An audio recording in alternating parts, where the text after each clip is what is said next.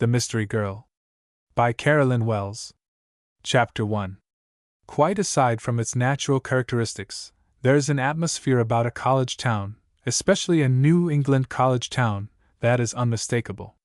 It is not so much actively intellectual as passively aware of and satisfied with its own intellectuality. The beautiful little town of Corinth was no exception. From its tree-shaded village green to the white-columned homes on its outskirts, it fairly radiated a satisfied sense of its own superiority. Not that the people were smug or self-conceited. They merely accepted the fact that the University of Corinth was among the best in the country, and that all true Corinthians were both proud and worthy of it. The village itself was a gem of well-kept streets, roads, and houses, and all New England could scarce show a better-groomed settlement. In a way, the students, of course, owned the place, yet there were many families whose claim to prominence lay in another direction. However, Corinth was by all counts a college town, and gloried in it. The university had just passed through the throes and thrills of one of its own presidential elections. The contest of the candidates had been long, and at last the strife had become bitter. Two factions strove for supremacy: one, the conservative side, adhering to old traditions; the other, the modern spirit, preferring new conditions and progressive enterprise. Hard waged and hard won, the battle had resulted at last in the election of John Waring, the candidate of the followers of the old school. Waring was not an old fogey, nor yet a hidebound or narrow-minded back number.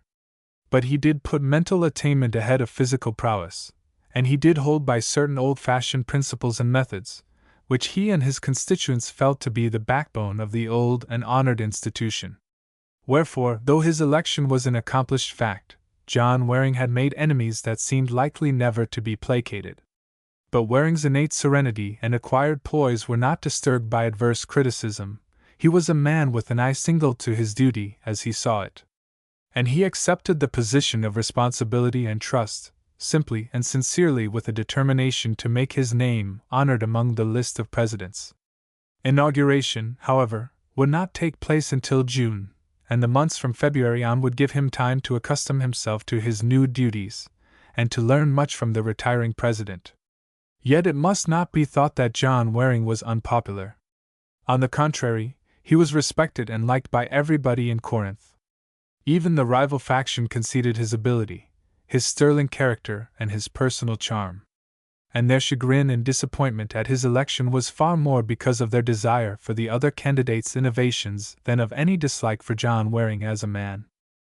Of course, there were some who candidly expressed their disapproval of the new president, but, so far, no real opposition was made, and it was hoped there would be none. Now, whether because of the exigencies of his new position, or merely because of the irresistible charms of Mrs. Bates, Waring expected to make the lady his wife before his inauguration.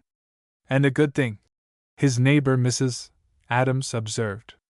John Waring ought to be been somebody's good-looking husband long ago, but a bachelor president of Corinth is out of all reason. Who'd stand by his side at the receptions, I'd like to know? For certain public receptions were dearly loved by the citizens of Corinth, and Mrs. Adams was one of the most reception-loving of all. As in all college towns, there were various and sundry boarding houses, inns, and hotels of all grades, but the boarding house of Mrs. Adams was, without a dissenting voice, acclaimed the most desirable and most homelike. The good lady's husband, though known as Old Salt, was by no means a seafaring man, nor had he ever been. Instead, he was a leaf on a branch of the Saltonstall family tree, and the irreverent abbreviation had been given him long ago, and had stuck. Yes, indeed, Mrs. Adams asserted. We've never had a bachelor president of Corinth, and I hope we never will. Mrs. Bates is a nice, sweet-spoken lady, a widow of 4 years' standing, and I do say she's just the one for Dr. Waring's wife. She has dignity, and yet she's mighty human. Emily Bates was human. Not very tall, a little inclined to plumpness, with fair hair and laughing blue eyes. She was of a cozy, home-loving sort, and her innate good nature and ready tact were unfailing. At first she had resisted John Waring's appeal, but he persisted, until she found she really liked the big, wholesome man, and without much difficulty learned to love him. Waring was distinguished-looking rather than handsome. Tall and well-made, he had a decided air of reserve which he rarely broke through, but which, Emily Bates discovered, could give way to confidences showing depths of sweetness and charm. The two were happily matched. Waring was 42 and Mrs. Bates half a dozen years younger. But both seemed younger than their years, and retained their earlier tastes and enthusiasms. Also both were bound up, heart and soul, in the welfare of the university. Mrs. Bates' first husband had been one of its prominent professors, and its history and traditions were known and loved by the cheery little lady. Perhaps the only person in Corinth who was not pleased at the approaching nuptials of John Waring and Emily Bates was Mrs. Peyton, Waring's present housekeeper. For it meant the loss of her position, which she had faithfully filled for 10 years or more. And this meant the loss of a good and satisfactory home, not only for herself, but for her daughter Helen, a girl of 18, who lived there also. Not yet had Waring told his housekeeper that she was to be dethroned, but she knew the notice would come, knew, too, that it was delayed only because of John Waring's disinclination to say or do anything unwelcome to another. And Mrs. Peyton had been his sister's school friend and had served him well and faithfully. Yet she must go, for the incoming mistress needed no other housekeeper for the establishment than her own efficient, capable self. It was a very cold February afternoon, and Mrs. Peyton was serving tea in the cheerful living room. Emily Bates was present, an indulgence she seldom allowed herself, for she was punctilious regarding conventions, and Corinth people, after all, were critical. Though, to be sure, there was no harm in her taking tea in the home so soon to be her own. The two women were outwardly most courteous, and if there was an underlying hostility it was not observable on the part of either. "I came today," Emily Bates said, as she took her teacup from the Japanese butler who offered it, "because I want to tell you, John, of some rumors I heard in the town. They say there is trouble brewing for you." "Trouble brewing is such a picturesque phrase," Waring said, smiling idly as he stirred his tea. "One immediately visions Macbeth's witches, and their trouble brew. You needn't laugh." Emily flashed an affectionate smile toward him. "When the phrase is used it often means something. Something vague and indefinite," suggested Gordon Lockwood, who was Waring's secretary, and was as one of the family. "Not necessarily," Mrs. Bates returned. "More likely something definite, though perhaps not very alarming." "Such as what?" asked Waring. "And from what direction? Will the freshmen make me an apple pie bed, or will the seniors haze me, do you think?" "Be serious, John," Mrs. Bates begged. "I tell you there is a movement on foot to stir up dissension. I heard they would contest the election." "Oh, they can't do that," Lockwood stated. "Nor would anybody try. Don't be alarmed, Mrs. Bates. I'm sure we know all that's going on, and I can't think there's any trouble brewing for Dr. Waring." "I've heard it too," vouchsafed Mrs. Peyton. "It's not anything definite, but there are rumors and hints, and where there's smoke, there's bound to be fire. I wish you'd at least look into it, Doctor." "Yes," agreed Emily Bates. "Do look into it, John." "But how can I?" Waring smiled.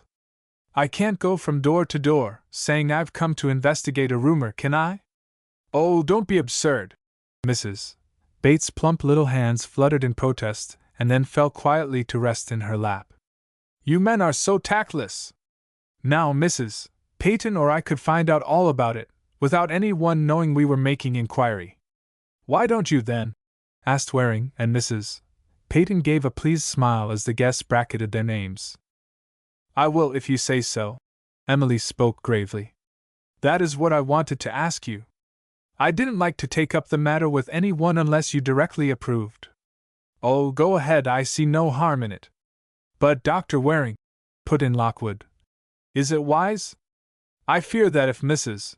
Bates takes up this matter she may get in deeper than she means or expects to, and, well, you can't tell what might turn up." "That's so, Emily. As matters stand, you'd best be careful." "Oh, John, how vacillating you are! First, you say go ahead, and then you say stop.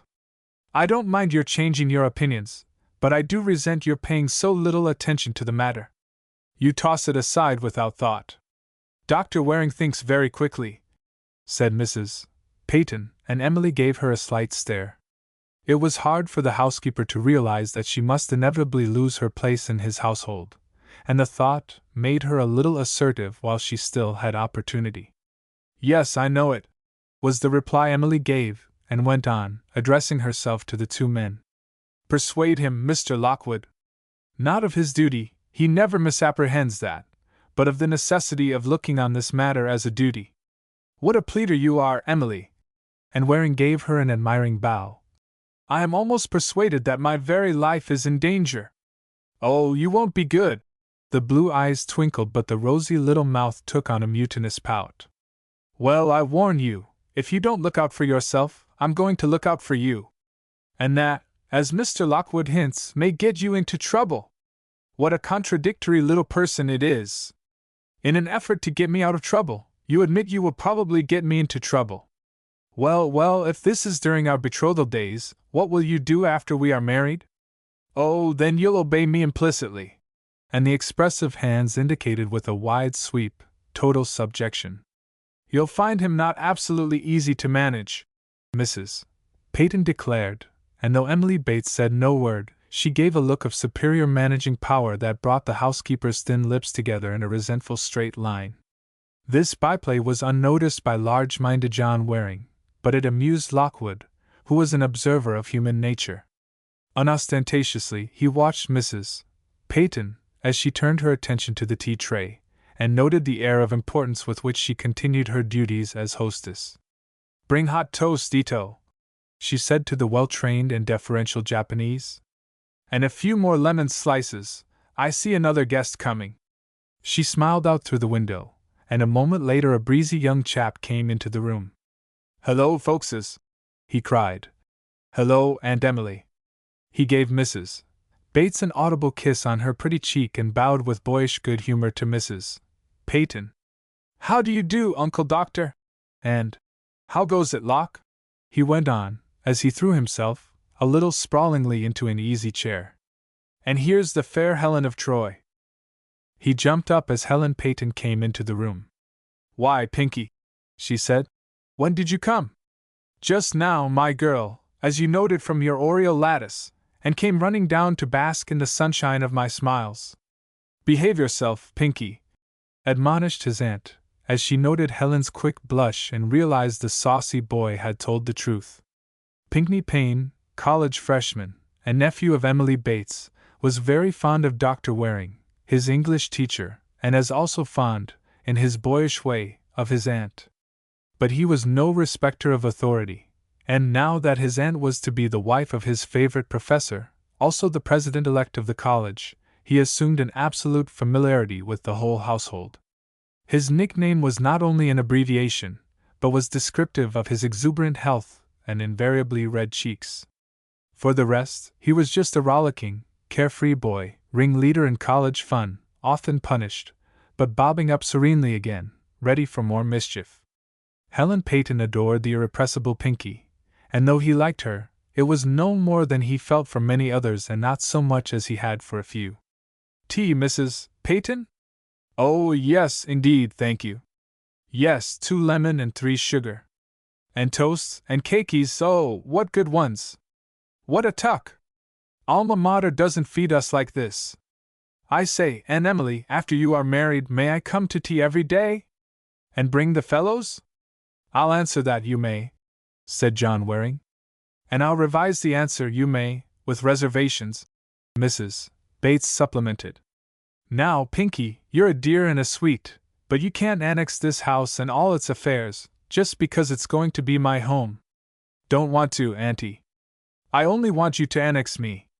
You'll keep the same cook we have at present, won't you? He looked solicitously at her, over a large slice of toast and jam he was devouring. Maybe and maybe not. Mrs. Peyton spoke up. Cooks are not always anxious to be kept. At any rate, we'll have a cook, Pinky, of some sort, his aunt assured him, and the boy turned to tease Helen Peyton, who was quite willing to be teased. I saw your beau today, Helen, he said. Which one? She asked placidly. Is there a crowd? Well, I mean the Tyler person. Him as hangs out at Old Salt's. And, by the way, Uncle President, yes, I am a bit previous on both counts, but you'll soon have the honor of being both president and my uncle. By the way, I say, Bob Tyler says there's something in the wind. A straw to show which way it blows, perhaps, Waring said. Perhaps, sir. But it's blowing. Tyler says there's a movement on foot to make things hot for you if you take the presidential chair with your present intentions. My intentions? Yes, sir, about athletics and sports in general. And what are my so-called intentions? They say you mean to cut out sport. Oh, Pinckney, you know better than that. Well, Dr. Waring, some seem to think that's what you have in mind. If you'd declare your intentions now. Look here, Pinky, don't you think I've enough on my mind in the matter of marrying your aunt, without bringing in other matters till that's settled? Going to be married soon, Uncle Doc? We are. As soon as your aunt will select a pleasant day for the ceremony. Then, that attended to, I can devote my mind and energies to this other subject. And meanwhile, my boy, if you hear talk about it, don't make any assertions, rather, try to hush up the subject. I see, and I will, Dr. Waring. You don't want to bother with those things till you're a settled-down married man. I know just how you feel about it. Important business, this getting married, I dare say, sir. It is, and so much so, that I'm going to take the bride-elect off right now, for a little private confab. You must understand that we have much to arrange. Run along, bless you, my children! Pinky waved a teacup and a sandwich beneficently toward the pair, as they left the room and went off in the direction of the doctor's study. The house was a large one, with a fine front portico upheld by 6 enormous, fluted columns. One of the most beautiful of New England doorways led into a wide hall. To the right of this was the drawing room, not so often used and not so well liked as the more cozy living room, to the left as one entered, and where the tea-drinking group now sat.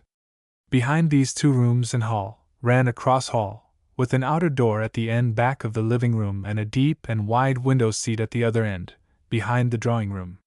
Further back, beyond the cross hall, on the living room side, was the dining room, and beside it, back of the drawing room, was the doctor's study. This was the gem of the whole house. The floor had been sunken to give greater ceiling height, for the room was very large, and of fine proportions. It opened on to the cross hall with wide double doors, and a flight of 6 or 7 steps descended to its rug-covered floor. Opposite the double doors was the great fireplace with high overmantel of carved stone. Each side of the mantel were windows, high and not large. The main daylight came through a great window on the right of the entrance, and also from a long French window that opened like doors on the same side. This French window, giving on a small porch, and the door that opened into the cross hall of the house were the only doors in the great room, save those on cupboards and bookcases.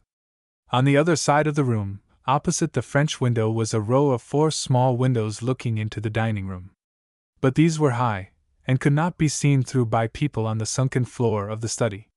The whole room was done in Circassian walnut, and represented the ideal abode of a man of letters. The fireside was flanked with 2 facing davenports, the wide window seat was piled with cushions.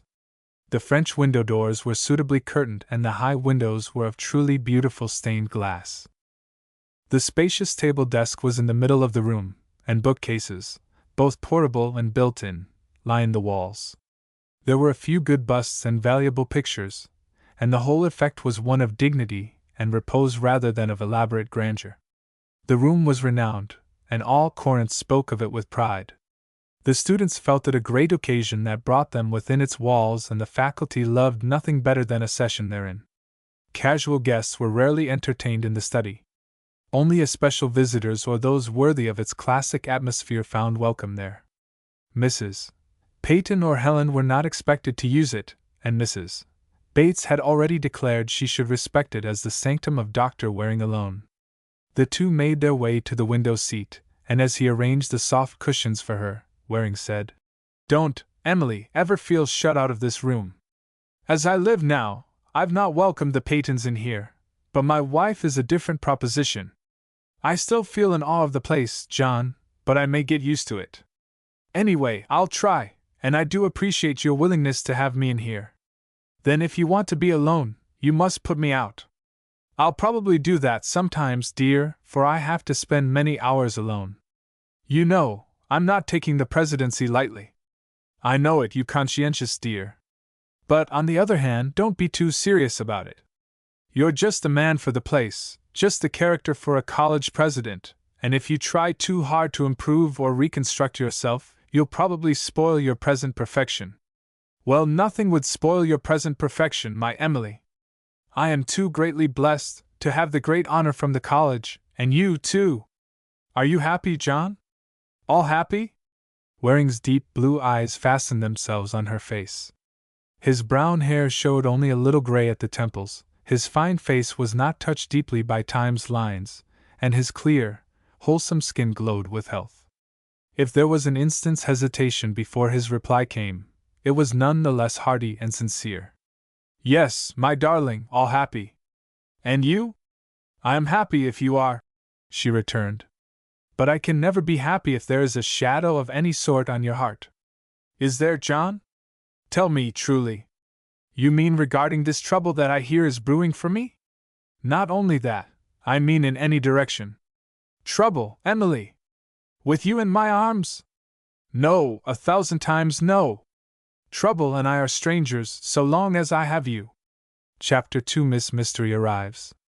Chapter 2. Anyone who has arrived at the railroad station of a New England village, after dark on a very cold winter night, the train late, no one to meet him, and no place engaged for board and lodging, will know the desolation of such a situation.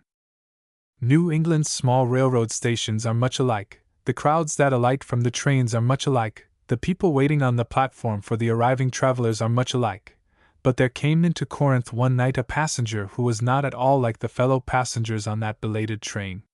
It was a train from New York, due in Corinth at 5:40, but owing to the extreme cold weather, and various untoward freezings occasioned thereby, the delays were many and long, and the train drew into the station shortly after 7 o'clock. Tired, hungry, and impatient, the travelers crowded out of the train and stamped through the snow to the vehicles awaiting them, or footed it to their nearby homes. The passenger who was unlike the others stepped down from the car platform, and holding her small suitcase firmly, crossed the track and entered the station waiting room. She went to the ticket window but found there no attendant. Impatiently she tapped her little foot on the old board floor, but no one appeared. "Agent!" she called out, rapping with her knuckles on the window shelf. "Agent, where are you? Who's there? What do I want?" growled a surly voice, and a head appeared at the ticket window.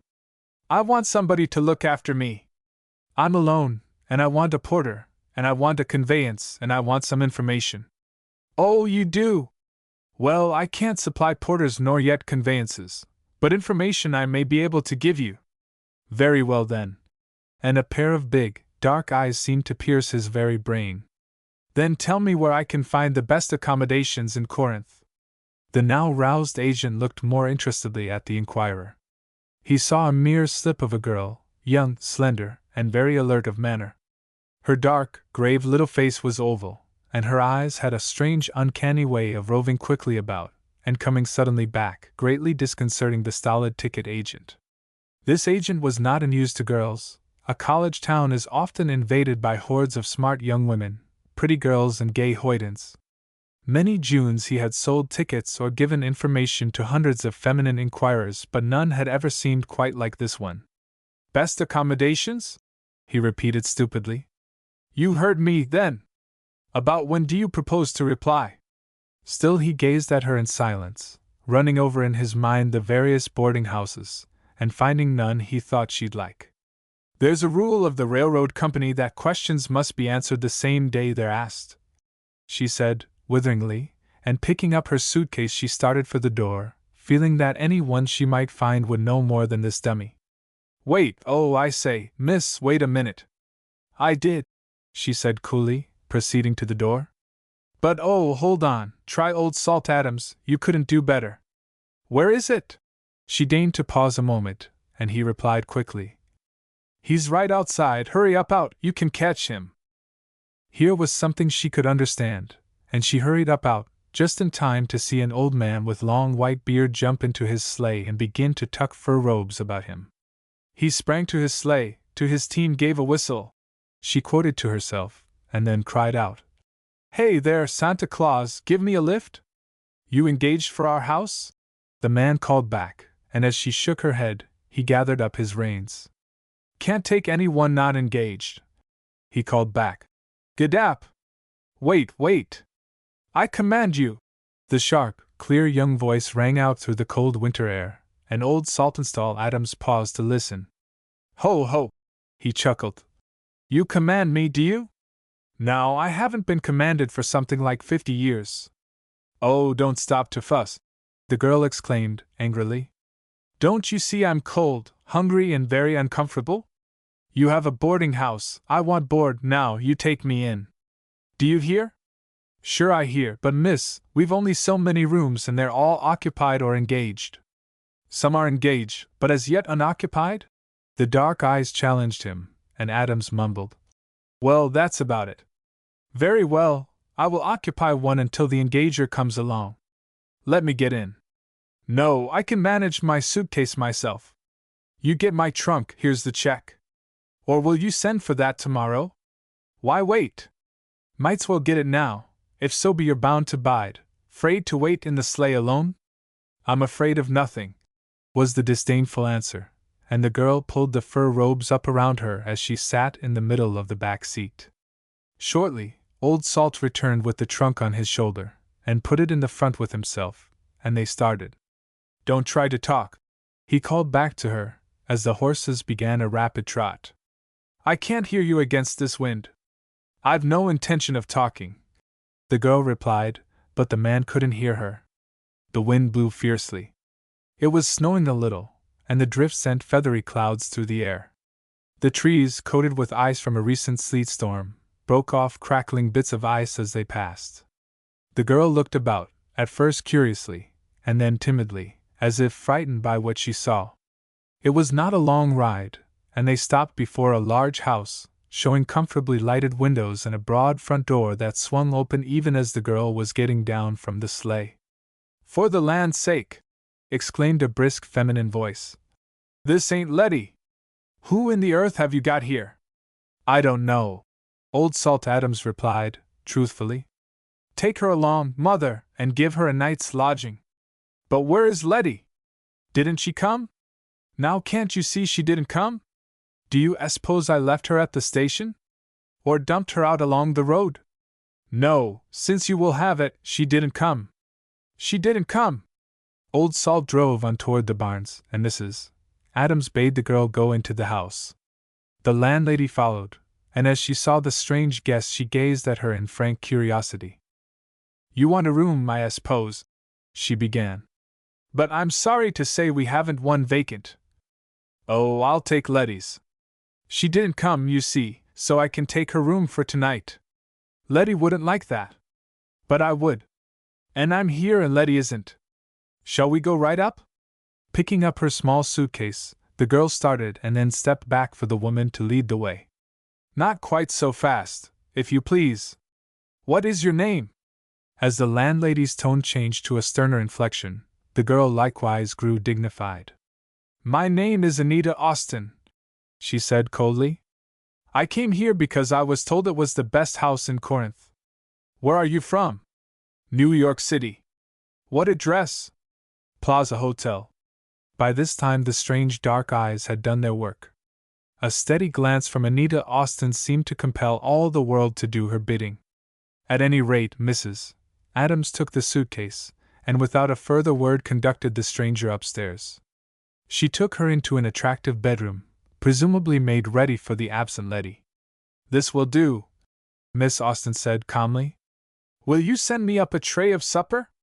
I don't want much, and I prefer not to come down to dinner. Land sake, dinner's over long ago. You want some tea and bread and butter and preserves and cake?" "Yes, thank you, that sounds good." "Send it in half an hour." To her guest Mrs. Adams showed merely a face of acquiescence, but once outside the door, and released from the spell of those eerie eyes, she remarked to herself, "For the land's sake!" with great emphasis. Well, what do you know about that? Old Salt Adams cried, when, after she had started him on his supper, his wife related the episode. I can't make her out, Mrs. Adams said thoughtfully. But I don't like her. And I won't keep her. Tomorrow, you take her over to Belton's. Just as you say. But I thought her kinda interesting looking. You can't say she isn't that. Maybe so to some folks. Not to me. And Letty'll come tomorrow, so that girl'll have to get out of the room. Meanwhile, that girl was eagerly peering out of her window. She tried to discern which were the lights of the college buildings, but through the still lightly falling snow, she could see but little, and after a time, she gave up the effort. She drew her head back into the room just as a tap at the door announced her supper. Thank you, she said to the maid who brought it. Set it on that stand, please. It looks very nice. And then, sitting comfortably in an easy chair, robed in warm dressing gown and slippers, Miss Anita Austen devoted a pleasant half-hour to the simple but thoroughly satisfactory meal. This finished, she wrote some letters.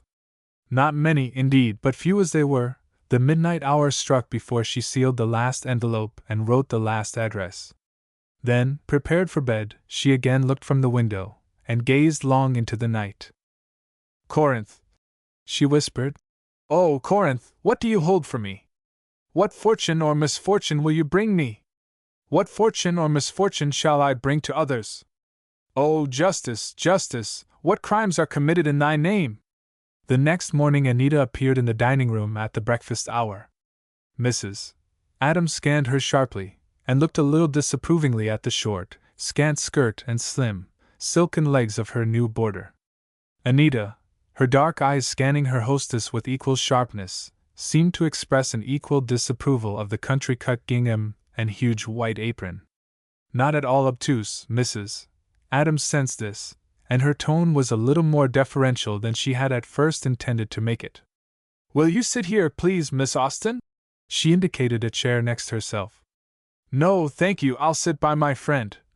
And the girl slipped into a vacant chair next Saltonstall Adams. Old Salt gave a furtive glance at his wife, and suppressed a chuckle at her surprise. This is Mr. Tyler's place, he said to the usurper. But I expect he'll let you have it this once. I mean to have it all the time. And Anita nodded gravely at her host. All the time is this one meal only, crisply put in Mrs. Adams. I'm sorry, Miss Austen, but we can't keep you here. I have no vacant room.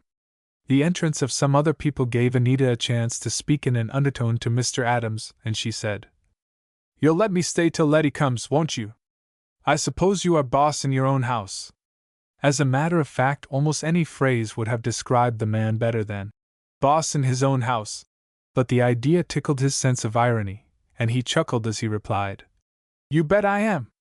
Here you stay, as long as you want to. You're my friend, then? And an appealing glance was shot at him from beneath long, curling lashes, that proved the complete undoing of Saltonstall Adams. To the death, he whispered, in mock dramatic manner. Anita gave a shiver. What a way to put it! She cried. I mean to live forever, sir. Doubtless, Old Salt returned placidly. You're a freak, aren't you? That isn't a very pretty way of expressing it, but I suppose I am. And a mutinous look passed over the strange little face. In repose, the face was oval, serene, and regular of feature. But when the girl smiled or spoke or frowned, changes took place, and the mobile countenance grew soft with laughter or hard with scorn. And scorn was plainly visible when, a moment later, Adams introduced Robert Tyler, a fellow boarder, to Miss Austen. She gave him first a conventional glance, then, as he dropped into the chair next hers, and said, Only too glad to give up my place to a peach. She turned on him a flashing glance that, as he expressed it afterward, wiped him off the face of the earth. Nor could he reinstate himself in her good graces. He tried a penitent attitude, bravado, jocularity, and indifference, but one and all failed to engage her interest or even attention. She answered his remarks with calm, curt speeches that left him baffled and uncertain whether he wanted to bow down and worship her, or wring her neck. Old Salt Adams took this all in, his amusement giving way to curiosity and then to wonder. Who was this person, who looked like a young, very young girl, yet who had all the mental powers of an experienced woman? What was she and what her calling? The other boarders appeared, those nearest Anita were introduced, and most of them considered her merely a pretty, new guest. Her manners were irreproachable, her demeanor quiet and graceful, yet as Adams covertly watched her, he felt as if he were watching an inactive volcano. The meal over, he detained her a moment in the dining room. "Why are you here, Miss Austen?" he said courteously. "What is your errand in Corinth?" "I am an artist," she said, looking at him with her mysterious, intent gaze. "Or perhaps I should say an art student. I've been told that there are beautiful bits of winter scenery available for subjects here, and I want to sketch. Please, Mr. Adams, let me stay here until Letty comes." A sudden twinkle in her eye startled the old man, and he said quickly, "How do you know she isn't coming?" That, in turn, surprised Anita, but she only smiled and replied, "I saw a telegram handed to Mrs. Adams at breakfast, and then she looked thoughtfully at me, and oh, well, I just sort of knew it was to say Letty couldn't come. You witch! You uncanny thing! If I should take you over to Salem, they'd burn you. I'll ride over on a broomstick some day, and see if they will," she returned gleefully. And then along came Nemesis, in the person of the landlady.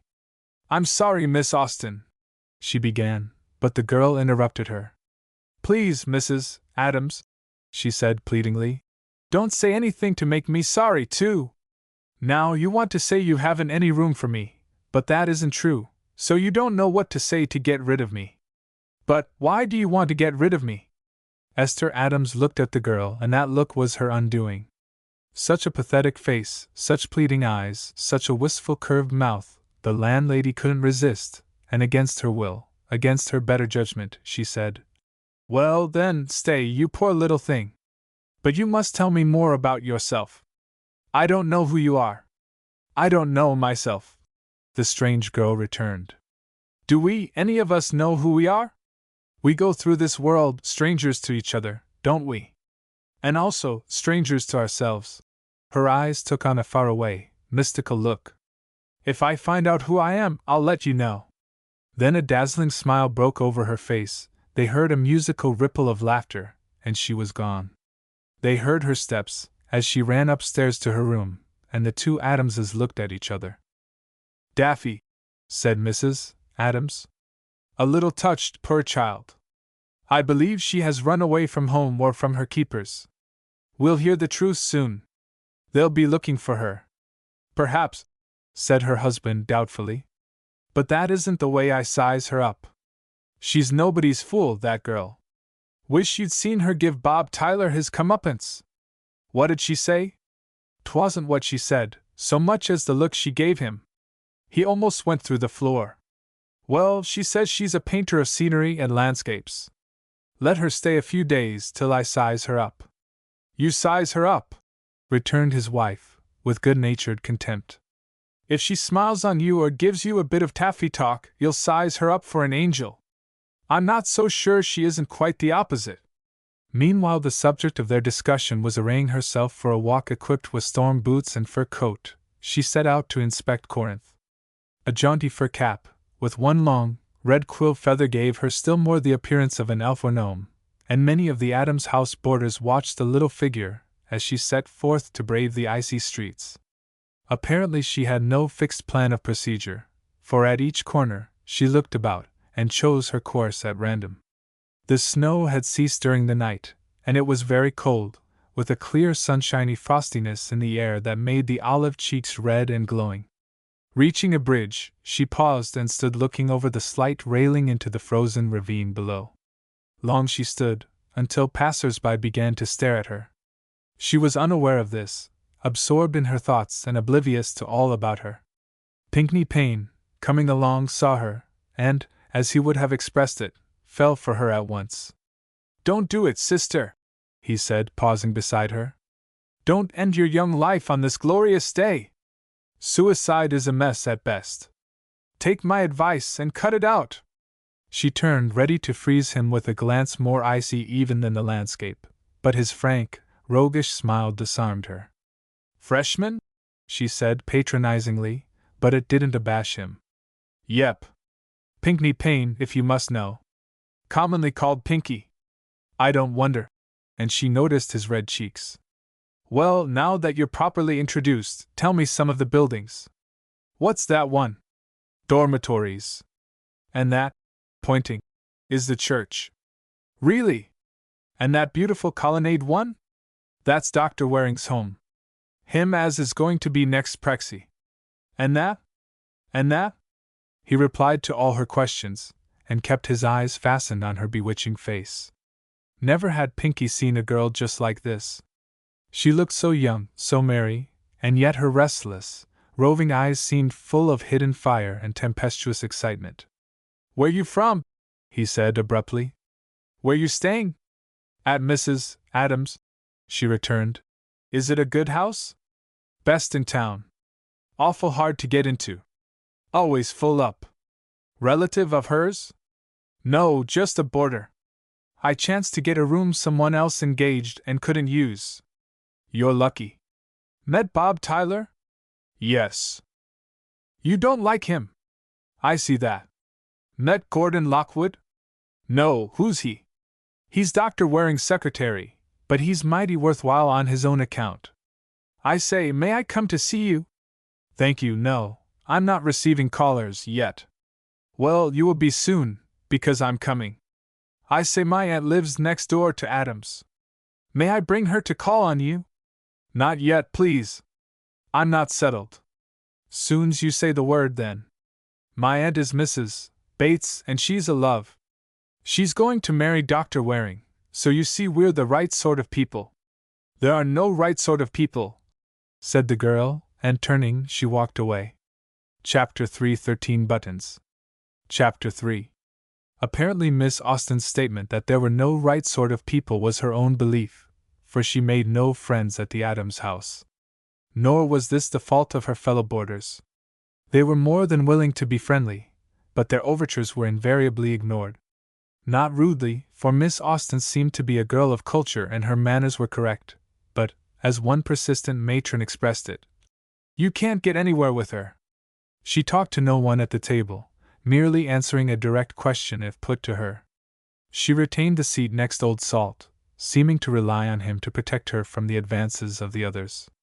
Not that she needed protection, exactly, for Miss Anita Austen was evidently quite able to take care of herself.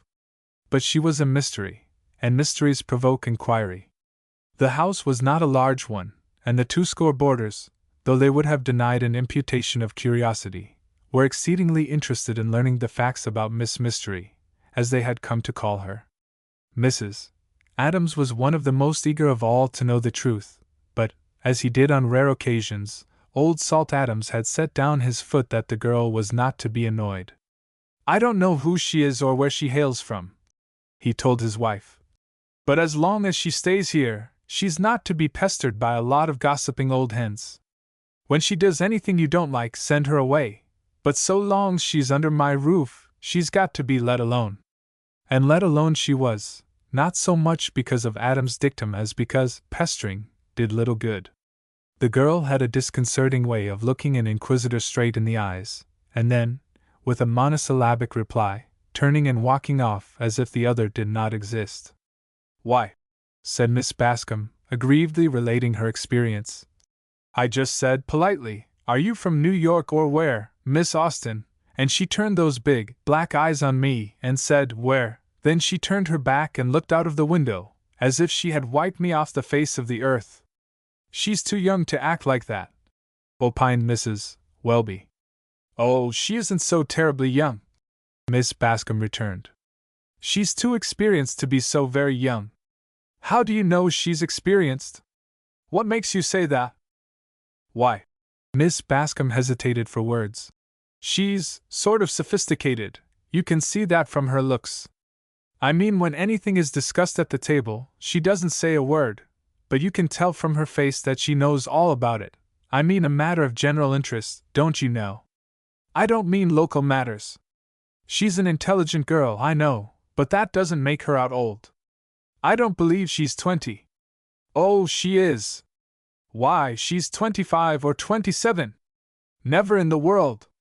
I'm going to ask her. Ask her. Miss Bascom laughed. You'll get well snubbed if you do. But this prophecy only served to egg Mrs. Welby on, and she took the first occasion to carry out her promise. She met Anita in the hall, as the girl was about to go out, and smilingly detained her. Why so aloof, my dear? She said playfully. You rarely give us a chance to entertain you. As Mrs. Welby was between Anita and the door, the girl was forced to pause. She looked the older woman over, with an appraising glance that was not rude, but merely disinterested. No, she said, with a curious rising inflection that somehow seemed meant to close the incident. But Mrs. Welby was not so easily baffled. No, she repeated, smilingly. And we want to know you better. You're too young and too pretty not to be a general favorite amongst us. How old are you, my dear child? Just 100. And Miss Austen's dark eyes were so grave, and seemed to hold such a world of wisdom and experience that Mrs. Welby almost jumped. Too amazed to reply, she even let the girl get past her, and out of the street door, before she recovered her poise. She's uncanny, Mrs. Welby declared, when telling Miss Bascom of the interview. I give you my word, when she said that, she looked 100. Looked 100. What do you mean? Just that. Her eyes seemed to hold all there is of knowledge, yes, and of evil. Evil! My goodness! Miss Bascom rolled this suggestion like a sweet morsel under her tongue. Oh, I don't say there's anything wrong about the girl. Well, if her eyes showed depths of evil, I should say there was something wrong.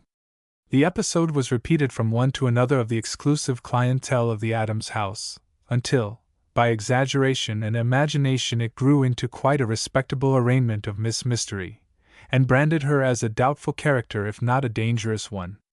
Before Miss Austen had been in the house a week, she had definitely settled her status from her own point of view. Uniformly correct and courteous of manner, she rarely spoke, save when necessary. It was as if she had declared, I will not talk. If this be mystery, make the most of it. Old Salt, apparently, backed her up in this determination, and allowed her to sit next him at table, without addressing her at all. More, he often took it upon himself to answer a remark or question meant for her, and for this he sometimes received a fleeting glance, or a ghost of a smile of approval and appreciation. But all this was superficial. The Adamses, between themselves, decided that Miss Austen was more deeply mysterious than was shown by her disinclination to make friends. They concluded she was transacting important business of some sort, and that her sketching of the winter scenery, which she did every clear day, was merely a blind. Though Mrs. Adams resented this, and urged her husband to send the girl packing, Old Salt demurred. She's done no harm as yet, he said. She's a mystery, but not a wrong one, as far as I can make out. Let her alone, mother. I've got my eye on her. I've got my 2 eyes on her, and I can see more'n you can. Why, Salt, that girl don't hardly sleep at all. Night after night she sits up looking out of the window, over toward the college buildings. How do you know? I go and listen at her door, Mrs. Adams admitted without embarrassment. I want to know what she's up to. You can't see her. No, but I hear her moving around restlessly, and putting the window up and down, and Miss Bascom, her room's cornerways on the L, she says she sees her looking out the window late at night most every night.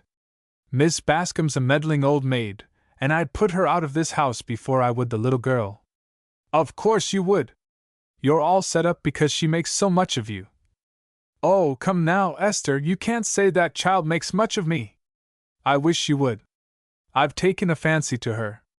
Yes, because she's pretty, in a gypsy, witch-like fashion. What men see in a pair of big black eyes and a dark, sallow face, I don't know. Not sallow, Old Salt said, reflectively. Olive, rather, but not sallow. Oh, you! Exclaimed Mrs. Adams, and with that cryptic remark the subject was dropped. Gordon Lockwood, secretary of John Waring, had a room at the Adams house. But as he took no meals there save his breakfasts, and as he ate those early, he had not yet met Anita Austen. But one Saturday morning, he chanced to be late, and the two sat at table together. An astute reader of humanity, Lockwood at once became interested in the girl, and realized that to win her attention he must not be eager or insistent. He spoke only one or two of the merest commonplaces, until almost at the close of the meal, he said, "Can I do anything for you, Miss Austen? If you would care to hear any of the college lectures, I can arrange it. Who are the speakers?" She turned her eyes fully upon him, and Gordon Lockwood marveled at their depth and beauty. "Tonight," he replied, "Dr. Waring is to lecture on Egyptian archaeology. Are you interested in that?" "Yes," she said. "Very much so. I'd like to go." "You certainly may, then. Just use this card." He took a card from his pocket, scribbled a line across it, and gave it to her. Without another word, he finished his breakfast, and with a mere courteous bow, he left the room. Miss Austen's face took on a more scrutable look than ever. The card still in her hand, she went up to her room. Unheeding the maid, who was at her duties there, the girl threw herself into a big chair and sat staring at the card. "The Egyptian temples," she said to herself. "Dr. John Waring." The maid looked at her curiously as she murmured the words half aloud, but Miss Austen paid no heed. "Go on with your work, Nora, don't mind me," she said at last, as the chambermaid paused inquiringly in front of her. "I don't mind your being here until you finish what you have to do. And I wish you'd bring me a Corinth paper, please. There is one, isn't there?" "Oh, yes, ma'am. Twice a week." Nora disappeared and returned with a paper. "Mr. Adams says you may have this to keep. It's the newest one." The girl took it and turned to find the college announcements. The Egyptian lecture was mentioned, and in another column was a short article regarding Dr. Waring and a picture of him. Long the girl looked at the picture, and when the maid, her task completed, left the room, she noticed Miss Austen still staring at the fine face of the president-elect of the University of Corinth. After a time, she reached for a pair of scissors, and cut out the portrait and the article which it illustrated. She put the clipping in a portfolio, which she then locked in her trunk, and the picture she placed on her dresser. That night she went to the lecture. She went alone, for Gordon Lockwood did not reappear and no one else knew of her going. "Shall I have a key, or will you be up?" she asked of Mrs. Adams, as she left the house. "Oh, we'll be up." The round, shrewd eyes looked at her kindly. "You're lucky to get a ticket. Dr. Waring's lectures are crowded." "Good night," said Miss Austen, and went away. The lecture room was partly filled when she arrived, and her ticket entitled her to a seat near the front. Being seated, she fell into a brown study, or, at least, sat motionless and apparently in deep thought. Gordon Lockwood, already there, saw her come in, and after she was in her place, he quietly arose and went across the room, taking a seat directly behind her. Of this she was quite unaware, and the student of human nature gave himself up to a scrutiny of the stranger. He saw a little head, its mass of dark, almost black hair surmounted by a small turban-shaped hat, of taupe-colored velvet, with a curly ostrich tip nestling over one ear. Not that her ears were visible, for Miss Austen was smartly groomed and her whole effect modish. She had removed her coat, which she held in her lap. Her frock was taupe-colored, of a soft woolen material, ornamented with many small buttons. These tiny buttons formed 2 rows down her back, from either shoulder to the waistline, and they also formed a border round the sailor collar. They were, perhaps, Lockwood decided, little balls, rather than buttons, and he idly counted them as he sat watching her. He hoped she would turn her head a trifle, but she sat as motionless as a human being may. He marveled at her stillness, and impatiently waited for the lecture to begin that he might note her interest. At last Dr. Waring appeared on the platform, and as the applause resounded all over the room, Lockwood was almost startled to observe Miss Austen's actions. She clasped her hands together, as if she had received a sudden shock. If it hadn't seemed too absurd, he would have said that she trembled. At any rate, she was a little agitated, and it was with an effort that she preserved her calm. No one else noticed her, and Lockwood would not have done so, save for his close watching. Throughout the lecture, Miss Austen's gaze seemed never to leave the face of the speaker, and Lockwood marveled that Waring himself was not drawn to notice her.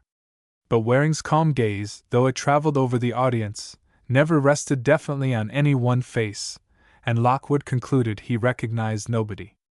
"Miss Mystery," Gordon Lockwood said to himself. "I wonder who and what you are. Probably of complex nature, psychic and imaginative. You think it interesting to come up here and pretend to be a mystery. But you're too young and too innocent to be. I'm not so sure of the innocent, though, and as to youth, well, I don't believe you're much older than you look anyway. And you're confoundedly pretty, beautiful, rather. You've too much in your face to call it merely pretty.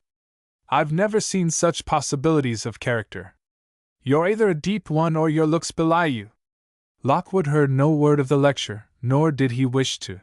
He had helped in the writing of it, and almost knew it by heart anyway. But he was really intrigued by this mysterious girl, and he determined to get to know her.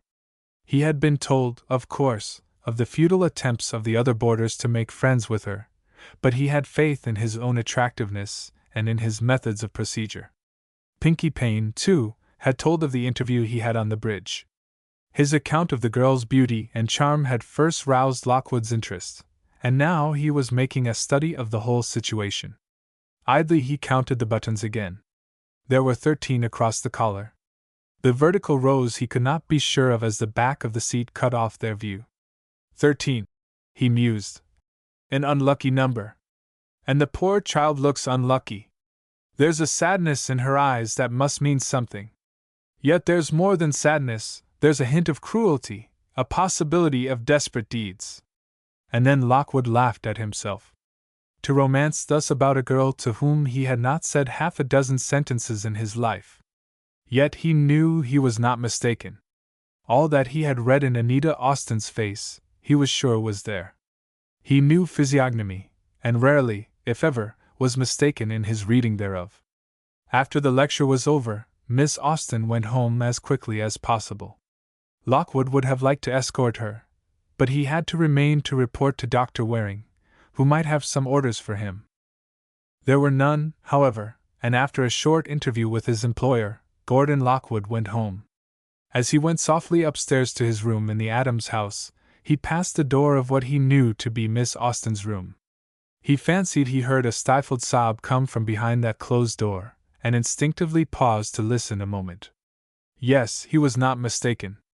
Another sob followed, quickly suppressed, but he could have no doubt the girl was crying. For a moment Lockwood was tempted to go back and ask Mrs.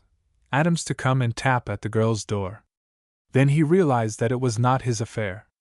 If the girl was in sorrow or if she wanted to cry for any reason, it was not his place to send someone to intrude upon her. He went on to his own room, but he sat up for a long time thinking over the strange young woman in the house. He remembered that she had paid undeviating attention to the lecture, quite evidently following the speaker with attention and interest. He remembered every detail of her appearance, her pretty dark hair showing beneath her little velvet toque, the absurd buttons on the back of her frock. "That will do, Gordon, old man," he told himself at last. "Better let her alone. She's a siren all right, but you know nothing about her, and you've no reason to try to learn more." And then he heard voices in the hall. Low of tone, but angry of inflection. "She threw it away," Miss Austen was saying. "I tell you she threw it away." "There, there," came Mrs. Adams' placating voice. "What if she did? It was only a newspaper scrap. She didn't know it was of any value. But I want it. Nora has no business to throw away my things. She had no reason to touch it. It was on the dresser, standing up against the mirror frame. What do you suppose she did with it? Never mind it tonight. Tomorrow we will ask her. She's gone to bed. But I'm afraid she destroyed it. Probably she did. Don't take on so. What paper was it? The Corinth Gazette. The new one? I don't know. The one she brought me this afternoon. Well, if she has thrown it away, you can get another copy. What was in it that you want so much? Oh, nothing special. Yes, it was. Mrs. Adams' curiosity was aroused now. Come, tell me what it was. Well, it was only a picture of Dr. Waring, the man who lectured tonight. Such a fuss about that. My goodness! Why, you can get a picture of him anywhere. But I want it now. An obstinate note rang in the young voice. Perhaps Miss Austen spoke louder than she meant to, but at any rate, Lockwood heard most of the conversation, and he now opened his door and said, "May I offer a photograph? Would you care to have this, Miss Austen?" The girl looked at him with a white, angry face. "How dare you?" she cried. "How dare you eavesdrop and listen to a conversation not meant for your ears? Don't speak to me." She drew up her slender figure and looked like a wrathful pixie defying a giant. For Lockwood was a big man, and loomed far above the slight, dainty figure of Miss Mystery. He smiled good-naturedly as he said, "Now don't get wrathy. I don't mean any harm. But you wanted a picture of Dr. Waring, and I've several of them. You see, I'm his secretary." "Oh, are you? His private secretary?" "Yes, his confidential one, though he has few confidences. He's a public man and his life is an open book." "Oh, it is." The girl had recovered her poise, and with it her ability to be sarcastic. "Known to all men, I suppose?" "Known to all men," repeated Lockwood, thinking far more of the girl he was speaking to than of what he was saying. For, again he had fallen under the spell of her strange personality. He watched her, fascinated, as she reached out for the picture and almost snatched at it in her eagerness. Mrs. Adams yawned behind her plump hand. "Now you've got your picture, go to bed, child," she said with a kind, motherly smile. "I'll come in and unhook you, shall I?" Obediently, and without a word of good night to Lockwood, Anita turned and went into her room, followed by Mrs. Adams. The good lady offered no disinterested service. She wanted to know why Miss Austen wanted that picture so much. But she didn't find out. After being of such help as she could, the landlady found herself pleasantly but definitely dismissed. Outside the door, however, she turned and reopened it. Miss Mystery, unnoticing the intruder, was covering the photograph with many and passionate kisses. Chapter for a Broken Teacup. Chapter 4. "I'll tell her you're here, but I'm no way sure she'll see you." Mrs. Adams stood, her hand on the doorknob, as she looked doubtfully at Emily Bates and her nephew. "Why not?" asked Mrs. Bates, in astonishment, and Pinky echoed, "Why not, Mrs. Adams? She's queer." Mrs. Adams came back into the room, closed the door, and spoke softly.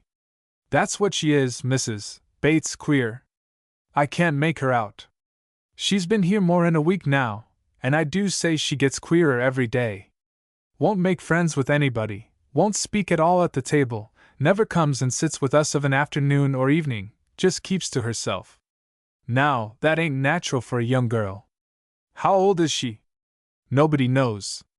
She looks like 19 or 20, but she has the ways of a woman of 40, as far as having her own ways concerned. Then again, she'll pet the cat or smile up at Mr. Adams like a child. I can't make her out at all. The boarders are all fearfully curious. That's one reason I take her part. They're a snoopy lot, and I make them let her alone. You like her then? You can't help liking her, yet she is exasperating. You ask her a question, and she stares at you and walks off. Not really rude, but just as if you weren't there. Well, I'll tell her you're here anyway."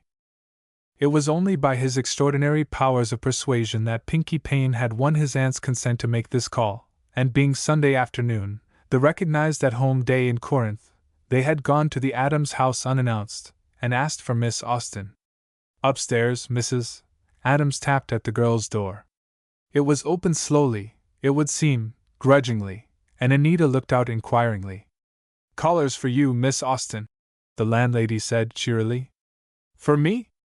I know no one." "Oh, now you come on down. It's Mrs. Bates and her nephew, Pinky Payne. They're our best people." "What makes you think I want to see your best people?" "I don't say you do, but they want to see you, and oh, pshaw, now, be a little sociable. It won't hurt you. Please say to Mrs.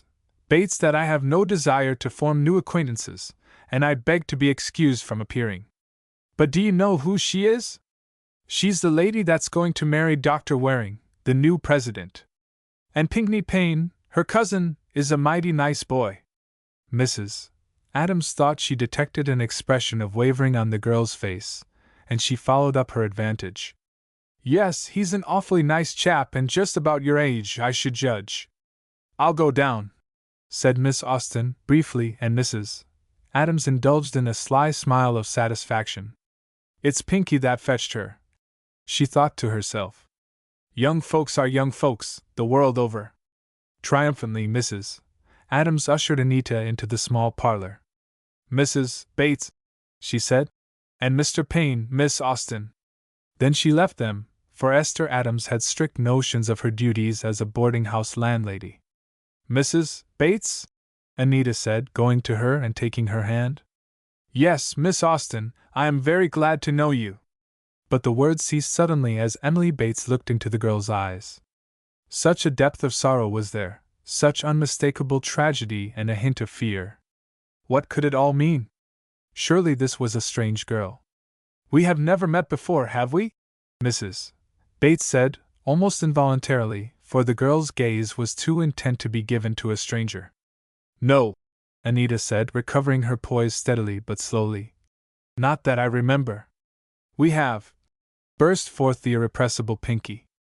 I say, Miss Austen, please realize that I'm here as well as my more celebrated aunt. Don't you remember the morning I met you on the bridge, and you were just about to throw yourself over the parapet? Oh, no, I wasn't. And a delightful smile lighted the dark little face. The lips were very scarlet, but it was unmistakably nature's own red, and as they parted over even and pearly teeth, the smile transformed Miss Austen into a real beauty. It disappeared quickly, however, and Pinky Payne thenceforward made it his earnest endeavor to bring it back as often as possible. Of course you weren't, agreed Mrs. Bates. Don't pay any attention to that foolish boy. I'm a very nice boy if I am foolish, Pinky declared, but Miss Austen vaguely ignored him, and kept her intent gaze fixed on Emily Bates. We thought perhaps you would go with us over to Dr. Waring's for tea, Mrs. Bates said, after an interval of aimless chat. It would, I am sure, be a pleasant experience for you. Wouldn't you like it? Dr. Waring's? Repeated Anita, her voice low and tense, as if the idea was of more importance than it seemed. Yes, I may take you, for the doctor is my fiancé. We are to be married next month. No! Cried the girl, with such a sharp intonation that Mrs. Bates was startled. Sure they are, put in Pinky, anxious to cover up any eccentricity on the part of this girl in whom he took an increasing interest. They're as blissful as two young turtle doves. Come on, Miss Austen, let's go over there. It's a duck of a house to go to, and jolly good people there. The view from the study window is worth going miles to see. You're an artist, yes? I sketch some, was the brief reply. All right, if you can find a prettier spot to sketch on this terrestrial globe than the picture by the Waring study window, I'll buy it for you. Toddle up and get your hat. His gay good nature was infectious, and Anita smiled again as she went for her hat and coat. The walk was but a short one, and when they entered the Waring home they found a cheery group having tea in the pleasant living room. Dr. Waring was not present and Mrs. Peyton was pouring tea, while Helen and Robert Tyler served it. The capable Ito had always Sunday afternoon for his holiday, and while Nogi, the Japanese second man, was willing enough, his training was incomplete, and his blunders frequent. He was a new servant, and though old Ito had hopes of educating him, Mrs. Peyton was doubtful about it. However, she thought, soon the responsibilities of the Waring menage would be hers no longer, and she resolved to get along with the inexperienced Nogi while she remained. Mrs. Peyton was very regretful at the coming change of affairs. She had looked upon John Waring as a confirmed bachelor, and had not expected he would ever marry. Now, she declared, he was marrying only because he thought it wiser for a college president to have a wife as a part of his domestic outfit. Helen disagreed with her mother about this. She said Dr. Waring had begun to take a personal interest in the attractive Mrs. Bates before he had any idea of becoming president of the university. But it didn't matter. The wedding was imminent, and Mrs. Peyton had received due notice that her services would be no longer needed. It was a blow to her, and it had made her depressed and disconsolate. Also, a little resentful, even spiteful toward Emily Bates. The housekeeper greeted Miss Austen with a cold smile, and then disregarded her utterly. Helen was frankly curious, and met the newcomer with full intention of finding out all about her. For Helen Peyton had heard of Miss Mystery from her friend and admirer, Robert Tyler, who, however, did not report that the girl had snubbed him more than once. One or two other guests were present, and, having been told of Mrs. Bates' arrival, Dr. Waring and his secretary came from the study and joined the others at tea. With a welcoming smile, John Waring greeted his fiancée, and then Mrs. Bates turned to the girl she had brought. "Miss Austen," she said, "let me present Dr. Waring. John, Miss Anita Austen." At that very moment Helen Peyton offered Waring a cup of tea, and he was in the act of taking it from her hand when Mrs. Bates made the introduction. The cup and saucer fell to the floor with a crash, and those nearest saw the doctor's face blanch suddenly white, and his hand clench on a nearby chair. But with a sudden, desperate effort he pulled himself together, and gave a little laugh, as he directed Nogi to remove the wrecked teacup. "Pick up the four corners, and carry it all off at once," he ordered, pointing to the small rug on which the cup had fallen, and Nogi, a little clumsily, obeyed. "Pardon the awkwardness, Miss Austen," he said, turning to smile at the girl, but even as he did so, his voice trembled, and he turned hastily away. "What is it, John?" asked Emily Bates, going to his side. "Are you ill?" "No, no, dear, it's all right. That foolish teacup upset my nerves. I'll go off by myself for a few moments." Somewhat abruptly, he left the room and went back to his study. Listening intently, Mrs. Bates heard him lock the door on the inside. "I'm sorry," she said, turning to Anita, "but I know you'll forgive Dr. Waring.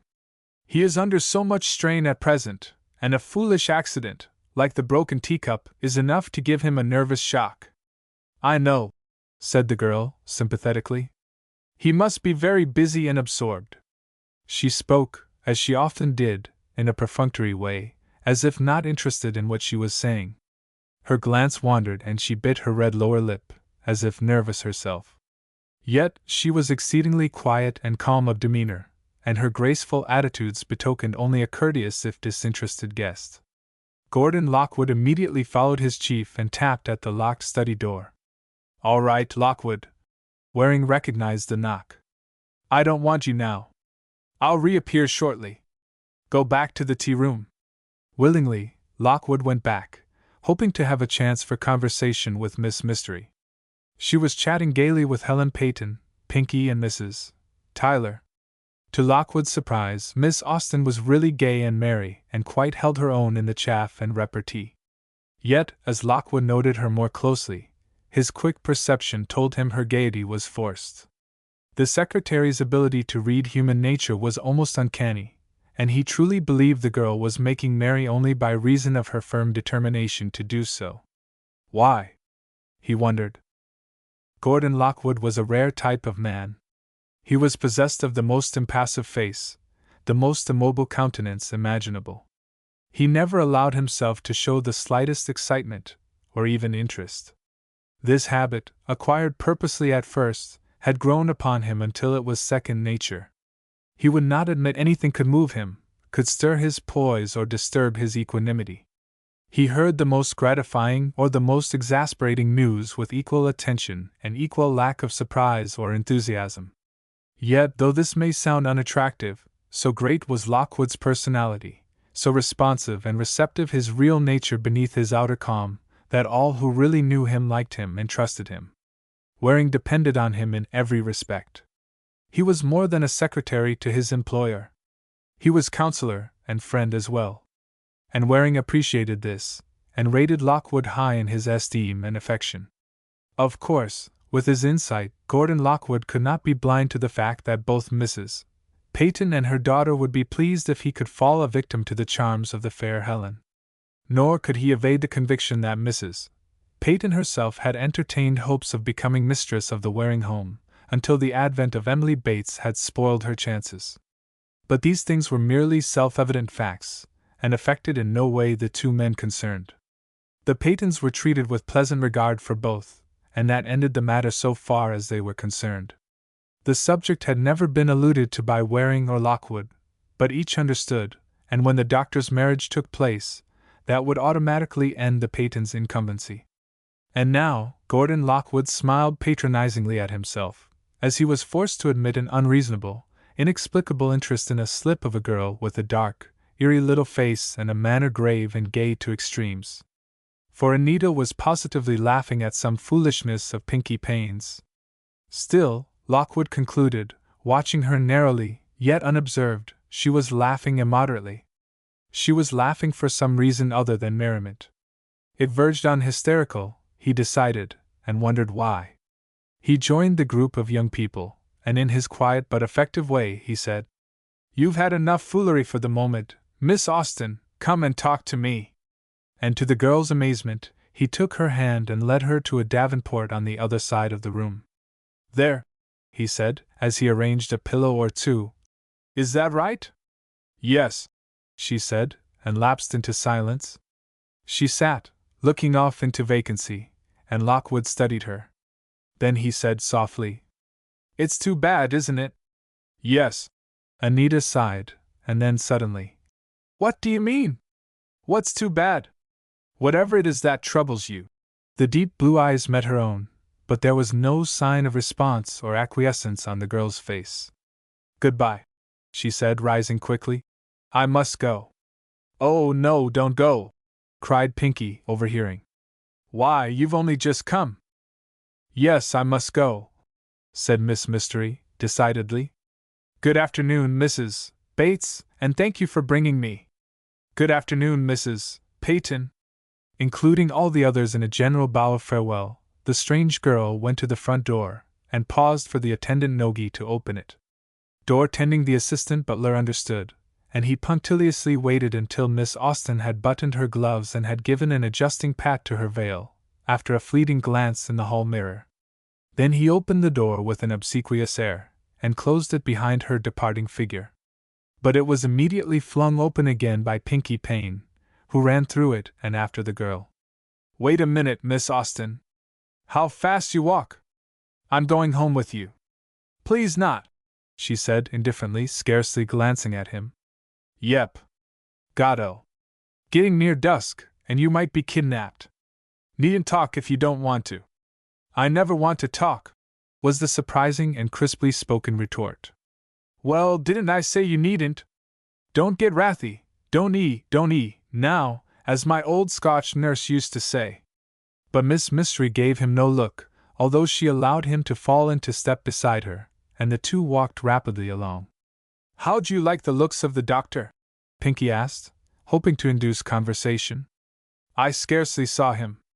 "Oh, you saw him, though you had small chance to get to know him. Perfect old brick, but a little on edge of late. Approaching matrimony, I suppose? Did you notice his ruby stickpin?" "Yes, it didn't seem to suit him at all." "No, he's a conservative dresser. But that pin, it's a famous gem, was given him by his own class, I mean his graduating class, but long after they graduated, and he had to promise to wear it once a week, so he usually gets into it on Sundays. It's a corking stone." "Yes," said Miss Austen. On reaching the Adams house, the girl said a quick goodbye, and Pinkie Payne found himself at liberty to go in and see the other members of the household, or to go home, for Miss Austen disappeared into the hall and up the staircase with the rapidity of a dissolving view.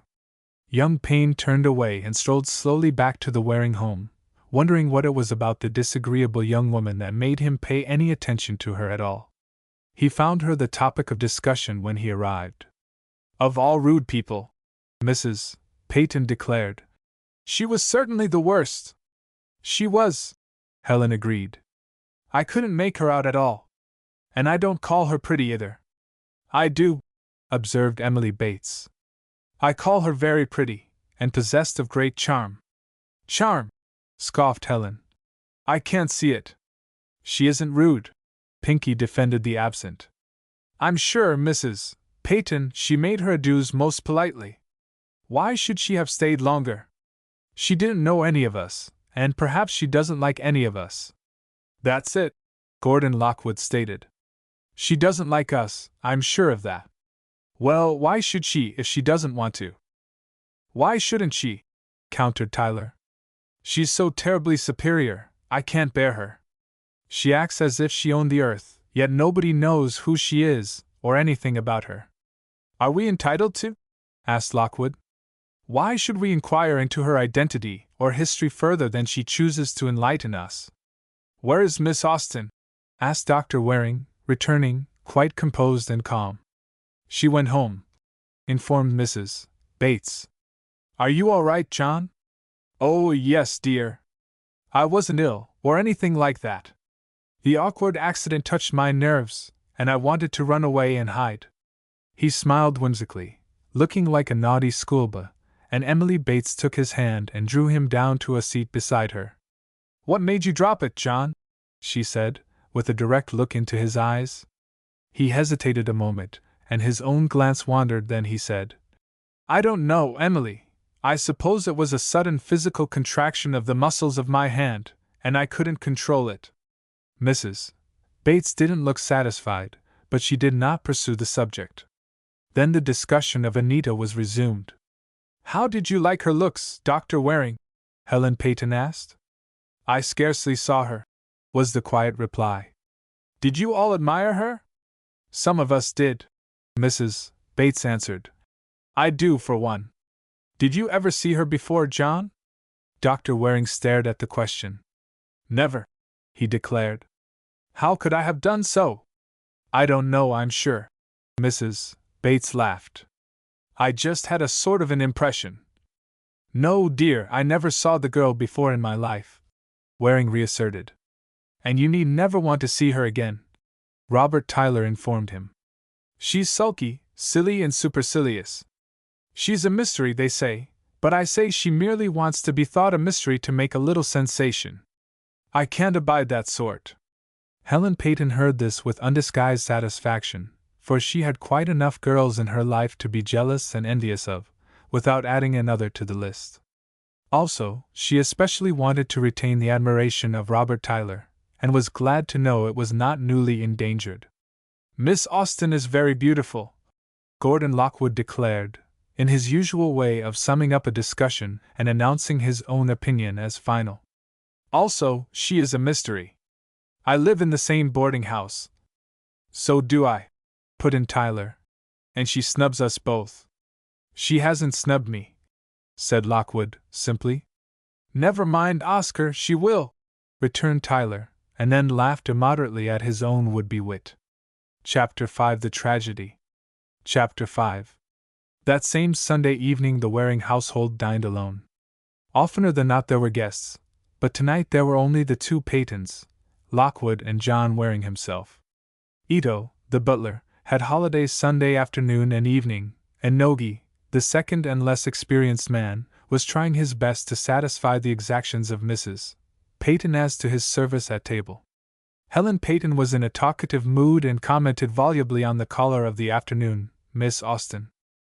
She met little response, for her mother was absorbed in the training of the Japanese, and the two men seemed indisposed to pursue the subject. Don't you think she's odd-looking? Helen asked of Dr. Waring. Odd-looking, he repeated. I don't know. I didn't notice her especially. She seemed to me a rather distinguished type. Distinguished is the word, agreed Lockwood. What about the lecture tomorrow night, Doctor? Will Fessenden take care of it? No, I must lecture myself tomorrow night. I'm sorry, for I'm busy with that book revision. However, I'll look up some data this evening, and I shall be ready for it. Of course you will, laughed Mrs. Peyton. You were never caught unready for anything. But it means some work, Waring added, as he rose from the table. He went into the study, followed by Lockwood, whose experience made him aware of what books his chief would need, and he began at once to take them from the shelves. Right, Waring said, looking over the armful of volumes Lockwood placed on the desk and seating himself in the swivel chair. Bring me Marcus Aurelius, too, please, and Martial. The classic touch, Lockwood smiled. Yes, it adds dignity if one is a bit shy of material, Waring admitted good-naturedly. That's all, Lockwood. You may go if you like. No, sir. I'll stay until 11 or so. I'm pretty busy with the reports, and too, someone may call whom I can take care of. Good chap you are, Lockwood. I appreciate it. Very well, then, don't bother me unless absolutely necessary. The secretary left the room and closed the study door behind him. This door gave on to the end of the cross hall, and the hall ended then, in a roomy window seat, and also held a book rack and table, altogether a comfortable and useful nook, frequently occupied by Gordon Lockwood. The window looked out on the beautiful lake view, as did the great study window, and it also commanded a view of the highroad on which stood, not far away, the Adams boarding house. Lockwood lodged there, as being more convenient, but most of his waking hours were spent in his employer's home. A perfect secretary he had proved himself to be, for his prescience amounted almost to clairvoyance, and his imperturbability was exceedingly useful in keeping troublesome people or things away from John Waring. So, he determined to stay on guard, lest a chance caller should come to disturb the doctor at his work. But Lockwood's own work was somewhat neglected. Try as he would to concentrate upon it, he could not entirely dismiss from his mind a certain mysterious little face, whose meaning eluded him. For once, Gordon Lockwood, reader of faces, was baffled. He couldn't classify the girl who was both rude and charming, both cruel and pathetic. For cruelty was what this expert read in the knowing eyes and firm little mouth of Miss Mystery. And because of this indubitable element in her nature, he deemed her pathetic. Which shows how much she interested him. At any rate, he thought about her while his work waited. And then, he thought of other things, for he had troubles of his own, had this supercilious young man. And troubles which galled him the more, that they were sordid, money troubles, in fact. His whole nature revolted at the mere thought of mercenary considerations, but if one is short of funds one must recognize the condition, distasteful though it be. At 9:30, Nogi came with a tray bearing water and glasses. Under the watchful eye of Mrs. Peyton, the Japanese tapped at the study door and, in response to the master's bidding, went in with his tray. He left it punctiliously on the table directed, and with his characteristic bow, departed again. At 10:30, Mrs. Peyton and Helen went upstairs to their rooms, the housekeeper having given Nogi strict and definite instructions, which included his remaining on duty until the master should also retire. And the night wore on. A clear, cold night, with a late rising moon, past the full, but still with its great yellow disk nearly round. It shone down on what seemed like fairyland, for the sleet storm that had covered the trees with a coating of ice, and had fringed eaves and fences with icicles, had ceased, and left the glittering landscape frozen and sparkling in the still, cold air. And when, some hours later, the sun rose on the same chill scene, its rays made no perceptible impression on the cold, and the mercury stayed down at its lowest winter record. And so even the stolid Japanese Ito shivered, and his yellow teeth chattered as he knocked at Mrs. Peyton's door in the early dawn of Monday morning. "What is it?" she cried, springing from her bed to unbolt her door. "Grave news, madam," and the Oriental bowed before her. "What has happened? Tell me, Ito." "I am not sure, madam, but the master—" "Yes, what about Dr. Waring?" He is asleep in his study." "Asleep in his study? Ito, what do you mean?" "That, madam. His bed is unslept in. His room door ajar. I looked in the study, through from the dining room, he is there by his desk." "Asleep, Ito, you said asleep."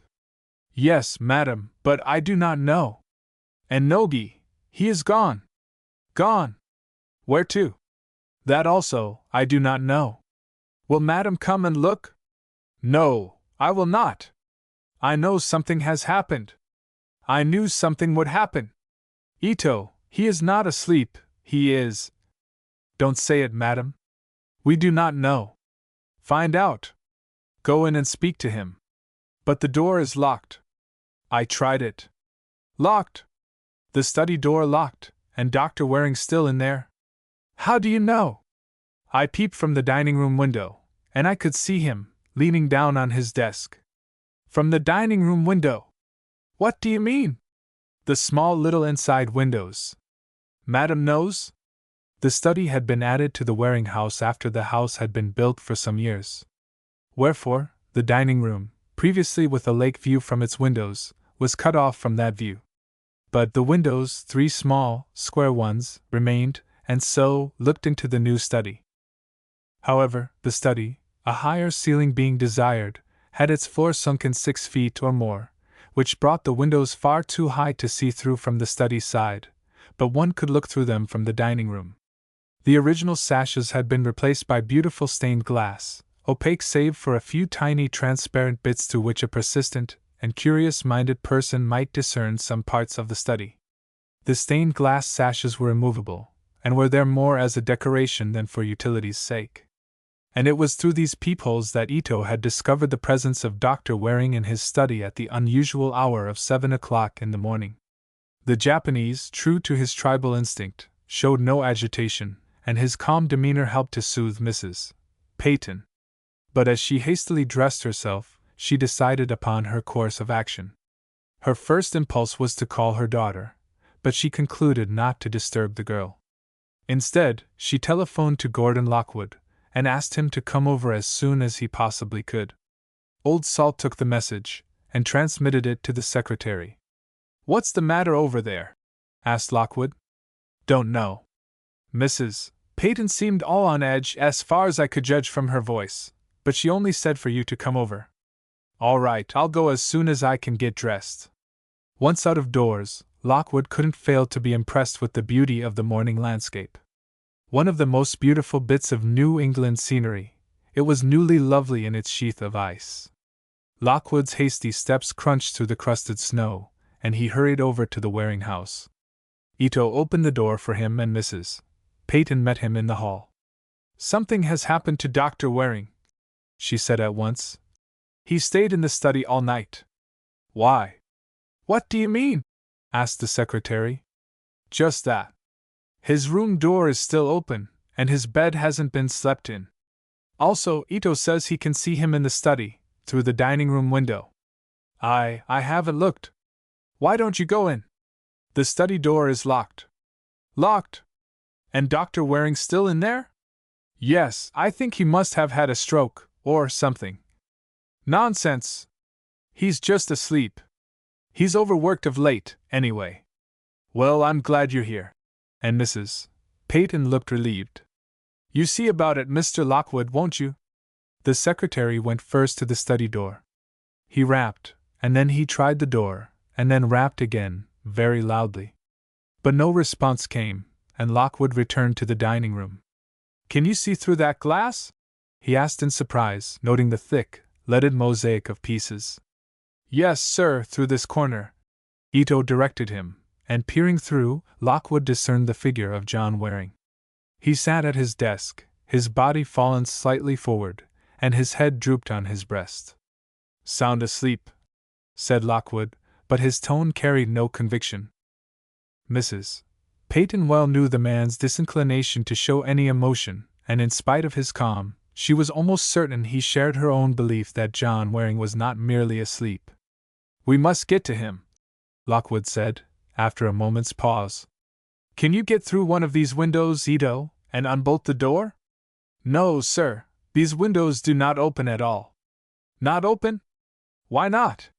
Save to remark the beauty of their color and design, Lockwood had never before noticed the windows, especially, and was genuinely surprised to discover that they could not be opened at all. "Of what use are they?" he mused aloud. "They give very little light. They were outside windows before the study was built," Mrs. Peyton told him. "And when the stained glass was put in, it was merely for decoration, and the panes were not made movable." "Well, we must get in," said Lockwood, almost impatiently. "How shall we do it?" "You, Ito, must know how." "No, sir, there is no way. Unless the long window is unfastened." The long French window, really a double door, was on the other side of the study, exactly opposite the useless high windows that gave into the dining room. To reach it one must go out and around the house. "It is very bad snow." Ito shrugged. You heathen! Lockwood exclaimed, scornfully, and himself dashed out at the front door and around to the side of the house. Mrs. Peyton started to follow, but the secretary bade her go back lest she take cold. He reached the French window only to find it locked on the inside. He could not see in through its curtained panes, and impulsively he raised his foot and kicked through the glass at a point high enough to allow of his putting in a hand and turning back the latch. He went into the room, and after the briefest glance at the man by the desk he went on and unbolted the door to the hall. Helen had joined her mother and Ito, and the three stood cowering on the threshold. He is dead, Gordon Lockwood said, in a calm, unemotional way. But not by a stroke, he has killed himself. How do you know? Mrs. Peyton cried, her eyes staring and her face white. Go away, Helen, Lockwood said. Go back into the living room, and stay away. And willingly the girl obeyed. Come in, Mrs. Peyton, Lockwood went on. You must see him, though it will shock you. See, the flow of blood is dreadful. He stabbed or shot himself. Conquering her aversion to the sight, Mrs. Peyton, from a sense of duty, drew nearer, and as Lockwood had said, the condition of the body was terrible indeed. Wounded, apparently in the side of the head, Waring had fallen forward in such a way that the actual wound was concealed, but the fact was only too apparent that he had bled to death. The blotter on the desk and many of the furnishings were crimsoned, and there was a large and dark stain on the rug. He is positively dead, said Lockwood, in cool, even tone. So I advise that we do not touch the body but send at once for Dr. Greenfield. He will know best what to do. Oh, you cold-blooded wretch! Mrs. Peyton burst forth, uncontrollably. Have you no feelings whatever? You stand there like a wooden image, when the best man in the world lies dead before you. And you, Ito! She turned on the awestruck butler. You're another of those impassive, unnatural creatures. Oh, I hate you both! The housekeeper ran from the room, and was soon closeted with her daughter, who, at least, showed agitation and grief at the tragedy that had occurred. The two she had called impassive stood regarding one another. Who did it, master? Inquired the Japanese calmly. Who did it? Lockwood stared at him. Why, he did it himself, Ito. Otherwise immovable, the Oriental shook his head in dissension, but Lockwood was already at the telephone, and heeded him not. Dr. Greenfield consented to come over at once, and Lockwood, going to the living room, advised the Peytons to have breakfast, as there was a terrible ordeal ahead of them. I'll have some coffee with you, if I may, he went on. Brace up, Helen, it's pretty awful for you, but you must try to be a brave girl. A grateful glance thanked him for the kindness, and Lockwood returned quickly to the study. What are you doing? He said sternly, as he saw Ito bending over the dead man. Nothing, sir. And the butler straightened up quickly and stood at attention. Leave the room, and do not return here without permission. Serve breakfast to the ladies. Where is Nogi? He is gone, sir. Gone where? That I do not know. Last night he was here. Now he is gone. I know no more. You don't know anything. Get out. Yes, sir. Left to himself, Gordon Lockwood gazed thoughtfully about the room. He did not confine his attention to the bent figure of his late employer, nor even to the desk or its nearby surroundings. He wandered about looking at the windows, the floor, the furniture. One chair, standing rather near the desk, he looked at intently. An expression of bewilderment came into his face, followed by a look of dismay. Then, after a cautious, almost furtive glance about him, he passed his hand quickly over the plush back of the chair, rubbing it hard, with a scrubbing motion. Then he looked about the room even more eagerly and carefully, and finally sat down in the same plush chair, to await the doctor's arrival. Helen Peyton came timidly to the door to ask him to come to breakfast. No, Helen, he answered.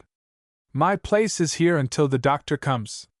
Eat your breakfast, child, and try to throw off your distress. It will do you no good to brood over it. You can be of real help if you keep brave and calm, but it will be quite otherwise if you get hysterical. He did not see the adoring glance she gave him, nor did he realize how much effect his words had on her subsequent behavior. For Helen Peyton was suffering from shocked nerves, and only Lockwood's advice would have been heeded by her. She returned to the dining room, saying, quietly, "Gordon will come after a while. Let us eat our breakfast, Mother, and try to be brave and strong." It was not more than 15 minutes later that Lockwood joined them. He took his seat at the table, and as he shook out his breakfast napkin, he said, "Dr. Greenfield is there now. He says Dr. Waring was stabbed, not shot. He says the instrument was round and pointed, not flat like a knife." "Who did it?" asked Helen, wide-eyed. "It must have been suicide, Helen, for, as you know, the room was locked. How could anyone get in or out? But how absurd to think of Dr. Waring killing himself." The girl looked more amazed than ever. "He never killed himself," stated Mrs. Peyton. "Why, you know that man had everything to live for. Just about to be married, just about to be president of the college, full of life and enthusiasm. Suicide? Nonsense! I'm only telling you what the doctor said. And you know yourselves, the room was all locked up." "Yes, that's so." "Ito, leave the room!" Mrs. Peyton spoke sharply to the butler, who was quite evidently drinking in the conversation. "He must not hear all we say," she observed after the butler had disappeared. "What's this about Nogi being gone?" asked Lockwood, suddenly. "Yes, he's gone," Mrs. Peyton said, "and I can't understand it. I didn't think he'd stay, he didn't like the duties at all. You know he's just learning to be a butler. But queer he went off like that. His wages are due for 3 weeks. He'll be back then," surmised Lockwood. "Now, what shall we do first? The faculty must be notified of this tragedy, and also, Mrs. Bates must be told. Which of you two will go and tell Mrs. Bates about it?" "You go, Helen," said her mother after a moment's thought. "I ought to be here to look after the house, and anyway, dear, you can do it wisely and gently. Mrs. Bates likes you, and after all, it can be soon told." "Oh, I can't!" cried Helen, dismayed at the thought of the awful errand. "Yes, you can," and Lockwood looked at her with a firm kindliness. "You want to be of help, don't you, Helen? Well, here's one thing you can do that will be of great assistance to your mother and to me. For on us too must fall most of the sad duties of this day. But what can I say? What can I tell her? Just tell her the facts as far as you know them yourself. She will guess from your own agitation that something has happened. And then you will tell her, as gently as you can. Be a true woman, Helen, and remember that though your news must break her heart, yet she'd far rather hear it from you than from some less sympathetic messenger." "I'll do it," said Helen, struggling bravely to keep her tears back. "That's a good girl. Run right along now, for ill news flies fast, and rumors may get to her before you reach there. Now about that Nogi," Lockwood said thoughtfully. "Call Ito back, please, Mrs. Peyton. When did you see Nogi last?" the secretary asked of the butler. "When I came home last night, sir. Sunday is my holiday. I returned about 10, and as I found Nogi with his duties all properly done, and at his post, I went to bed. I found this morning that he had not been in his bed at all. His clothes are gone, and all his belongings. I think he will not come back." Chapter 6: An Incredible Case. Chapter 6. When Lockwood returned to the study, he found the medical examiner and Dr. Greenfield in consultation. The examiner was a large, pompous-looking man, with an air of authority. He looked at Gordon Lockwood from beneath his heavy brows, and demanded, "What do you know of this?" The younger man resented the tone, but he knew the question was justified, and so he replied, respectfully, "Nothing more than you can see for yourself, sir. I broke in at that glass door, being unable to get in any other way, and I found Dr. Waring, as you see him now. There was some other way, though, to get in and out," Examiner Marsh stated. "Positively not," Lockwood repeated. "Don't contradict me. I tell you there must have been, for this man was murdered." "Impossible, sir," and Lockwood's eyes met the examiner's with a gaze fully as calm and insistent as his own. "Very well, then, how came he by his death?" I am not the examiner, the secretary said, and he folded his arms and leaned against the corner of the great mantelpiece. But since you asked me, I will repeat that there was no way of ingress into this room last night, and that necessarily, the case is a suicide. Just so, and granting that, will you suggest what may have become of the weapon that was used? What was the weapon? Lockwood asked, not so disturbed by the question as the examiner had expected him to be. That is what puzzles me, returned Dr. Marsh. As you can clearly see, the wound was inflicted with a sharp instrument. The man was stabbed just below his right ear. The jugular vein was pierced, and he bled to death. A plexus of nerves was pierced also, and this fact doubtless rendered the victim unconscious at once. I mean as soon as the stab wound was made, though he may have been alive for a few minutes thereafter. Gordon Lockwood gazed imperturbably at the speaker. He had always prided himself on his unshakable calm, and now he exhibited its full possibilities. It annoyed Dr. Marsh, who was accustomed to having his statements accepted without question. He took a sudden dislike to this calm young man, who presumed to differ from his deductions. I must say, observed the mild-mannered Dr. Greenfield, I knew Dr. Waring very well, and he was surely the last person I would expect to kill himself.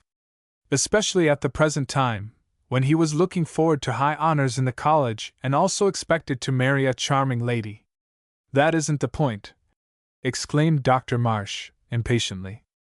The point is, if he killed himself, where is the weapon? I admit it isn't in view, and I admit that seems strange, Lockwood agreed. But it may yet be discovered, while a way of getting into a locked room cannot be found. All of which is out of your jurisdiction, young man.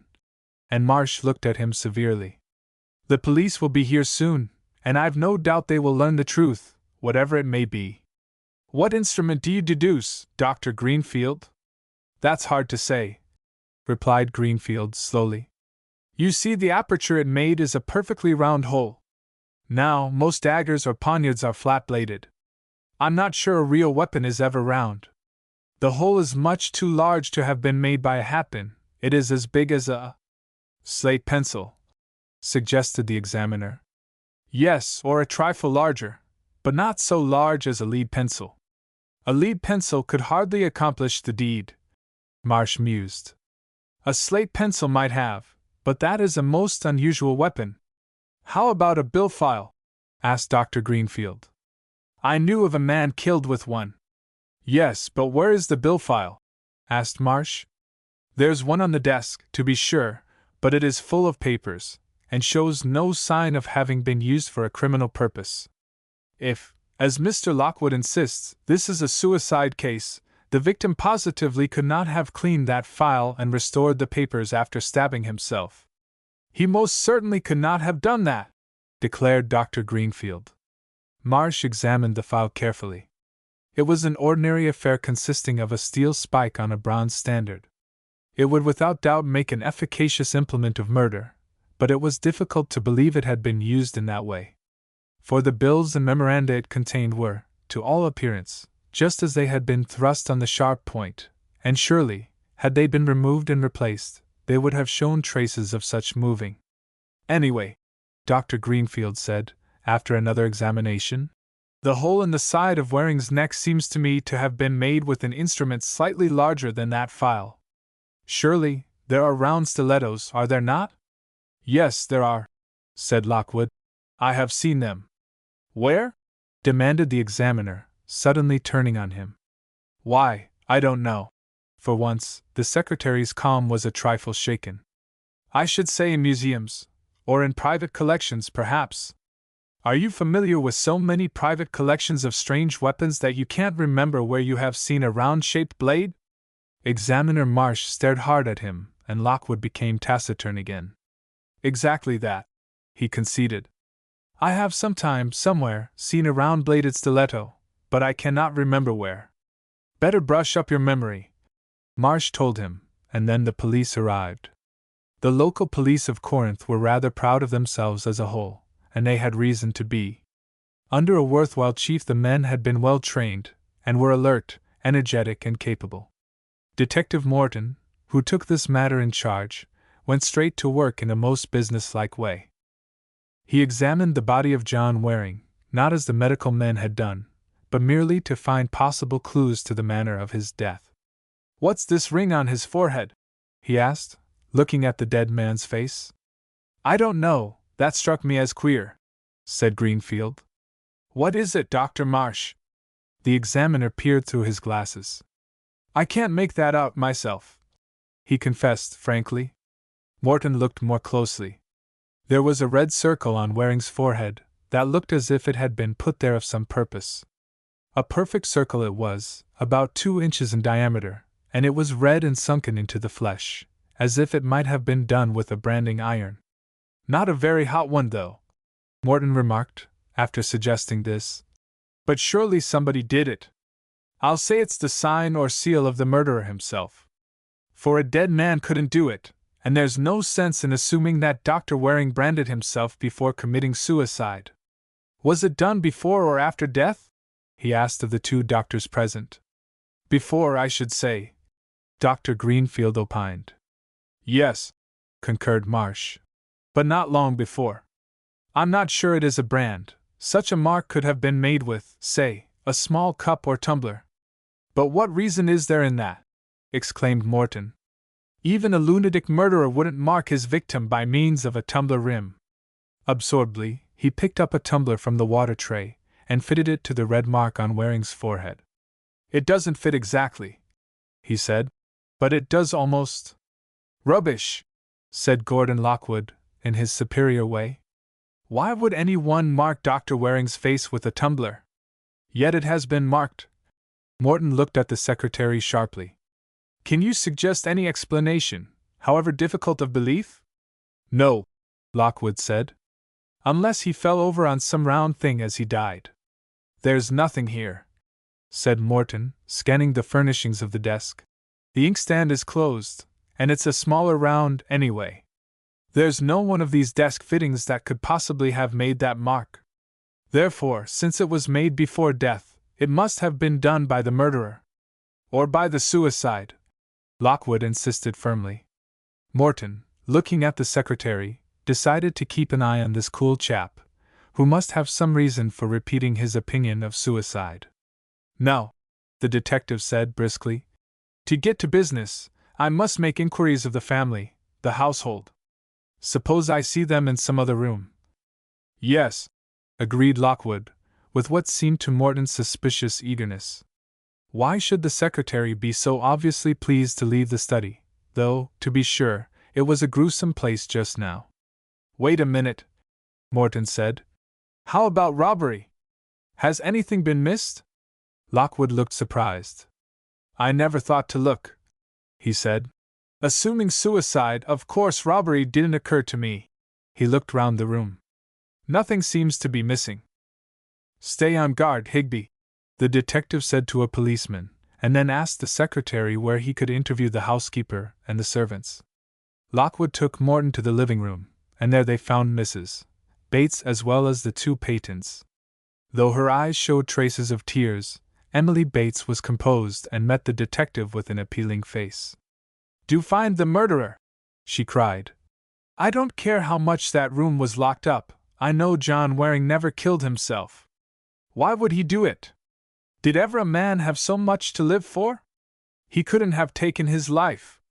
"I'm inclined to agree with you, Mrs. Bates," Morton told her. "Yet you must see the difficulties in the way of a murder theory. I'm told the room was inaccessible. Is not that right, Mrs. Peyton?" Flustered at the sudden question, the housekeeper wrung her hands and burst into tears. "Oh, don't ask me," she wailed. "I don't know anything about it. Nothing indicative, perhaps," and Morton spoke more gently. "But at least, tell me all you do know. When did you see Dr. Waring last?" "At the supper table, last evening." "Not after supper at all?" "No, that is, I didn't see him. I am training a new servant, and I watched him as he took a tray of water pitcher and glasses into the study. But I didn't look in, nor did I see the doctor." "Did you hear him?" "I don't think I heard him speak. I heard a paper rustle, and I knew he was there." "The servant came right out again?" Yes, my attention was all on him. I told him exactly what to do during the evening. What were those instructions? To attend to his dining room duties, putting away the supper dishes and that, and then to stay about, on duty, until Dr. Waring left his study and went to bed. This servant had done these things before? Not these things. He arrived but a few days ago, and Ito the butler attended to the doctor. But Sunday afternoon and evening Ito has off, so I began to train Nogi. And this Nogi has disappeared? Yes, he is not to be found this morning. Nor has his bed been disturbed. Then we may take it he left in the night or early morning. Now the doctors judge that Dr. Waring died about midnight. We must therefore admit the possibility of a connection between the Jap's disappearance and the doctor's death. At this suggestion, Gordon Lockwood looked interested. Whereas he had preserved a stony calm, his face now showed deep attention to the detective's words, and he nodded his head in agreement. You think so too, Mr. Lockwood? Morton asked, in that sudden and often disconcerting way of his. I don't say I think so, the secretary returned quietly. But I do admit a possibility. It would seem so, Mrs. Peyton put in. If Nogi could have got into the study. But he couldn't. You know it was locked. Impossible, Mr. Lockwood. Yes, Gordon returned. I heard Dr. Waring lock his door. When was that? Asked the detective sharply. I should say about 10 o'clock. Where were you then? Sitting in the window nook outside the study door. Could you not, then, hear anything that went on in the study? Probably not. The walls and door are thick. They were made so for the doctor's sake. He desired absolute privacy, and freedom from interruption or overhearing. No, I could not know what was taking place in that room, if anything was, at that time. At what time did you last see the doctor? After supper I went with him to the study. I looked after his wants, getting him a number of books from the shelves, and selecting from his files such notes or manuscript as he asked for. Those are my duties as secretary. And then? Then he practically dismissed me, saying I might leave for the night. But I remained in the hall window until 11 o'clock. Why did you do this? Out of consideration for my employer. He was exceedingly busy, and if a caller came, I could probably attend to his wants and spare the doctor an interruption. Did anyone call? No one. Yet you remained until 11? Yes, I was doing some work of my own, and it was later than I thought, when I decided to go home. And you spoke to the doctor before leaving? As is my custom, I tapped lightly at the door and said good night. This is my rule, when he is busy, and if he makes no response, or merely murmurs good night, I know there are no further orders till morning, and I go home. Did he respond to your rap last night? I cannot say. I heard him murmur a good night, but if he did, it was so low as to be almost inaudible. I thought nothing of it, since he did not call out, "Come in, Lockwood," as he does when he wants me. I paid little attention to the matter. And you reached home, when? Something after 11. It's but a few steps over to the Adams house, where I live. Now, summed up the detective, here's the case. You, Mr. Lockwood, are not sure Dr. Waring responded to your good night. You did not see or hear him when Nogi took in the water tray? No, I did not. Mrs. Peyton did not see him then, either, though she imagined she heard a paper rustle. Nogi is gone, he cannot be questioned. So, Mr. Lockwood, the last person whom we know definitely to have seen John Waring alive is yourself when, as you say, you left him at about, what time? About 8:30 or 9, said Lockwood carelessly.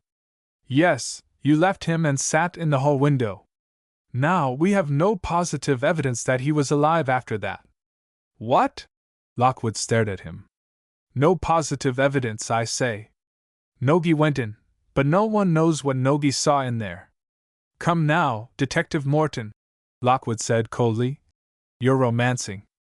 Do you suppose for a minute that if there had been anything wrong with Dr. Waring when Nogi went in with the water, that he would not have raised an alarm? I suppose that might have easily have been the case. The Japanese are afraid of death. Their one idea is to flee from it. If that Japanese servant had seen his master dead, he would have decamped, just as he did do.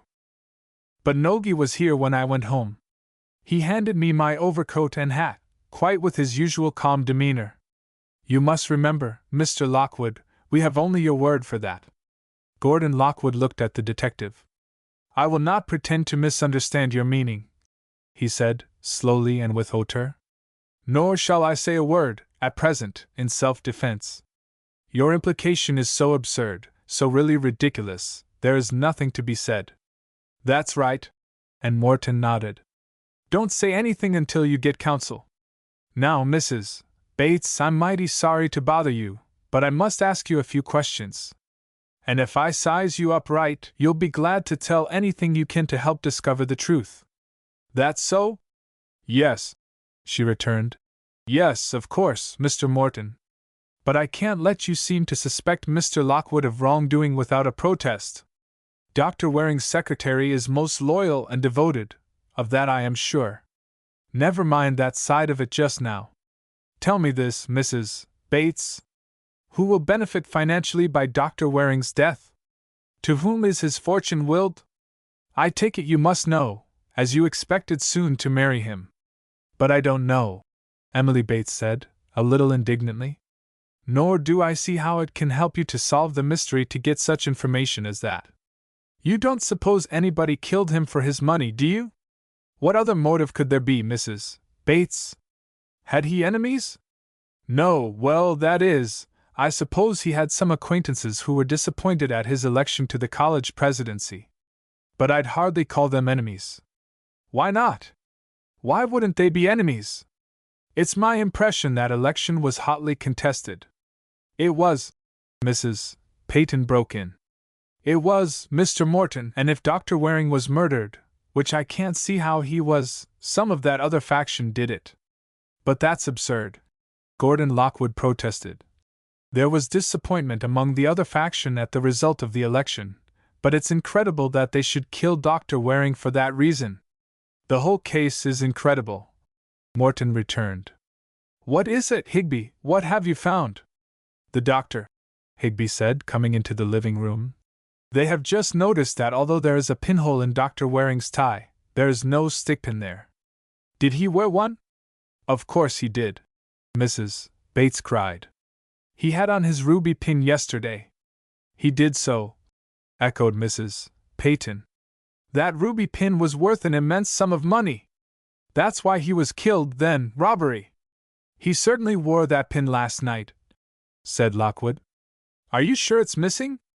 Hasn't it dropped to the floor? Can't find it, returned Higby, and then all the men went back to the study. Anything else missing?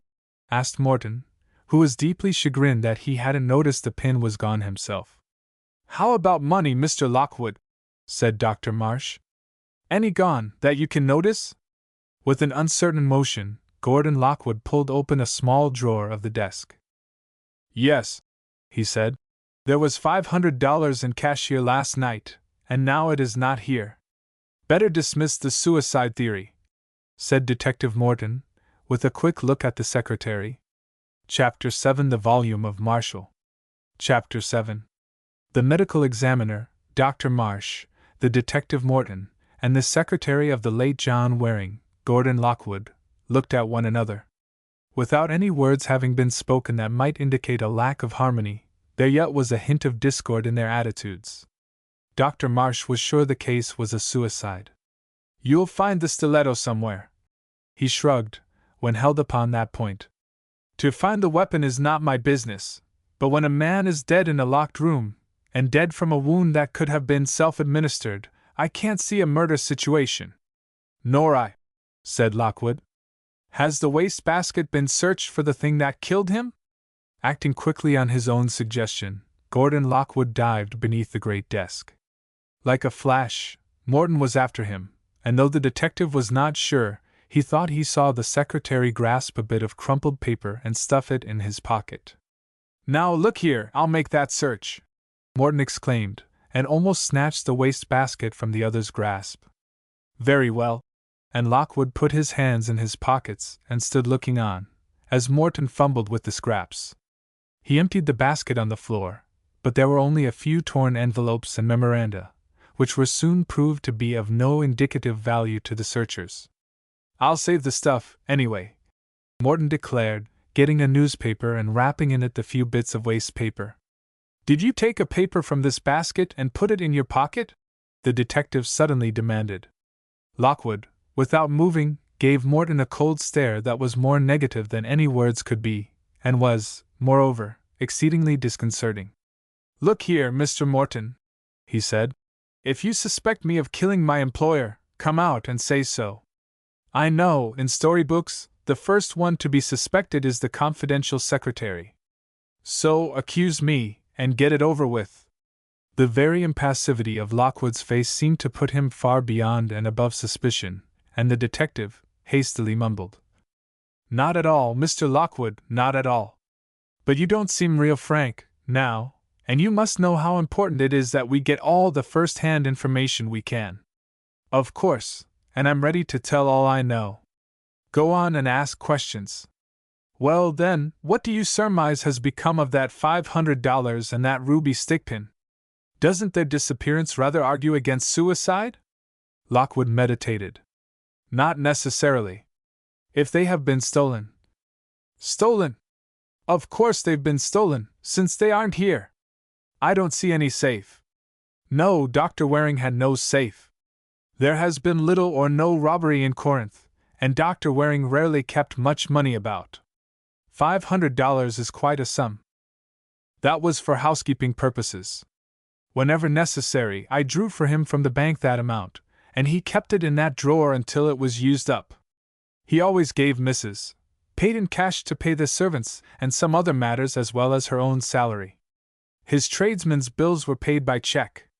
"Was the money in bills?" "I invariably brought it to him in the same denominations. $205 bills, 200 in ones, and 100 in silver coins." "In paper rolls?" "Yes. It may have been injudicious to keep so large a sum in his desk drawer, but he always did. Though, to be sure, he often paid out a great deal of it at once. Sometimes he would cash checks for someone or give some to the poor." "Drawer never locked?" "Always locked. But both the doctor and I carried a key. He was not so suspicious of me as you are, Mr. Morton." The speaker gave his cold smile. "And as to the ruby pin, Mr. Lockwood," Morton went on, "are you willing we should search your effects?" Lockwood started, and for a moment he almost lost his equipoise. "I am not willing," he said, after an instant's pause. "But if you say it is necessary, I suppose I shall have to submit." Morton looked at him uneasily. He had no appearance of a criminal, he looked too proud and haughty to be a culprit, yet might that not be sheer bravado? Discontinuing the conversation, Morton turned his attention to the table and the window in the hall where the secretary so often sat. He examined the appurtenances, for the table was furnished almost like a desk, and he picked up a silver penholder. It was round and smooth and without chasing or marking of any sort, save for the initials G. L. "This yours?" he asked, and Lockwood nodded assent. "I asked you, Dr. Marsh," Morton turned to the examiner, "whether that wound which is in Dr. Waring's neck could have been made with this penholder." Startled, Marsh took the implement and carefully scrutinized it. Of usual length, it was tapering and ended in a point. The circumference at the larger end was just about the circumference of the wound in question. "I must say it could be possible," Marsh replied, his eyes alternately on the penholder and on the dead man. "Yes, it is exactly the size. And it is strong enough and sharp enough, and it is round," summed up Morton. "Now, Mr. Lockwood, I make no accusation. I'm no novice, and I know there's a possibility that this might have been the weapon used, and yet it might not have been used by you. But I will say that I have much to say to you yet, and I advise you not to try to leave town." "I've no intention of leaving town or of trying to do so," Lockwood asserted. "But," he went on, "would you mind telling me, if I killed the man I was devoted to, how I left the room locked behind me?" "Those locked rooms bore me," said Morton. "I've read lots of detective stories founded on that plot. Invariably the locked room proves to be vulnerable at some point. I haven't finished examining the doors and windows myself as yet. Proceed with your examinations then, said Lockwood. If you can find a secret or concealed entrance, it's more than I can do. More than you will do, perhaps, but not necessarily more than you can do. Don't forget that vanished Japanese, prompted Marsh. I've small faith in Orientals, and if there is a way to get in and out secretly, I'd question the Jap before I would Mr. Lockwood here. So should I, declared the impassive secretary himself. And another thing, don't forget, Morton, after the private secretary, the next person to be suspected is the butler. That is in fiction, which I gather you take as your manual of procedure. Lockwood's sarcasm drove Morton frantic, but he was too wise to show his annoyance. I shall neglect no possible suspect, he said with dignity. And then 2 men came from the police, who said they were photographers and desired to take some pictures, at the chief's orders. Lockwood left them, and went to the living room where the household and a few neighbors were assembled. I'm glad to get out of that detective atmosphere, he said, relaxing in an easy chair.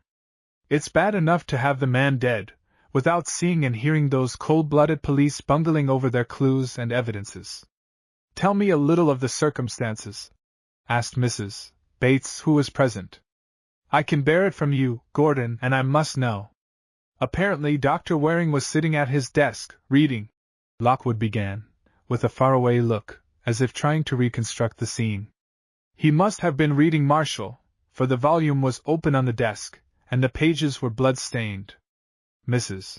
Bates gave a little cry, and shuddered, but Lockwood went unmovably on. There were other books about, some open, some closed, but Marshall was nearest his hand, quite as if he were reading up to the last moment. When the murderer came, Mrs. Bates breathed softly, her eyes wide with horror. It couldn't have been murder, Lockwood said in a positive way. You see, Mrs. Bates, it just couldn't have been. That Morton detective is trying to trump up a way the assassin could have entered that locked room, but he can't find any way. I know he can't. So it must have been suicide. Much as we dislike to admit it, it is the only possible theory. But they say there was robbery, Mrs. Peyton put in. The ruby pin is gone and the money from the drawer. But perhaps, Gordon said, they were taken by a robber who did not also murder his victim. Nogi now. Of course, cried Helen Peyton quickly. I see it. I never could abide Nogi, with his stealthy ways. He stole the things, and then he ran away, and later Dr. Waring killed himself. Because of the robbery, exclaimed Emily Bates. Oh no, Lockwood returned. Certainly not for that. Indeed, the motive is the greatest mystery of all. We could perhaps imagine a motive for murder, whether it was robbery, or some brute of the other faction, or some old enemy of whom we know nothing. But for suicide, though I am sure it was that, I can think of no motive whatever. Nor I, said Mrs. Bates. I knew him better than any of you, and I know for a certainty, that he was a happy man. That he looked forward eagerly to his marriage with me, that he was happy in the thought of his presidency, that he hadn't a real trouble in the world. The other faction, began Mrs. Peyton. No, said Mrs. Bates firmly. He knew he was doing his duty, upholding the principles and tradition of his college, and the other faction did not worry him. He was too big-minded, too broad-visioned to allow that to trouble him. I think you're quite right, Mrs. Bates, Lockwood agreed. But granting it was suicide, what do you think was the cause? That's just it, she declared. I don't think it was suicide, I know it couldn't have been. He was too happy, too good, too fine, to do such a thing, even if he had had a reason. And then, what did he do it with? Morton imagines a secret entrance of some sort, said Lockwood. If there is one, the robber could have come in afterward, and could have carried off the weapon. Hush, Gordon, said Mrs. Bates sternly. That's too absurd. If it had been suicide, which it wasn't, why under heaven would a burglar coming in later take away the weapon? To save himself, said Lockwood shortly. So he wouldn't be suspected of the greater crime. Nonsense, said Mrs. Peyton irately. "I never heard such rubbish. And in the first place, there's no secret entrance to the study. I haven't swept and dusted and vacuum cleaned that place all these years without knowing that. Yes, and had the room redecorated and refloored, and oh, I know every inch of it. There's no possible chance of a secret entrance. Who built it and when and why? Not Dr. Waring. His life's always been an open book. Never has he had any secret errands, any callers whom I didn't know, any matters on which he was silent or uncommunicative. Until his engagement to Mrs. Bates, he hadn't a ripple in his quiet life, and that he told me about as soon as it occurred." Mrs. Peyton looked squarely at Dr. Waring's fiancée, as if to imply a complete knowledge of the courtship, as well as an intimate knowledge of the doctor's life. "That's true," Lockwood said. "He was a man without secrets. He was always willing I should open his mail, and there was never a letter that I did not know about." Yet even as he spoke, the man remembered the crumpled paper he had taken from the wastebasket, and he felt it in his pocket, though he made no sign. "Oh, people, is my aunt here?" It was Pinkie Payne, who, all excitement, came running in. "I've just heard, and I want to see Aunt Emily." "Here I am, dear. Come here, my boy." And she drew him down beside her on the sofa. "What do they say, Pinkie? What's the talk in town?" Lockwood asked. "Oh, the place is in a turmoil. There are the wildest reports. Some say that he killed himself, you know, and some say he didn't. Which was it?" The boy's lip quivered as he looked about at the silent people. "Tell him, Gordon," begged Mrs. Bates, and Lockwood told the principal details of the mystery. "Never a suicide." "Never," Pinkie Payne declared. "I know Doc Waring too well for that. Suicide means a coward, and he was never that. No, Aunt Emily, it was murder. Oh, how terrible!" And the boy almost lost control of himself. "You were at the bottom of it, Auntie. I'm sure it was either one of those men you refused when you took up with Doc Waring." "Why, Pinkie! How dreadful of you! Don't say such a thing!" "But I know it. If you'd heard Jim Haskell and Philip Leonard talk, I felt sure they meant to kill Dr. Waring. Pinkie, I forbid you." "But it's true, Auntie. And if it's true, you want them shown up, don't you, whichever one it was?" "Hush, Pinkie, hush!" "Yes, shut up, Pink," Lockwood spoke sternly. "What you suggest is highly improbable, but even if there's suspicion of such a thing, don't babble about it. That's the detective's work." "Yes, and who's your detective?" "Old blind Azabat Morton, I'll bet, who can't see a hole through a ladder. I'll show him now." "Pinkie, I beg of you, hush," said his aunt, losing her self-control. "There, Auntie dear, don't cry. I didn't mean to worry you, but something must be done." "Something will be done, Pinkie," Lockwood assured him. "But I tell you right now, if you try to stick your inexperienced finger in this pie, you'll make trouble for us all, from your aunt down. Now, behave yourself. Try to be a man, not a foolish boy." "That's what I'm doing. And I don't propose to lie down on the job either. I tell you, Gordon, I know a lot about detective work." "Cut it out, Pink," said Helen, and her words seemed to have an effect on the irrepressible youth. "To read detective stories is one thing, to solve a real, live mystery is quite another." "That's right, Helen." And Lockwood nodded approval. "Many a person thinks he has a bit of detective instinct, when all he has is curiosity and imagination." Helen, pleased at this appreciation, went on to lay down the law for Pinkie Payne. She was interrupted by the entrance of Morton, who wanted to learn more of the departed Japanese, Nogi.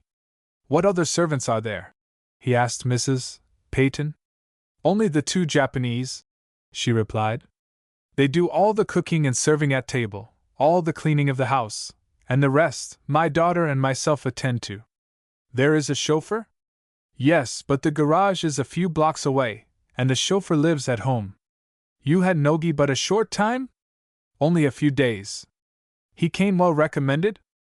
"He had very fine written recommendations, but from people I did not know, and too far away to inquire of. I took him on trial. He seemed honest and faithful, He seemed so, but he was silent and moody, a man one could scarcely understand. Can you imagine his killing his master, granting the opportunity? Mrs. Peyton considered. I can imagine it, she said, but I shouldn't like to say I would suspect him of it. He was soft-footed, and went about with a sort of stealthy manner, but I'm not prepared to say he was wrong in any way. Call in Ito, the other one. Ito came, and stood stolidly by. His impassive demeanor was not unlike that of Gordon Lockwood. Waring had sometimes remarked this in a chaffing way to his secretary. You knew this Nogi? Asked Morton. Only since he came here, answered the butler, in perfect English. You liked him? Neither yes nor no. He knew little of his duties, but he was willing to learn. He was respectful to me, and friendly enough. I had no reason to dislike him. Morton didn't seem to get anywhere with this man. Well, what do you think of his character? He said. Would you say he was capable of killing his employer? All men are capable of crime, said the Jap, in a low, even voice. But he could not kill Dr. Waring and go away leaving the study locked on the inside. Why did he go away, then? That I do not know. It may be he tired of the place here. But there was money due him. Yes, that makes it hard to understand. Morton had an uncomfortable feeling that the Japanese was scornful of him, and worse still, that the other listeners were also. You may go, he told Ito, and then, turning to Lockwood, he said, a little belligerently, Who is in charge here? To whom do I make my report? The question was like a bombshell. All were silent until Mrs. Bates said, I suppose I am what might be called in charge. You may report to me. To you, ma'am? Morton was clearly surprised. Yes, as Dr. Waring's affianced wife, and as his heir, I feel I am in authority. And also, I wish all reports made to me, as I am the one most deeply interested in learning the identity of the murderer. If he was murdered, supplemented Mrs. Bates. And Mrs. Peyton broke in. You needn't think, Mr. Morton, that there's such a thing as a secret entrance or secret passage in this house, for I know there is not. Yet there are other theories, other possibilities, the detective said, his air a little less important than it had been. Suppose, now, that Nogi had robbed and murdered his master, when he carried in the water tray. Just suppose that, and suppose that, with his Japanese cunning he had devised a way to lock the door behind him, or, say, he had gone out by the glass door, and had locked that behind him. How? Cried Pinckney, his eyes wide with excitement. Say he had previously removed a pane of glass. They are not large panes. Say he reached through, locked the door inside, the French window, I mean, and then had put in the pane, reputtied it, and gone away. Gee! Cried the boy. That could be. Of course it could. And there are other ways it might have been accomplished.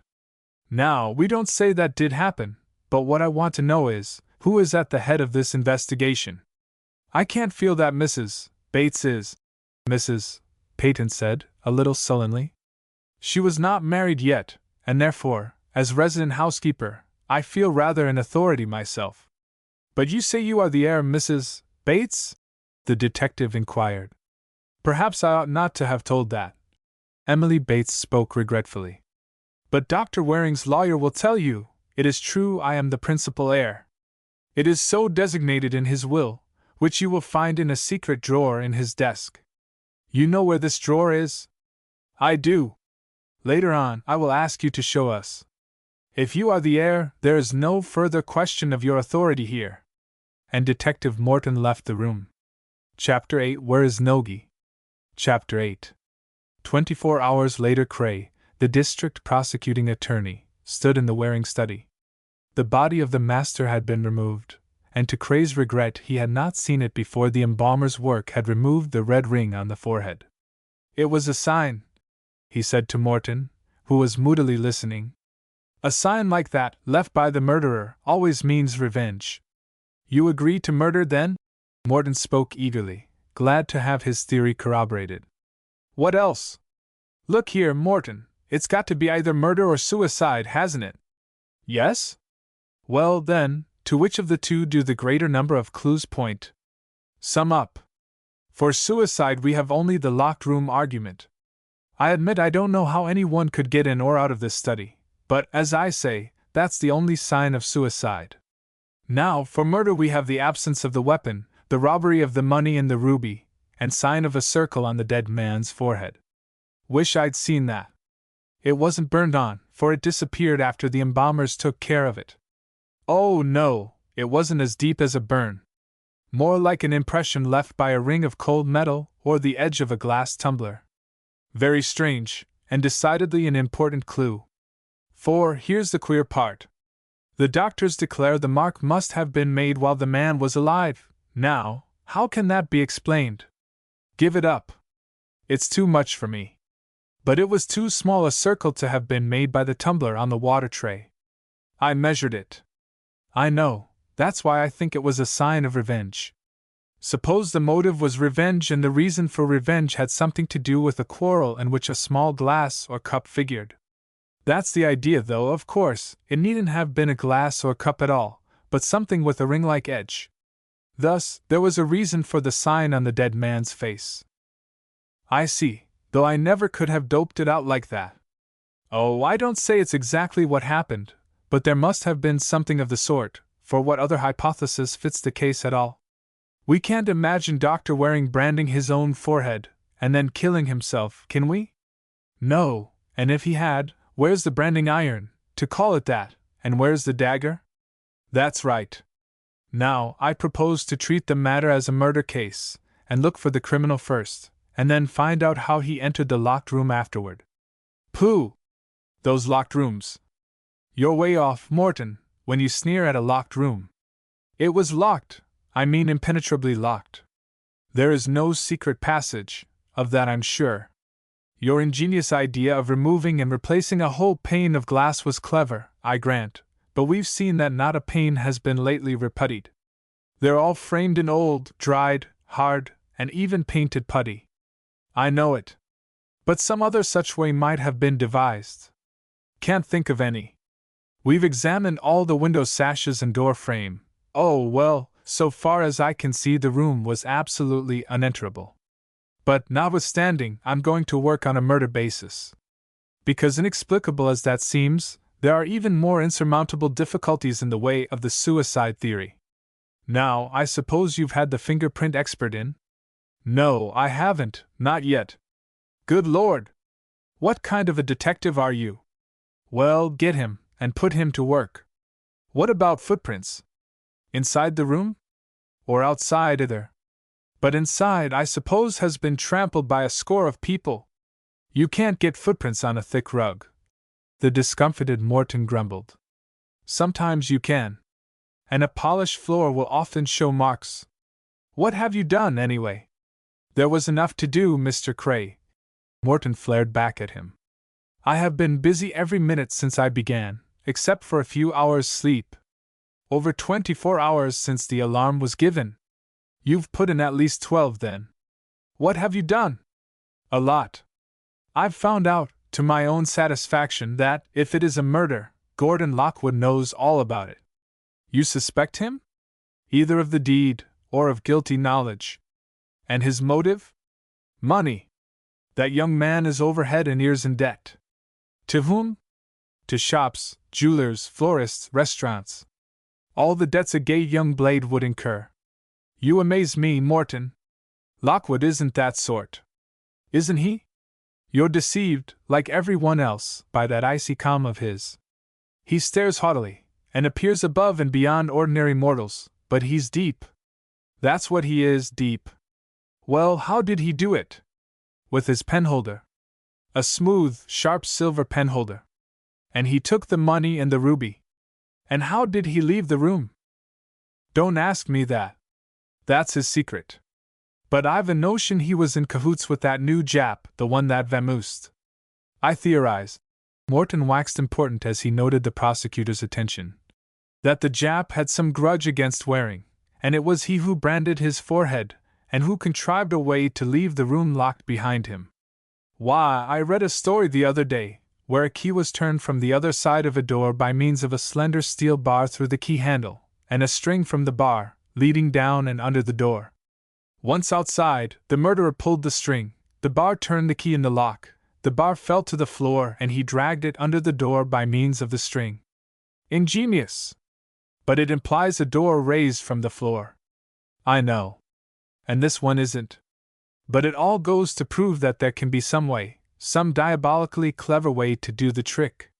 And the Japanese are diabolically clever. And so is Lockwood. And if the two worked together, they could accomplish wonders. Then Lockwood, with his wooden face, could disarm suspicion. The Jap, let us say, couldn't, so Lockwood packed him off. Interesting, but all theory. To be proved or disproved, then. Yes, but meantime, you are losing time on more practical investigation. Let's look outside for footprints. I mean for anyone coming or going from this side entrance. The French window? Nobody comes or goes that way in this weather. The path isn't even shoveled. That's used mostly in summertime. Nevertheless, Cray opened the window door. Somebody has been here. Morton looked out and stared hard. How had he come to neglect a matter of such importance? There were two plainly visible lines of footprints in the snow, one quite obviously coming toward the house and one going away from it. There's your murderer, said Cray quietly. Oh, no. But Morton wriggled uneasily. It couldn't be. No murderer is going to walk through crusted snow to and from the scene of his crime, leaving definite footprints like those. That's no argument. He might have come here with no intent of crime, and afterward might have been so beside himself he couldn't plan safely. Oh, well, get what you can from them, said Morton pettishly. I suppose you deduce a tall man, with blue eyes and 2 teeth missing. Don't be cheap, Morton. And on the contrary, I deduce a small man. They are small footprints, and close together. The Japanese are small men, Morton. Well, these prints are more than 24 hours old, and they're not clear enough to incriminate anybody. They haven't changed an iota from the moment they were made. This cold snap has kept everything frozen solid. Look at the frost still on the panes, the icicles still on the window sashes, the ice coating still on all the trees and branches. In fact, it has grown steadily colder since night before last, and until it begins to thaw we have these footprints as intact evidence. I will have them photographed. They are small, Morton agreed after further examination. And as you say, too close together for an ordinary-sized man. It looks like the Jap. Beginning to wake up, are you? You've sure been asleep at the switch, Morton. Nothing of the sort, Mr. Cray. But I ought to have help. I've had all I could tackle, making the necessary first inquiries, and getting the facts straightened out. That business could have waited better than these other things. Now, there's Crimmins, the lawyer, arriving. Let's interview him. But not in the study. Keep that clear. They met Crimmins in the hall, and took him to the living room. The matter of the will was immediately taken up, and Mrs. Bates was asked to tell which desk drawer it was in. Accompanied by the lawyer and the secretary, Mrs. Bates indicated the drawer, and Lockwood opened it with his key. There were a few papers in it, but no will. Nor could further search disclose any such document. Who took it? Said Mrs. Bates blankly. But no one could answer her. The others came thronging in, Cray's urgent requests to keep out of the study being entirely ignored. I knew it, declared Mrs. Peyton triumphantly. Now I guess you won't be so cocky, Emily Bates, you or your authority. Mrs. Bates looked at her. I am the heir, she said haughtily.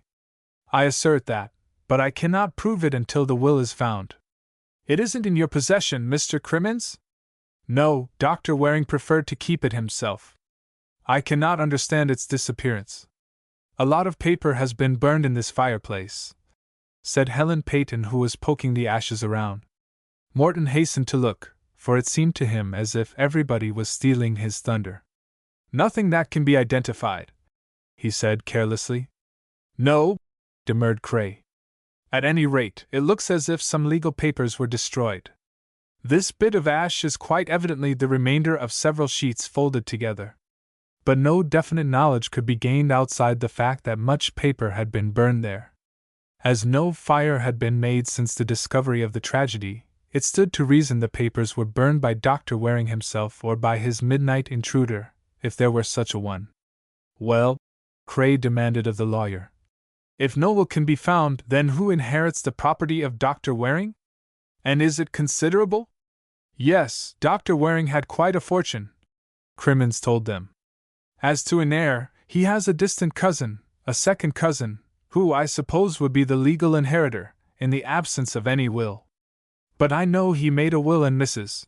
Bates' favor, and it included a few minor legacies to the members of this household, and some neighbors. I know it, Mrs. Bates said. I'm perfectly familiar with all the bequests. But where is the will? It must be found. It can't have been burnt. We've no right to assume that those paper ashes are the will, but I confess I fear it, Crimmins announced, his face drawn with anxiety. I should be deeply sorry if it is so, for the cousin I speak of is a ne'er-do-well young man, and not at all a favorite of his late relative. His name is Maurice Trask and he lives in St. Louis. I suppose he must be notified in any case. Yes, said Cray. That must be done. But please all go out of this room, for the fingerprint experts and the photographers are coming soon, and every moment you people stay here, you help to cloud or destroy possible clues. Impressed by his sternness, they filed out and gathered in the living room. There they found a neighbor, Saltonstall Adams, awaiting them. I came over, he said, with scant preliminary greetings, because I have something to tell. You in charge, Mr. Cray? Yes, Salt, what do you know? This.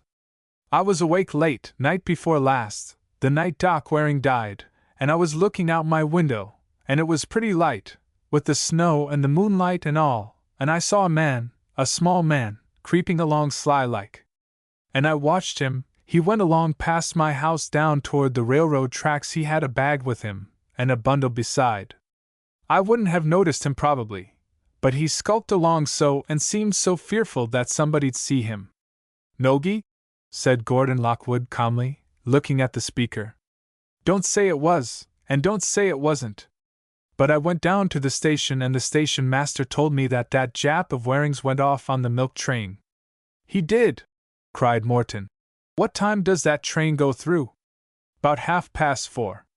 The fellow passed my house long about 12:30, I should say, though I didn't look, and he must have waited around the station all that time till the milk train came along. Is the station master sure it was Nogi? Asked Mrs. Peyton, greatly excited. Said he was, and there's mighty few Japs in Corinth, all told. Of course it was Nogi, said Lockwood, and Morton snapped him up with, Why are you so sure? Lockwood treated the detective to one of his most disconcerting stares, and said, You, a detective, and ask such a simple question? Why, since there are but a very few Japanese in this town, and since one of them left on that milk train, and since all the rest are accounted for, and only Nogi is missing, it doesn't seem to me to require superhuman intelligence to infer that it was Nogi who took his departure. And who was mixed up in the murder of Dr. John Waring? Cried Morton, exasperated beyond all caution by the ironic tone of Lockwood. And unless you can explain some matters, sir, you may be considered mixed in the same despicable deed. What matters? Gordon Lockwood asked, but his already pale face turned a shade whiter. First, sir, you have a large number of unpaid bills in your possession. The secretary's face was no longer white. The angry blood flew to it, and he fairly clenched his hands in an effort to preserve his usual calm, nor even then could he entirely succeed. What if I have? He cried. And how do you know? You've searched my rooms. Certainly, said Morton. I warned you I should do so. But in my absence. The law is not always over-ceremonious. Now, Mr. Lockwood, Cray began. Don't get excited. Gordon Lockwood almost laughed. For him to be told not to get excited. He, who never allowed himself to be even slightly ruffled or perturbed. This would never do. I'm not excited, Mr. Cray, he said, and he wasn't now. But I am annoyed that my private papers should be searched without my knowledge. Surely I might. Never mind the amenities of life, Mr. Lockwood, Cray went on. Your effects were searched on the authority of a police warrant. Now, regarding these bills, I have nothing to say. A man has a right to his unpaid bills. But he has not a right to steal $500 in cash and a ruby pin, in order to be able to pay them. This from Morton, and instead of replying to the detective in any way, Lockwood ignored the speech utterly, quite as if he had not heard it, and addressed Cray. Was anything further found to incriminate me? He asked. Was there anything else to be found? Said Cray, catching at the implied suggestion. That's for your sleuths to say. I know of nothing. Well, there's your round, sharp penholder. And the fact that you had keys to all desk drawers. Also the fact that only you and the Jap are known to have been in that part of the house that night. These things were not learned from the search of your rooms, but your pecuniary embarrassment, which was discovered, all go together to make a web of circumstances that call for investigation. Don't beat about the bush, exclaimed Lockwood, his lips set, and his eyes staring coldly at the district attorney. I'd far rather be accused definitely than have it hinted that I am responsible for this crime. But we haven't sufficient evidence, Mr. Lockwood, to accuse you definitely. That's why we must question you. Sufficient? You haven't any evidence at all. Oh, we have some. With a turn of his head, Cray summoned a man who stood at the hall door. The man came in, and handed Cray a report. The attorney scanned the paper. We find, Mr. Lockwood, fresh fingerprints on the chair which stood near Dr. Waring's desk. Facing the doctor's chair, in fact, as if someone had sat there talking to him. Did you? No, I never sat down and talked to him. I was always waiting on him in the matter of bringing books or taking letters for transcription, and in any case, I either stood or sat at my desk, never in that chair you speak of. This man will take the fingerprints of all present, the attorney directed, and one and all submitted to the process. Old Salt Adams was greatly interested. But you can't get the prints of friend Jap, he said. Like's not, he'd be of more importance than all of us put together. Me, now, I can't see where I come in. Yet, after time enough had passed to complete the processes, it was learned that the fingerprints on the shiny black wood of the chair under discussion were indubitably those of Gordon Lockwood. Also, there were other prints there, slightly smaller, that Cray immediately assumed to be those of the missing Japanese.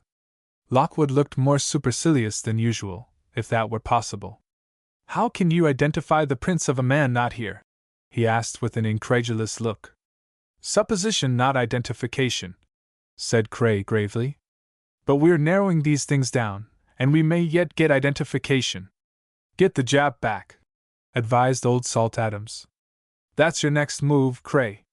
Get him, check up his fingerprints and all that, and best of all get his confession. There's your work cut out for you. Find Dr. Waring's will. Mrs. Bates lamented. There's your work cut out for you. I am not unduly mercenary, but when I know how anxious Dr. Waring was that I should inherit his estate, when I realize what it meant that he drew this will before our marriage, so urgent was his desire that all should be mine, you must understand that I do not willingly forego it all in favor of a distant relative, whom, Mr. Crimmins tells us, Dr. Waring did not care for at all. I should say not. And Crimmins looked positive. It will be an outrage if Mr. Trask inherits the estate already willed to Mrs. Bates. I stand ready to do all I can to see justice done in this matter. But justice, as you see it, can only result from finding the will, said Cray. Yes, agreed Crimmins, and the whole matter opens up a new train of thought.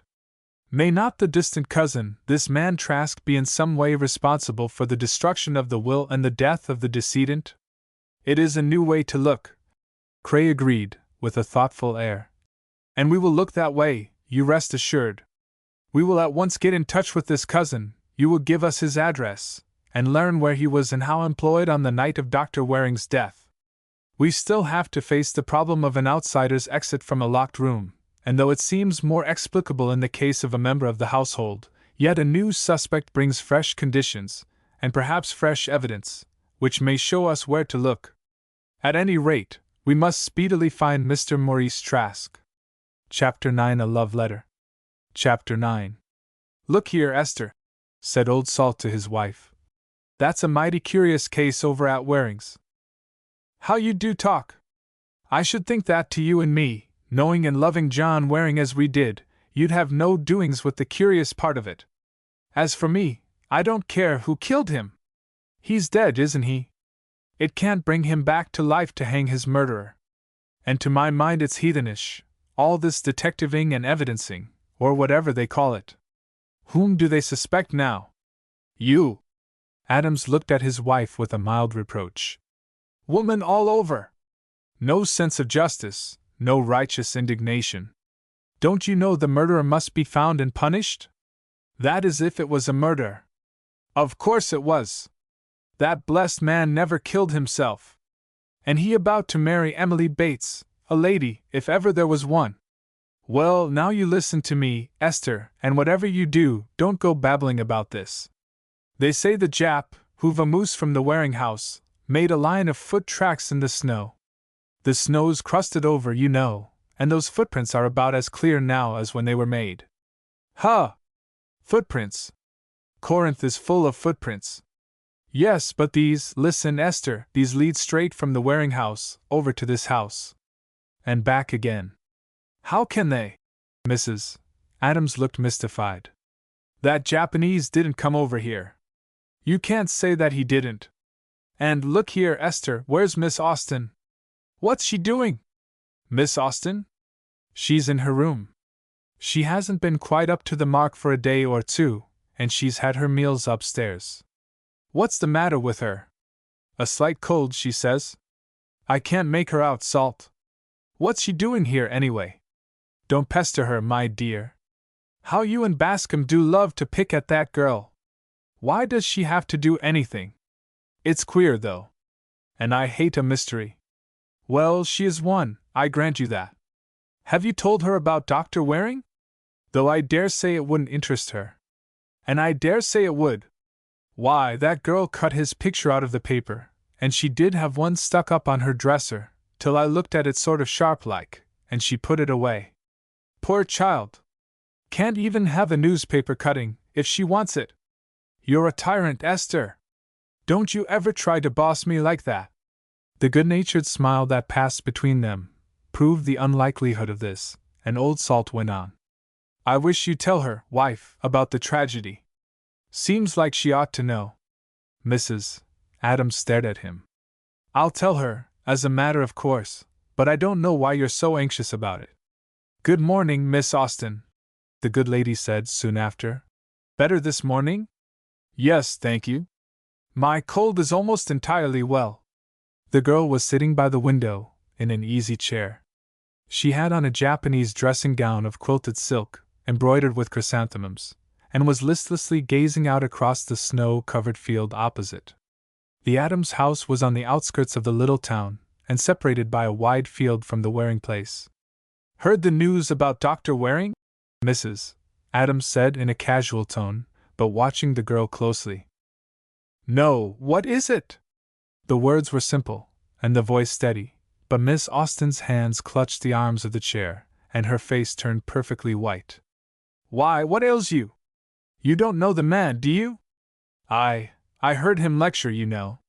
Tell me, what is the news? He's dead. Mrs. Adams spoke bluntly on purpose. She had felt in a vague way that this strange person, this Miss Mystery, had more interest in Dr. Waring than she admitted, and the landlady was determined to find out. To her own satisfaction she did find out, for the girl almost fainted.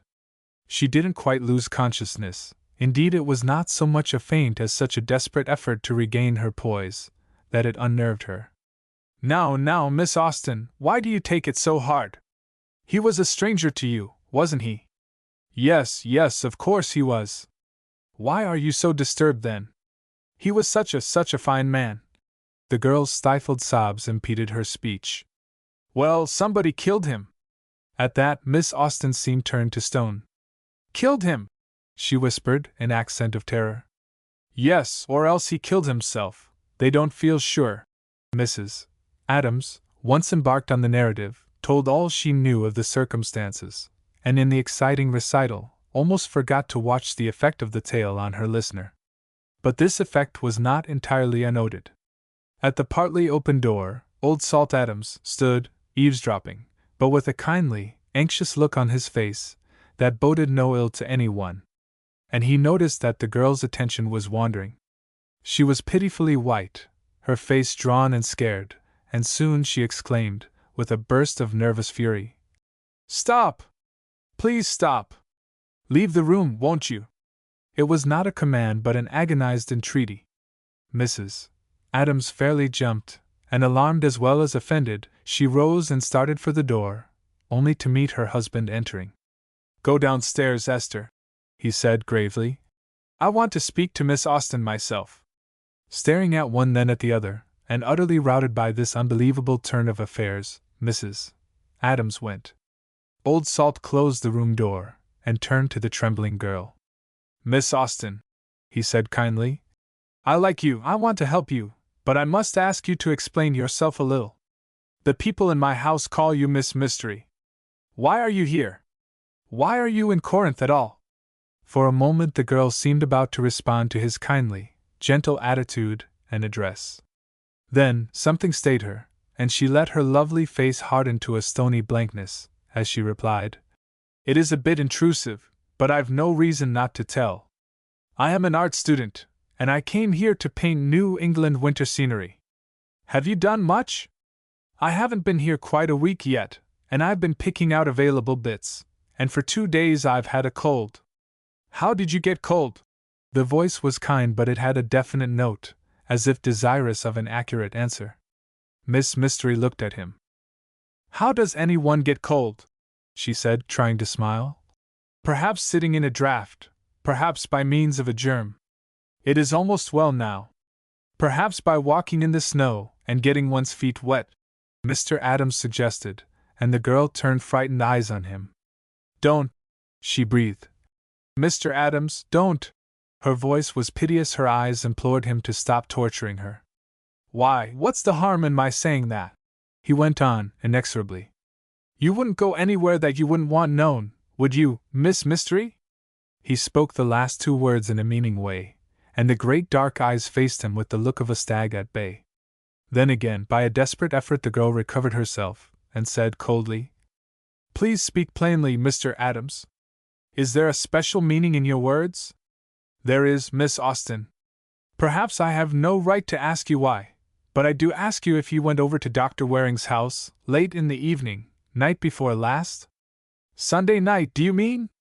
Miss Mystery controlled her voice, but her hands were clenched and her foot tapped the floor in her stifled excitement.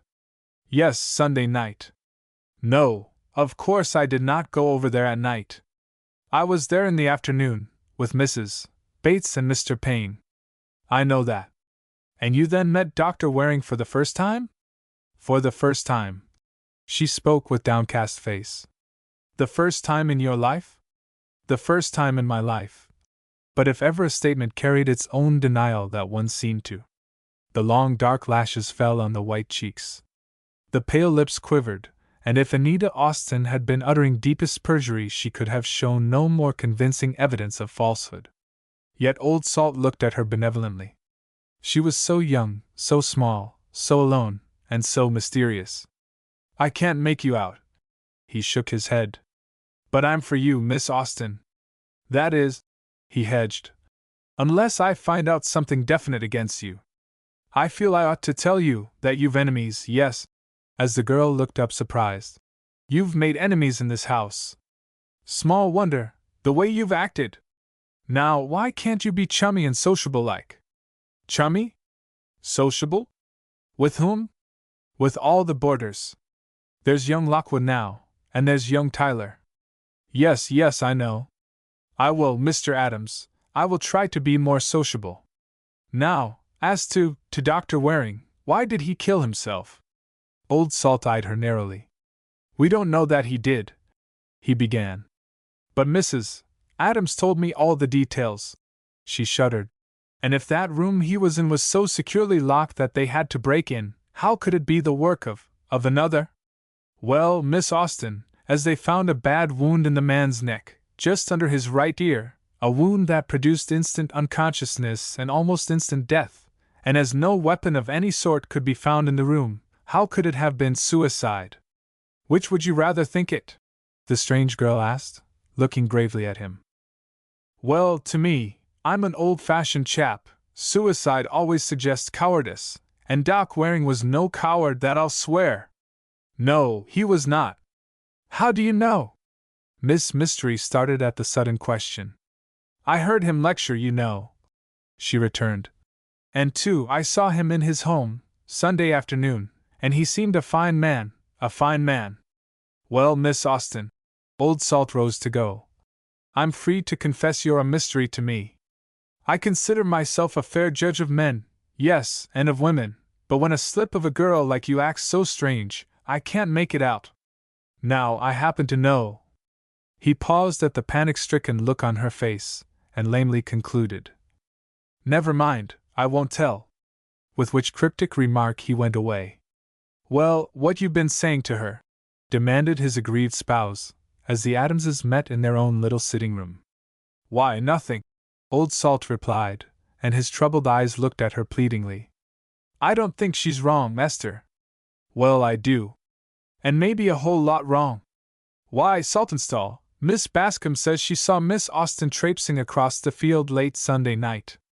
She didn't. I don't believe a word of it. She's a meddling old maid, a snooping busybody. There, now, you carry on like that because you're afraid we will discover something wrong about Miss Mystery. Look here, Esther. Adams spoke sternly. You remember she's a young girl, without anybody to stand up for her, hereabouts. Now, you know what a bobbery a few words can kick up. And we don't want that poor child's name touched by a breath of idle gossip that isn't true. I don't believe Liza Bascom saw her out on Sunday night. I don't even believe she thought she did. Well, I believe it. Liza Bascom's no fool. She's worse, she's a knave. And she hates little Austen, and she'd say anything, true or false, to harm the girl. But Salt, she says she saw Miss Austen, all in her fur coat and cap, going cross lots to the Waring house Sunday evening, late. Can she prove it? I don't know about that. But she saw her. How does she know it was Miss Austen? It might have been somebody who looked like her. You know those footprints. The Japs? You can't say they're the Japs. Miss Bascom says they're the Austen girls. Esther! Old Saltonstall Adams rose in his wrath. You ought to be ashamed of yourself to let that girl's name get into the Waring matter at all. Even if she did go out Sunday night, if Miss Bascom did see her, you keep still about it. If that girl's wrong, it'll be discovered without our help. If she isn't, we must not be the ones to bring her into notice. She couldn't be implicated, could she, Salt? No, he thundered. Esther, you astound me.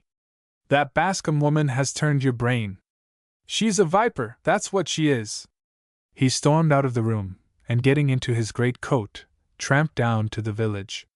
Gordon Lockwood was in his room.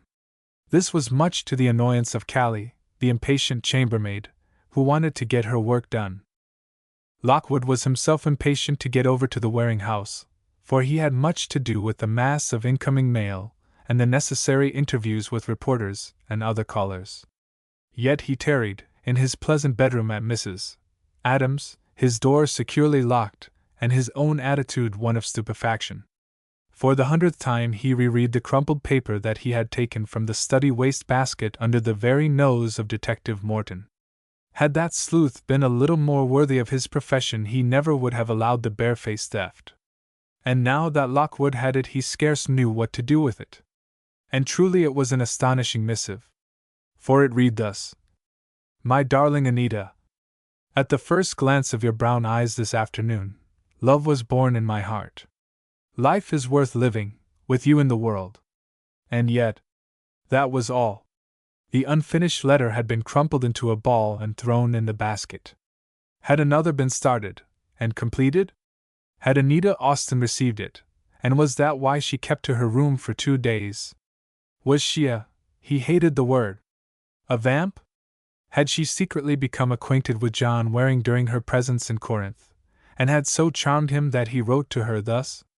Or had they known each other before? What a mystery! There was not the slightest doubt of the writing. Lockwood knew it as well as he knew his own. And on top of all the other scraps in the wastebasket, it must have been the last missive the dead man wrote. Or, rather, the last he threw away. This meant he had been writing it on the Sunday evening. Then, Lockwood reasoned, knowing the routine, if he had written another, which he completed and addressed, it would, in natural course, have been put with the letters for the mail, and would have been posted by Ito that next morning. What an oversight, never to have asked Ito about that matter. It was an inviolable custom for the butler to take all letters laid on a certain small table, and put them in the pillar box, early in the morning. Had Ito done this? It must be inquired into. But far more absorbing was the actual letter before him. How could it be possible that John Waring, the dignified scholar, the confirmed bachelor, should have loved this mystery girl? Yet, even as he formulated the question, Gordon Lockwood knew the answer. He knew that from his own point of view it would not be impossible, or even difficult for any man with two eyes in his head to love that fascinating, enchanting personality. And as he pondered, he knew that he loved her himself. Yes, had loved her almost from the moment he first saw her. Certainly from the time he sat behind her at the lecture, and counted the queer little ball fringes in the back of her dainty gown. Those fringes! Lockwood gave a groan as a sudden thought came to him. He jumped up, and with a determined air, set about burning the inexplicable letter that John Waring had written and thrown away. In the empty fireplace of the old-fashioned room, Lockwood touched a match to the sheet and burned it to an ash. Then he went over to the Waring house. It was an hour or so later that Callie reported to Miss Bascom. "Queer goin's on," the girl said, rolling her eyes at her eager listener. "Mr. Lockwood, now, he burnt some papers, and Miss Austen, too, she burnt some papers." "What's queer about that?" snapped Miss Bascom, who had hoped for something more sensational. "Well, it's sort of strange they're both burnin' paper at the same time. And both so sly about it." Mr. Lockwood he kept looking back at the fireplace as he went out of the door, and Miss Austen, she jumped like she was shot, when I come in suddenly and found her stoopin' over the fireplace. And too, Miss Bascom, whatever else she burnt that picture she had of Dr. Waring. Did she have his picture? Yep, one Mr. Lockwood guv her, after Nora carried off the one she cut out of a paper. What in the world did that girl want of Dr. Waring's picture? I dunno, ma'am. What they call hero worship, I guess. Just like I've got several pictures of Harold Massinger, that man who plays caveman in the movies. My, but he's handsome. And so Miss Austen burned a photograph of John Waring? Yes, ma'am. And you know they're kinda hard to burn. Anyways, she was a-kneelin' by the fireplace and the picture was smokin' like everything. 'Let me help you, miss,' I says, as polite as could be. And watch a think, she snatched back, and says, 'You lemme alone? Get out o' here,' or something like that. Oh, she was mad all right. She has a high temper, hasn't she? Yes'm, there's no denying she has. Then again, she's sweet as pie, and nice and gentle. She's a queer make-up, I will say. There, Callie, that will do, don't gossip."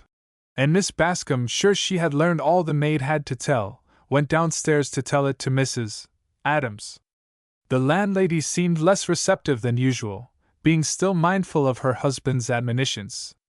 But Miss Bascom's story of the burnt photograph roused her curiosity to highest pitch. "There's something queer about that girl," Mrs. Adams opined, and the other more than agreed. "Let's go up and talk to her," Miss Bascom suggested, and after a moment's hesitation Mrs. Adams went. The landlady tapped lightly at the door, but there was no response. "Go right in," the other whispered, and go in they did. Miss Mystery lay on the couch, her eyes closed, her cheeks still wet with tears. She did not move, and after a moment's glance to assure herself the girl was sound asleep, Miss Bascom audaciously opened one of the small top drawers of the dresser. Mrs. Adams gasped, and frantically made motions of remonstrance, but swiftly fingering among the veils and handkerchiefs, Miss Bascom drew out a large roll of bills, held by an elastic band. Anita Austen's eyes flew open, and after one staring glance at the intrusive woman, She jumped from the couch and flew at her like a small but very active tiger. "How dare you!" she cried, snatching the money from Miss Bascom's hand, even as that elated person was unrolling it. And from inside the roll, down on the painted floor, fell a ruby stickpin. Chapter 10. Who is Miss Mystery? Chapter 10. Mrs. Adams fell limply into a chair, her round eyes staring in horror. Miss Bascom had taken upon herself the role of dictator, and with an accusing finger pointed at Miss Mystery she said, "What have you to say for yourself?" "Nothing," replied Anita Austen coolly, "except to insist that you leave my room." "Leave your room, indeed! I am only too glad to. And I know where to go, too." Miss Bascom's determined air as she strode out of the door gave a hint of her desperate intention, and within 5 minutes she was out on the road toward the village. Mrs. Adams, still almost speechless with surprise and dismay, looked sorrowfully at Anita. Something in the girl's face stayed the kindly words the woman meant to say, and instead, she broke out. "You must leave this house! What are you, anyway? A thief, and a murderer? Oh! Don't!" Anita put up her hand as if to ward off a physical blow. Then, as if the cruel words had stung her to a quickened sense of her own danger, she cried, piteously, "Oh, Mrs. Adams, help me, protect me, won't you? I don't know what to do, I'm all alone, so alone." She sank into a chair and buried her face in her hands. Esther Adams was uncertain what course to pursue. Should she protect this guilty girl, of whom she really knew nothing, or should she dismiss her at once from her house, in the interests of her other boarders, who must be considered? Surely, her first duty was to the others, the people she had known so long, and who looked upon her house as a home and a safeguard. "You must go," she said, though her voice wavered as she saw the pathetic face Anita raised to look at her. "Oh, no! Don't send me away! Where could I go? Even the inn people wouldn't take me." "Of course they wouldn't. Go home." "Haven't you a home? Who are you, anyway?" "But I don't care who you are. You must get out of this house today, this morning. Do you hear?" Meantime, Miss Bascom, on her virtuous errand, had trotted quickly to the office of the prosecuting district attorney. There, however, she was told that Mr. Cray was over at the Waring house, and she concluded to go there. Nor did this displease her. She longed to be in the limelight, and the tale she had to tell would surely give her the right to be there. Mrs. Peyton received her coldly, for the two were not friends. "I came to see Mr. Cray," Miss Bascom announced. "On important business." "Oh, very well," the housekeeper returned. "Take a seat and I'll ask him to see you." Miss Bascom waited in the living room, secure in her knowledge of the importance of her news. The attorney welcomed her cordially, for he saw at once that she brought news of value, and expressed in emphatic language, and interspersed with many and unfavorable personal opinions, Liza Bascom told of the incident of finding the money and the ruby in Miss Austen's bureau drawer.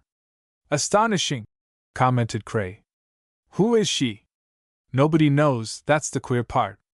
We call her Miss Mystery." "Where did she come from?" "Nobody knows.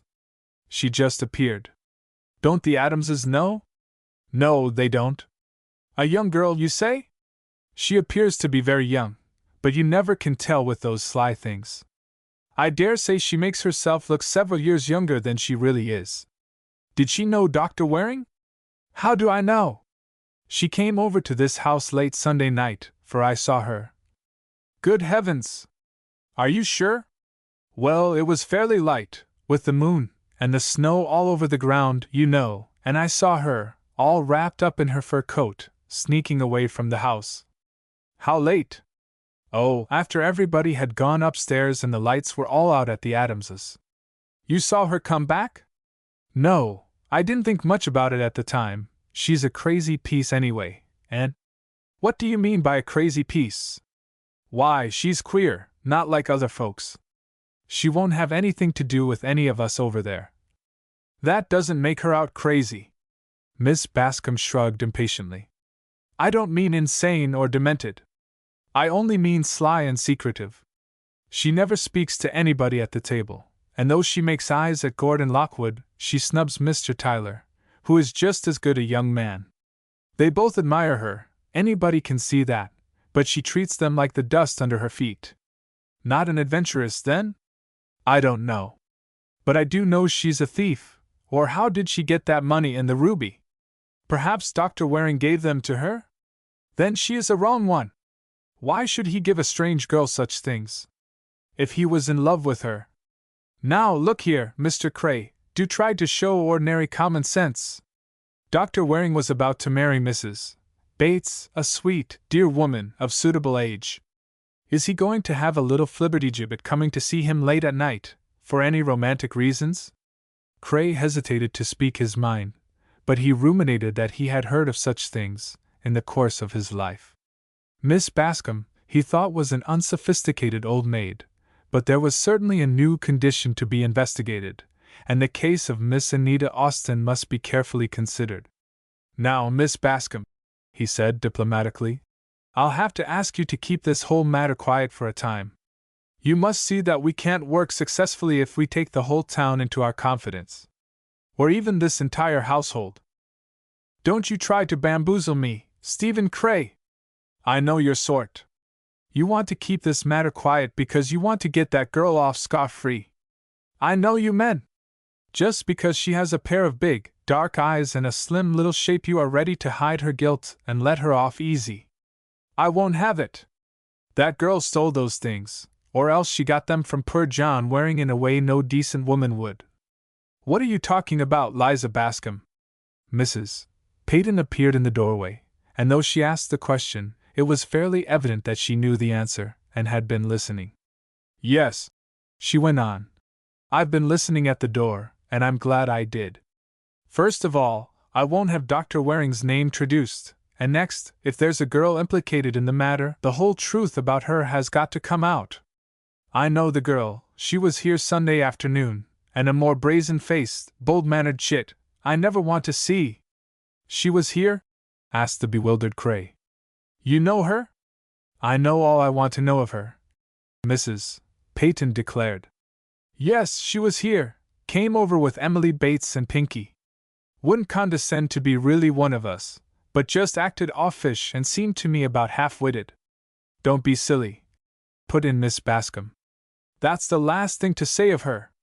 Whatever that girl may be, she's got all her wits about her. I can see that for myself. Was Dr. Waring present when Miss Austen was here? Asked Cray, thinking hard. Yes, replied Mrs. Peyton, and that's a strange thing. When he first saw her, unexpectedly, you know, he dropped his teacup. Because of the meeting? Asked Cray. I don't know, Mrs. Peyton said. He declared afterward he had never seen the girl before. But oh, I can't believe she came back here that night. Of course she didn't, Cray said. How could she get in, unless someone admitted her? There's the French window in the study, Mrs. Peyton suggested, uncertainly. Dr. Waring could have let her in that way. Well, he didn't, Miss Bascom declared. Land! I've known John Waring all my life, and he's not the kind of man that had anything to do with flirtatious young women. Of a truth, Liza Bascom had known Waring for many years and had spent a number of them in desperate efforts to persuade him to renounce bachelorhood in her favor. Yet her words carried little weight with Attorney Cray, who fancied that he knew men better than the insistent spinster possibly could. Miss Bascom, he said, after further thought, and Mrs. Peyton too, I'm going to instruct you to keep this matter quiet until after the funeral of Dr. Waring. That occurs tomorrow, and I want a day or so to look into this thing quietly. We would gain nothing by rushing matters. I will see Miss Austen, of course, and rest assured, if she is guilty of any wrongdoing, she shall not escape. But it is a serious matter to accuse a suspect without giving any chance for explanation. There's no explanation of that ruby pin and all that money. That is not incriminating to that girl, Miss Bascom exclaimed. Nevertheless, I am in authority, and I forbid you to discuss the connection of Miss Austen with the case at all. Cray knew how to impress belligerent women, and he even added a hint of their making trouble for themselves unless they obeyed his explicit command. He returned to the study, where Gordon Lockwood was going over the morning's mail. The secretary was a busy man, for his late employer had had a number of diversified interests, and every mail brought letters, catalogs, circulars, and newspapers that required careful attention. John Waring had been a collector of rare books and other curios, and was interested in several literary enterprises. To many of these correspondents Lockwood could merely send a statement of the doctor's death.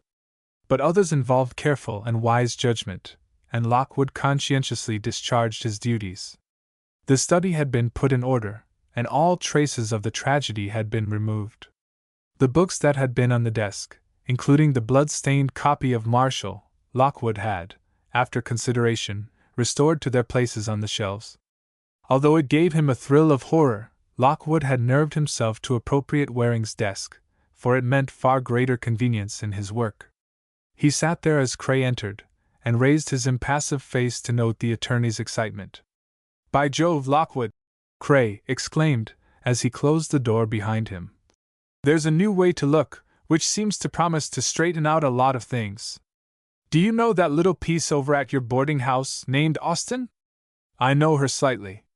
"What about her?" From Lockwood's voice no one would suspect that his heart was pounding desperately. "Well, she was here late Sunday night." "What do you know about that?"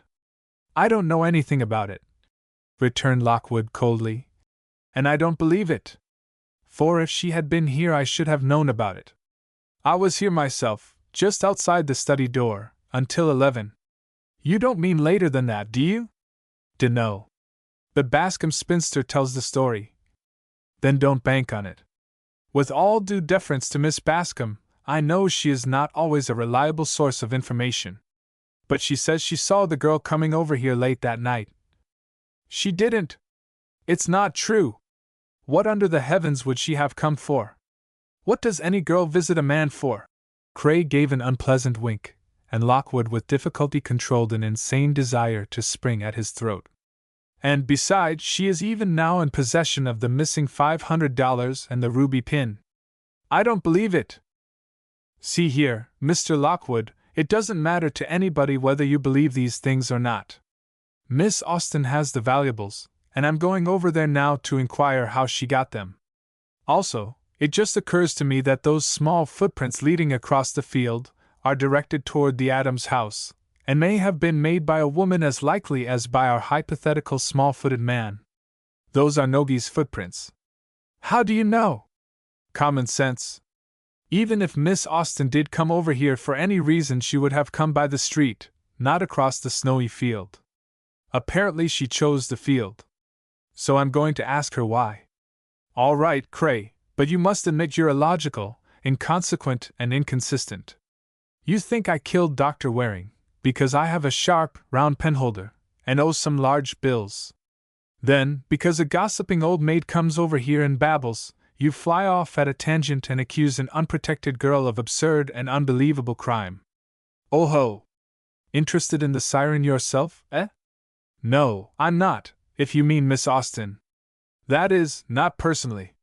Few men could have told this lie with such a convincing manner, but Lockwood's phlegmatic calm stood him now in good stead, and his air of obvious indifference carried conviction. "But," he went on, "I am sorry for her. It's nobody's business who or what she is, yet those women over at the Adams house are one and all possessed to find out something against her. I only want to advise you, Cray, if you talk to anybody over there, get Old Salt himself. He's more fair-minded than his wife or the other women. Men are apt to be, where a pretty girl is concerned," said Cray, drily, and Lockwood ground his teeth in rage, as the attorney went away. His demand to see Miss Austen was listened to by Old Salt Adams, who had seen him coming and opened the door for him. "Well, Cray," said the old man, as he ushered him into the sitting-room and shut the door. "I know what you're after, and I just want to say, go slow. That's all, go slow." "All right, Salt. Will you send Miss Austen down here? Also, I must interview her alone." "Yes, I understand. But don't be led away now by circumstantial evidence. You know yourself, it isn't always dependable. Go along, Salt, don't try to teach me my business. Have you talked to the girl?" Not a word. My wife has, but she didn't learn much. Adams went away, and in a few moments Anita Austen came into the room. A first glance showed Cray's experienced eye that the girl was what he called a siren. Her oval, olive face was sad and sweet. The pale cheeks were not touched up with artificial color, and the scarlet lips were, even to his close scrutiny, also devoid of applied art. She wore a smart little gown of black taffeta, with crisp, chic frills of finely plaited white organ dye. Whether this was meant as mourning wear or not, Cray could not determine. The frock was fashionably short, showing thin silk stockings and black suede ties. But Miss Mystery seemed wholly unconscious of her clothes, and her great dark eyes were full of wondering inquiry as she looked at the attorney, and then a little diffidently offered a greeting hand. The little brown paw touched Cray's with a pathetic, hopeful clasp, and he looked up quickly to find himself looking into a pair of hopeful eyes that, without a word, expressed confidence and trust. He shrugged his shoulders a trifle and secretly admonished himself to keep a tight rein on his sympathy. Then, relinquishing the lingering hand, he sat down opposite the chair she had chosen to occupy. Miss Austen, he began, and paused, for the first time in his life uncertain what tack to take. Yes, she said, as the pause grew longer, and her soft, cultured voice helped him not at all. How could he say to this lovely small person that he suspected her of wrongdoing? Go on, Mr. Cray, she directed him, meantime looking at him with eyes full of a haunting fear. What is it? Cray had a sudden, insane feeling that he would give all he was worth for the pleasure of removing that look of fear. Then, commanding himself to behave, he said, I am sorry, Miss Austen, but I must ask you some unpleasant questions. That's what I'm here for, she said, with the ghost of a smile on her curved red lips, and smoothing down her taffeta lap, she demurely clasped her sensitive little hands and waited. Those hands bothered Cray. Though they lay quietly, he felt that at his speech they would flutter in anxiety, even in fear, and he was loath to disturb them. Because of this hesitancy, he plunged in more abruptly than he meant to do. Where do you come from, Miss Austen? New York City, she said, a brighter look coming to her face, as if she thought the ordeal would not be so terrible after all. What address there? 1 West 67th Street. You told someone else the Hotel Plaza. Yes, I have lived at both addresses. Why? The why was disconcerting. After all, Cray thought, he was not a census taker. He gave up getting past history, and said briefly, Were you at Dr. Waring's house Sunday evening? Not evening, she returned, looking thoughtful. I was there Sunday afternoon, and went back again, late in the evening, to see Dr. Waring, in his study. Why do you say that? She asked quietly, but a small red spot showed on either olive cheek. Because I must. How well did you know the doctor? Know Dr. Waring? Not at all. I never saw him in my life until I came here to Corinth. You are sure of that? Almost sure. Oh, why, yes, that is, I am quite sure. Yet you went over there Sunday evening, and came back to this house in possession of Dr. Waring's valuable pin, and a large sum of money. Oh, no, Mr. Cray, I didn't do any such thing. Then can you explain your possession of those articles? You mean, I suppose, the roll of bills that Miss Bascom put into my top bureau drawer? Miss Bascom put in the drawer? Yes, that is, she must have done so, or how else could they have been found there? You know yourself, now, don't you, Mr. Cray, that I'm not a burglar, or a bandit, or a sneak thief. You know I never went into Dr. Waring's study and took those things. So, as I say, isn't it the only plausible theory that Miss Bascom, who found the valuables so readily, first put them there herself? Chapter 11 The Spinster's Evidence. Chapter 11. That matter can easily be settled, Cray said, and going to the door he asked Mrs. Adams to send Miss Bascom to them. With an important air the spinster entered the room. Holding herself very erect and even drawing aside her skirts as she passed Miss Austen, she took a seat on the other side of the room. Now, Miss Bascom, Cray began at once, what made you think of looking in this lady's bureau drawer for that money? I didn't look for it, Mr. Cray. I merely felt that she had done wrong, and I thought perhaps some evidence would be hidden away in her room. And a top drawer is the place a woman oftenest hides things. Cray gave a short laugh. Rather clever of you, I admit. But Miss Austen says she did not put that money there, herself, that it was a plant. A plant? Miss Bascom looked puzzled at the word. Yes, she thinks some indisposed person put it there to implicate her, falsely. Oh, I see. Well, Mr. Cray, let her say who did it, and who could have got that money to do it with. The hard old face took on a look that was almost malignant in its accusation, and little Anita Austen gave a low cry as she saw it, and hid her face in her hands. Take her away, she moaned. Oh, take that woman away. You hear her? Miss Bascom went on, unrelentingly. Now, Mr. Cray, I'm a bit of a detective myself, and while you've been down here talking to Miss Mystery, I've been searching her room more carefully, and I've found a few more things, of which I should like to tell you. Cray was nonplussed. His sympathies were all with the poor little girl, who, clinging to the arms of her chair, seemed about to go to pieces, nervously, but was bravely holding on to herself.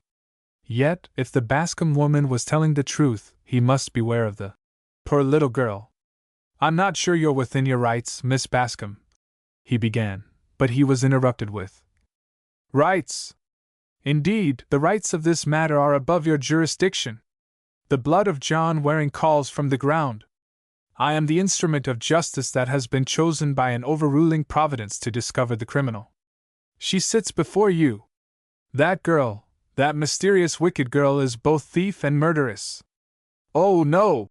Anita cried, putting up her arm as if to ward off a physical blow. Then she suddenly became quiet, almost rigid in her composure. That is a grave accusation, Miss Bascom, she said. You must prove it or retract it. Cray stared at the girl in astonishment. Her agonized cry had been human, feminine, natural, but this sudden change to stony calm, to icy hauteur was amazing, and to his mind, incriminating.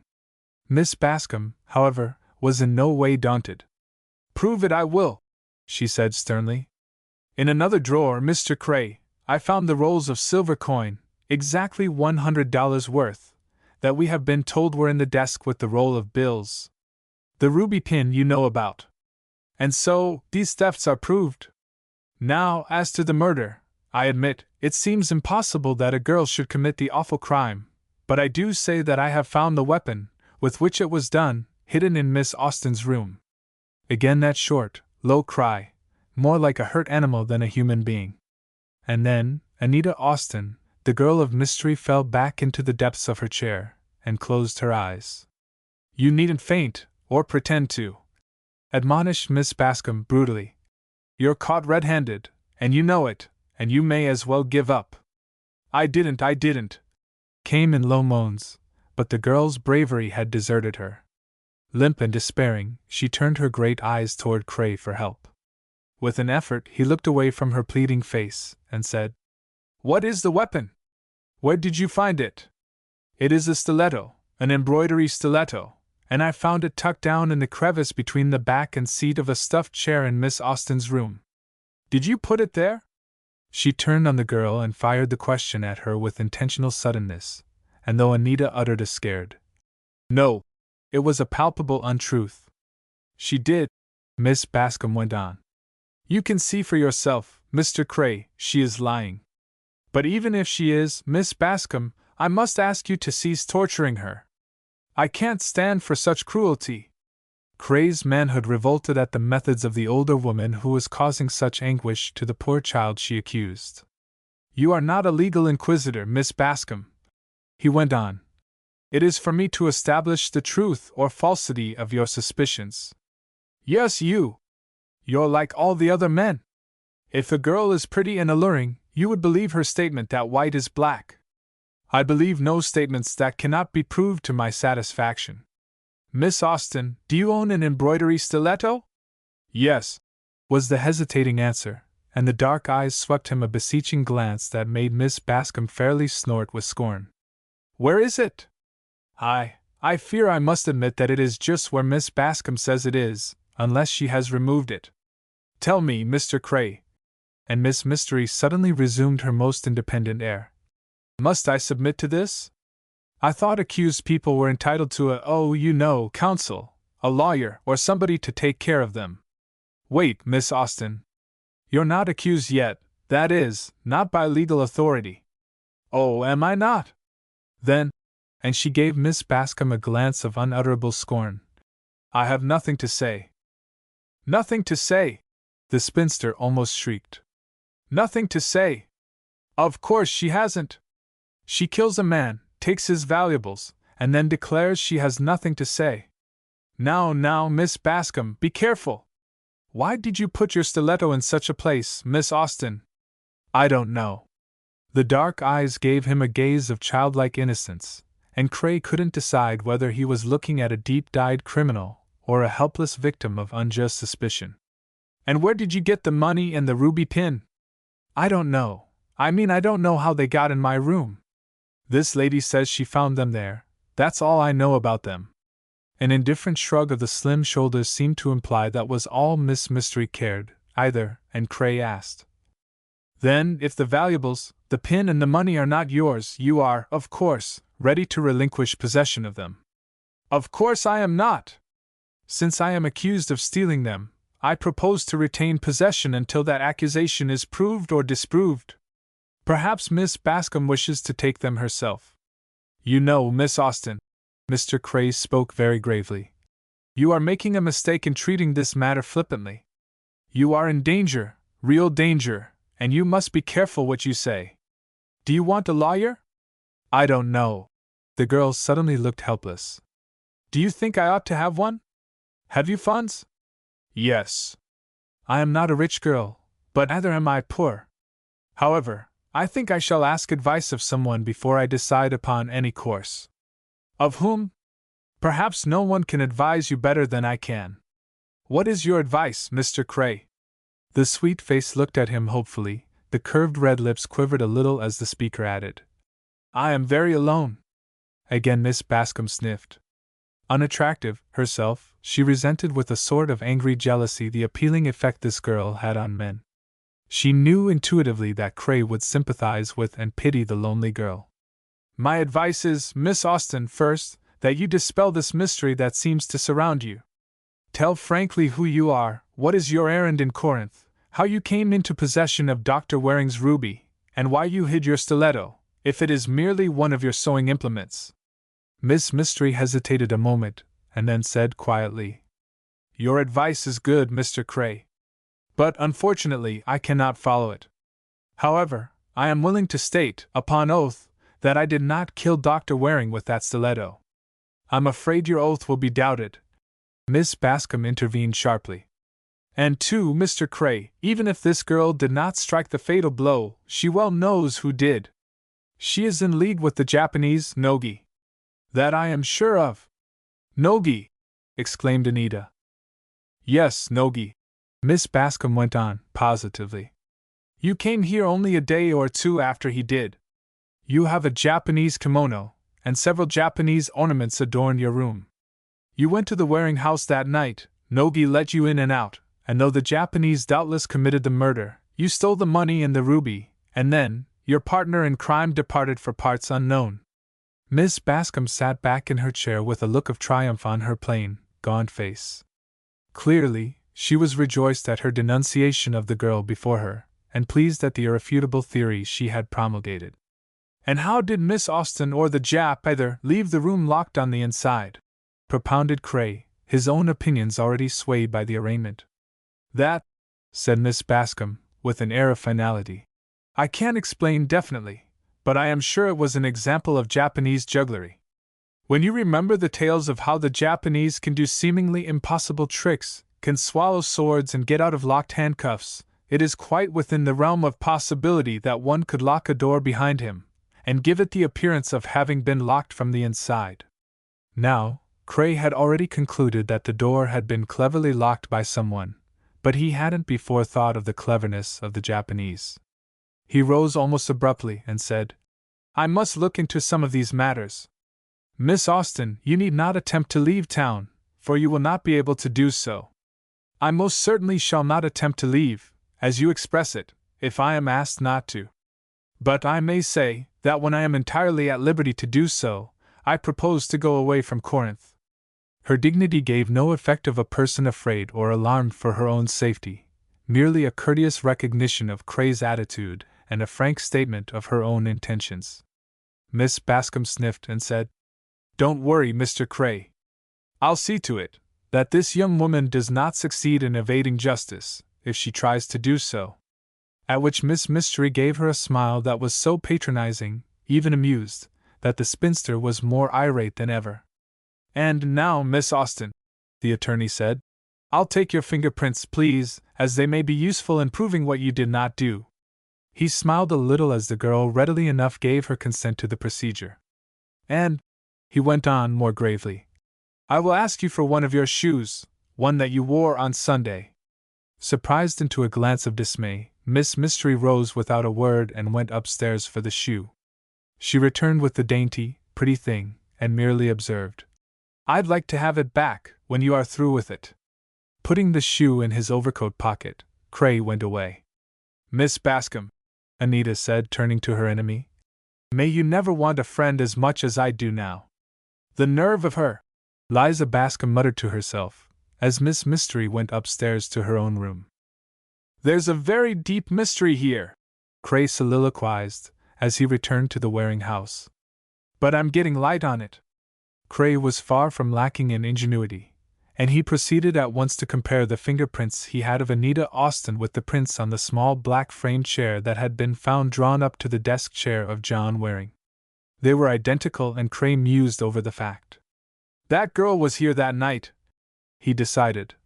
"There's no gainsaying that." He called the butler to him. "Ito," he began, "did you let in any one late Sunday night, after you came home?" "No, sir," the imperturbable Jap declared, thinking the question foolish, as all the inquirers knew the details of his Sunday evening movements. "Do you remember seeing this chair Monday morning?" "Distinctly. I saw Mr. Lockwood smoothing its back." "Smoothing its back? What do you mean?" "I looked through from the dining-room window to see if Mr. Lockwood was coming to breakfast, and I perceived him carefully smoothing the plush of the little chair, sir." Cray meditated. Here was a point of evidence. Lockwood was not the sort to absent-mindedly paw over a chair back.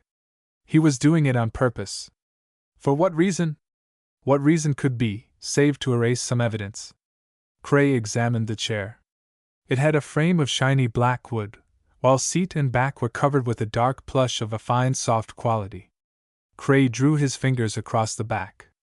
They left a distinct trail of furrows in the fabric.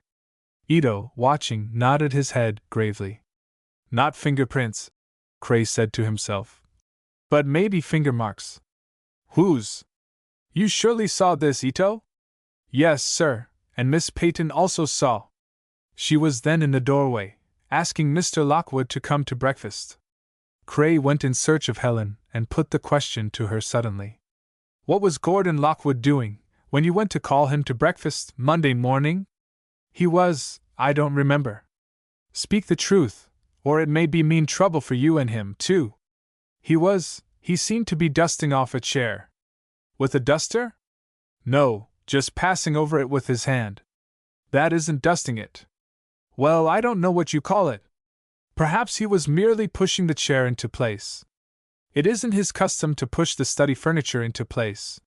"He was erasing indicative marks on that plush chair back, that's what he was doing." "Absurd!" Helen cried. "What marks could there be?" "I don't know." "Come and let us see." Cray took Helen to the study, and asked her to sit in the chair. "Lean back," he directed. "Now get up." The girl obeyed, and there was plainly seen on the plush the faint but unmistakable imprint of the beaded design that adorned the back of the frock she wore. "I told you so," Cray said in triumph. "That plush registers every impress, and when Lockwood rubbed it smooth it was to erase a damaging bit of testimony." "Rather far-fetched, Mr. Cray," said Gordon Lockwood himself, who had come in and had heard and seen the latter part of the detective's investigation. "Not so very, Mr. Lockwood, when you learn that the fingerprints on the chair frame are your own and those of a certain young person who is already under suspicion." Gordon Lockwood, as always under a sudden stress, became even more impassive, and his eyes glittered as he faced the attorney.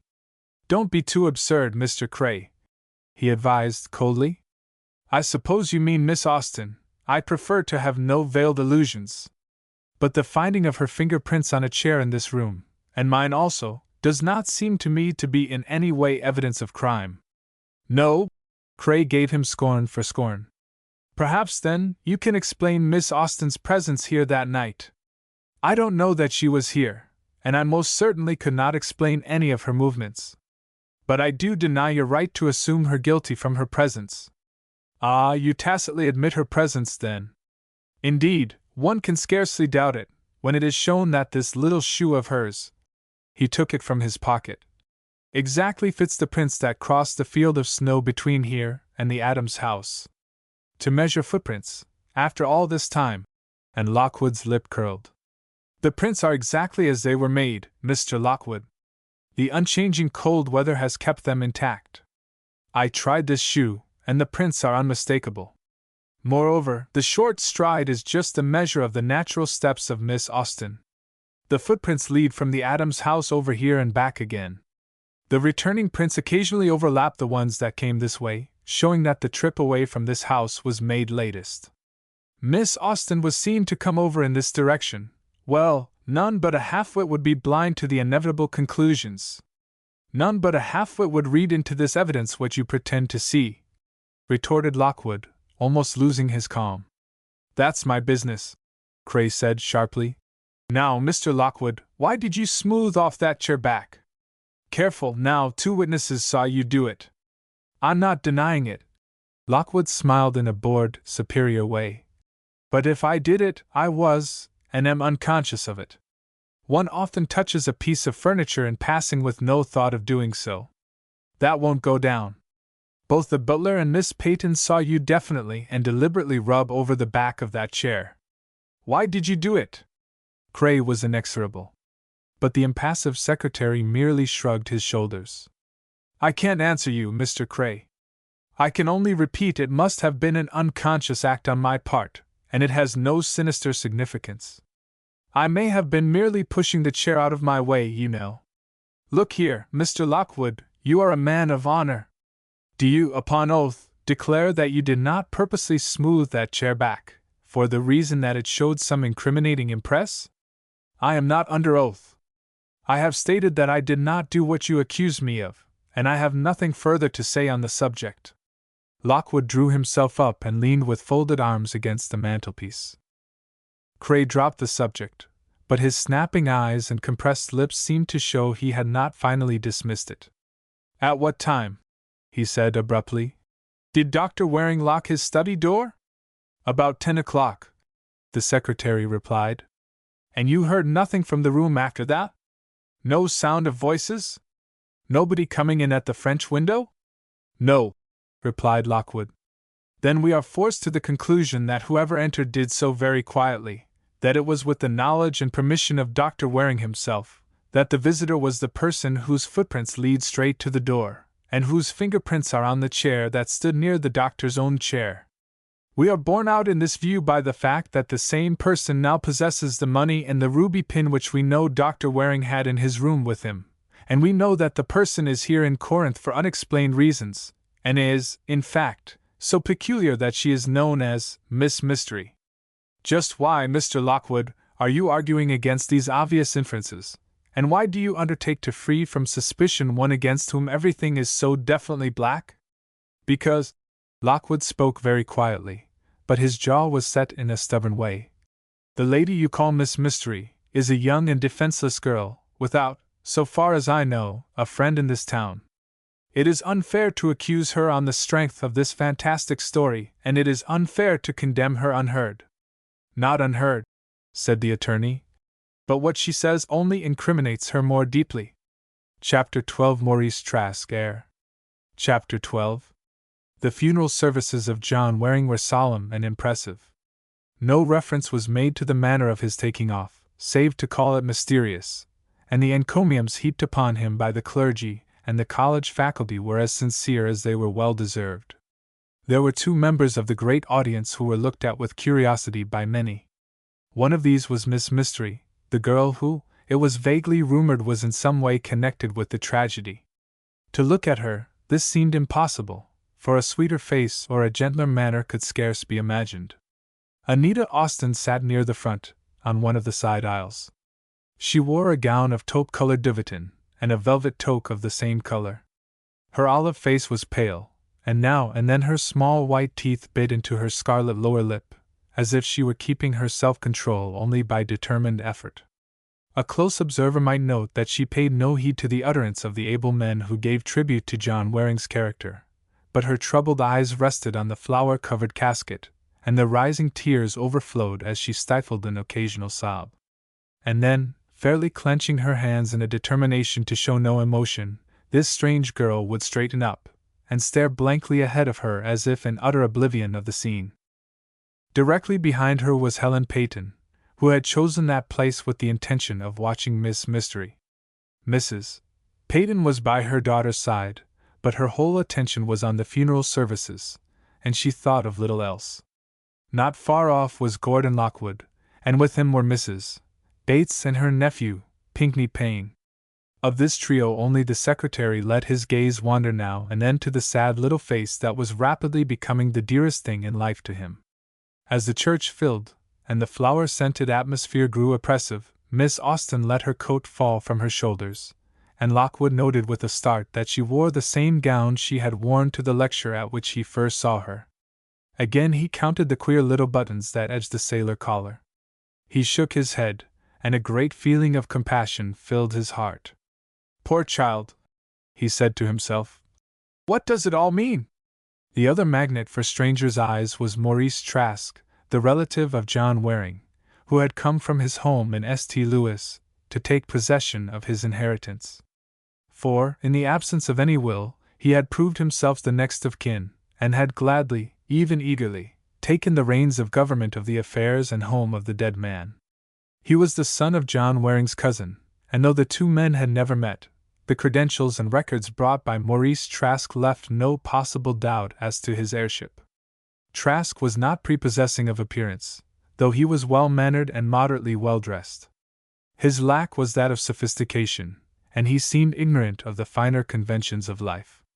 He was what is known as a self-made man, and men of home manufacture require some sterling qualities to start with if they are to turn out a satisfactory product. These qualities Trask didn't have, and a first glance at the sharp-featured face gave an impression of greed and shrewdness. There was also a slight air of bravado, which was quite evidently caused by an uneasy feeling of inferiority.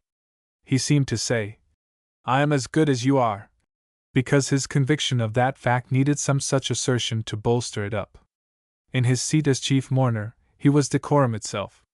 His black garb was very black, and if it betrayed a provincial cut or fit, such an effect was more in keeping with the man than correct apparel would have been.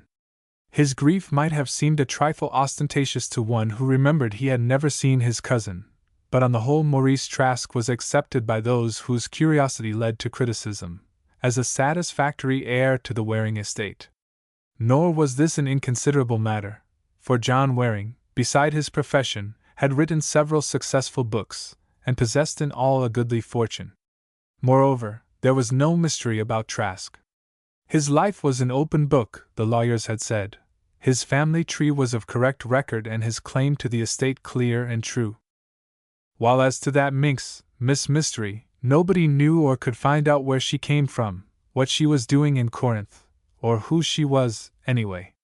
Clearly she was mixed up with Dr. Waring in some unconventional way, that is, if the reports were true that she visited him in his study without the knowledge of his household. No shadow of blame was attached to John Waring for this, although it would seem that the man was old and wise enough to ward off an attack from such a small vampire. "That's what she is," Helen Peyton concluded to herself, as she mused on the girl who sat in front of her. "She just plain vamped poor Dr. Waring, and she got into the study, and now I can prove it." After the funeral, the chief mourners went back to the Waring home to discuss matters. Mrs. Peyton had tea served in the living room, for all who came, and many neighbors, drawn by curiosity, accepted her hospitality. Trask, rubbing his hands involuntarily, slipped easily into his new role of host, and rather overdid his part. "Yes," he would say. "Yes, yes. I learned from the addresses how fine a man my cousin was. Yes, yes, a noble character. Now I can't expect to take his place in your community all at once, but I'll get there. I'll get there. And you'll all help me, won't you?" He beamed on them. "Yes, yes, you'll all help me to become one of the first citizens of Corinth, one of the first citizens of your lovely, tree-decked town. Yes, yes." Plate and cup in hand, he moved around among his guests, a little awkwardly but full of amiability and good cheer. His sentiment was quite evidently, "The king is dead, long live the king," and he wanted to get settled on his throne at once. But the cousin of John Waring had another side to him. This was shown when, later on, he met a few people in the study. Cray was there, by invitation, and Morton also. Lockwood and the two Peytons. "Just a few words at the outset," Trask began, and he was noticeably more at ease in this executive session than he had been in the social atmosphere. "I want to maintain this household, for a time at least, as I find it.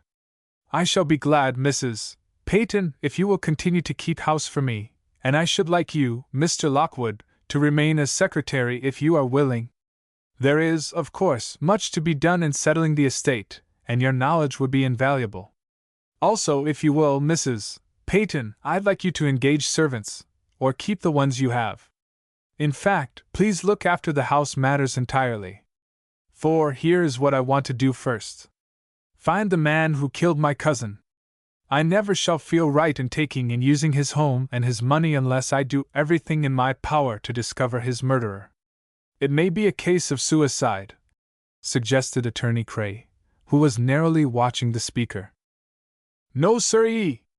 First place, as near as I can figure it out, my cousin was not the man to take his own life. Also, he was on the eve of taking a fine position as college president. Also, he was about to marry a beautiful lady. Why worry? And two, and this is to me the strongest argument against the suicide theory, I've read lots of detective stories. You needn't sniff, Mr. Cray, those stories are often founded on fact, and many of them hinge on the mystery of a sealed room. Often a book starts out with a situation just like this: man found dead. Room locked up. No weapon about. Murder or suicide?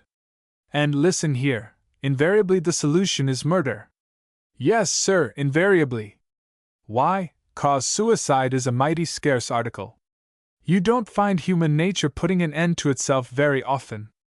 That is, not worthwhile human nature. Your suicides are weak men, down and outers, ignorant, half-baked chaps. Not fine, upstanding men such as John Waring was. You know that, Mr. Cray? Yes. The attorney nodded. That's certainly so, Mr. Trask. And anyway, if you're going to make investigations, you have to start on the theory of murder. Just that exactly, Trask agreed. Then if we run up against proof, actual proof of suicide, why then, we know where we're at. Lockwood looked at Trask and listened to him with interest. He was a new type to the secretary, who with all his knowledge of characterization couldn't quite place him. At first, Lockwood had felt an instinctive dislike. The newcomer had been so patently pleased with his inheritance, and so evidently insincere in his mourning. But this sensible, straightforward insistence on avenging his cousin's murder, if it were murder, raised Trask in Lockwood's estimation, and he concluded to remain as secretary, for a time at least. You have the case in charge, Mr. Cray, Trask went on, and I want you to push it, sir. Get help if you want, get some highfalutin detective, if that's the proper caper, but get results. Results, that's what I'm after. Here's my idea. Get busy, and do all you can as quick as you can. Don't dawdle. Put things through. And then, if you can't find the criminal, after due effort, then we'll give up the hunt. That's my idea. Do all you can, and then quit. Very well, Mr. Trask, Cray replied. I understand, and I'll do as you say. When you have the time to devote to it, I'll give you a history of the case. The time is now, Mr. Cray. And your history must be put in a nutshell. The circumstances of John Waring's death I know. Also, I know whom I suspect as the murderer. So tell me your decisions to date. I fear we have made no decision, Mr. Trask. As a matter of fact, the evidence to date points in a most painful direction. What? You're deterred from justice because evidence points in a painful direction. My stars, Cray! Is that the way you detect in New England? But evidence may be false, and it is unwise to accuse without certainty. I have some certain evidence, said Helen Peyton, and all turned to look at the girl, who spoke hesitatingly and in a low tone. Yes, I wouldn't tell it, but I think I ought to. I just found it out today. Of course you must tell it, Miss Peyton, Trask said dictatorially. Out with it. Well, Helen spoke to Cray. You know Mr. Lockwood rubbed off some marks from this chair the morning after we found Dr. Waring. Yes, they were without doubt indicative marks. What do you know about them? Cray looked at her earnestly, for he had great interest in that act of the secretary's. They were the marks made by the buttons on the back of the dress Miss Austen wore today. For a moment Gordon Lockwood's calm almost deserted him. It was but a fleeting instant, yet Cray's sharp eyes caught the look of utter dismay that crossed the impassive face of the secretary. Immediately the usual hauteur returned and the grave eyes met Cray's without a tremor. How do you know? Cray was all alertness. I sat behind her at the funeral. She took off her coat and I couldn't help noticing a certain arrangement of buttons. It struck me, because I noticed the marks on the chair back, and they were just the same design. Absurd, Lockwood said quietly, but with a deep scorn in his tone. As if you could identify the trimming on a lady's gown. But I did, Helen persisted, spurred by Lockwood's manner. I noticed it on the chair, a clear pattern of the trimming of the collar, and 2 rows down the back. And then I saw Mr. Lockwood rub it off of the chair back with utmost care. And today, when I saw Miss Austen's dress, I recognized it at once. She was here that night, Mr. Lockwood knew it, and he erased the marks. Helen, don't be too ridiculous. Lockwood spoke now in a soft drawl that made Helen flush with anger. I'm not ridiculous. Am I, Mr. Cray? It's evidence, isn't it? It proves that girl was here, doesn't it? And Gordon did rub it off. Ito saw him too, and I saw him. He was rubbing the chair when I came to call him to breakfast. He can't deny it. I do deny it, Lockwood said quietly. Miss Peyton is excited and doesn't remember accurately. Nothing of the sort, blazed Helen. It's all true. Gordon won't admit it because… Helen, hush! Gordon's look stopped her at once. Don't say things you'll regret. But I don't regret them, put in Cray. All this is important. Mr. Lockwood, do you deny obliterating these marks in question? Of course I do. Lockwood smiled slightly. If I was moving the chair or touching it, when Miss Peyton came to call me to breakfast, I don't remember it. At any rate, it was with no intention of removing evidence. Gordon Lockwood told these falsehoods with as calm an air as he would have shown in making truthful statements. He was not only deeply in love with Anita Austen, but he did not, and would not believe her guilty of crime, or of any connection with a crime. Wherefore, he was ready and willing to tell any number of lies to save or shield her. And from his manner none could guess he was saying other than absolute truth. But look here, spoke up Maurice Trask. This won't do, you know. Are you people accusing a girl of Dr. Waring's murder? A girl? Not accusation yet, Cray told him. But we want to know more about the young lady in question. In fact, she's been dubbed Miss Mystery, because so little is known about her. Miss Mystery, eh? And she came here to see the doctor the night he died? She did not, Lockwood asserted calmly. Had she done so, I should have known it. Of course you would. Trask looked at him shrewdly. Of course. But the impress of her clothing was left on the chair back? Is that it? That's it, said Helen, sharply. And when 40 Lave and other things prove her presence here that evening, I don't know why Mr. Lockwood so positively denies it. He must have a deep interest in the young lady. Helen's spitefulness was undisguised, and her mother looked pained and regretful. Both these women had hoped that Gordon Lockwood's affections might turn toward Helen, and the older one realized that such speeches as this would in no way further their plans. But Helen was thoroughly jealous of Miss Mystery, for more reasons than one, and she let her unbridled tongue expose her feelings. Crane knew all this, and therefore took Helen's statements with a grain of salt. And yet, he soliloquized, she would scarcely make up that rigmarole of the dress trimming. He fancied it was true. And why shouldn't it be? The evidence of Anita Austen's presence in John Waring's study that fatal night was far too strong to be ignored. Moreover, the girl's possession of the money and the ruby pin had yet to be satisfactorily explained. It was unthinkable that anyone should have stolen these things and planted them in Miss Austen's bureau drawer. "I'd like to see this young woman," said Trask suddenly. "I'm going over to see her now, come along," invited Cray, who was a little impressed by the perspicuity of this stranger. "I'm going too," declared Helen Peyton, and as Lockwood couldn't keep away, they all went over to the Adams house. In the cozy sitting room they congregated, and Mrs. Adams went upstairs to summon Anita. She found the room locked. When, in response to a repeated summons, the door was opened, Mrs. Adams faced a tearful, sad-faced girl, who asked indifferently what was wanted. "You'll have to come downstairs," the landlady said. "Mr. Cray is there, and some others. They want to see you." "I won't go down. I don't want to see anybody." "I guess you'll have to." Mrs. Adams spoke a little crisply. "It's a summons. You've got to come." "Oh." Miss Austen's manner changed. "Well, I will then. Wait till I bathe my face." Mrs. Adams came in, closed the door, and waited. She felt sorry for Miss Mystery, but she also felt suspicious of her. Perhaps the mystery would now be cleared up. The good woman was about to speak kindly to her strange boarder, but as she watched, she lost the desire to help her. For, to Mrs. Adams' primitive notions, the girl was doing dreadful things. Having bathed her tear-stained face, Miss Mystery proceeded to powder it lightly, and horror of horrors, she added the merest flick of rouge to her pale cheeks. And not content with such baseness, she stooped to further degradation, and touched her pale lips with some heathenish contraption that made them just a little redder. No, Mrs. Adams had no sympathy for a girl who would do such awful things, and she waited in a grim and stony silence.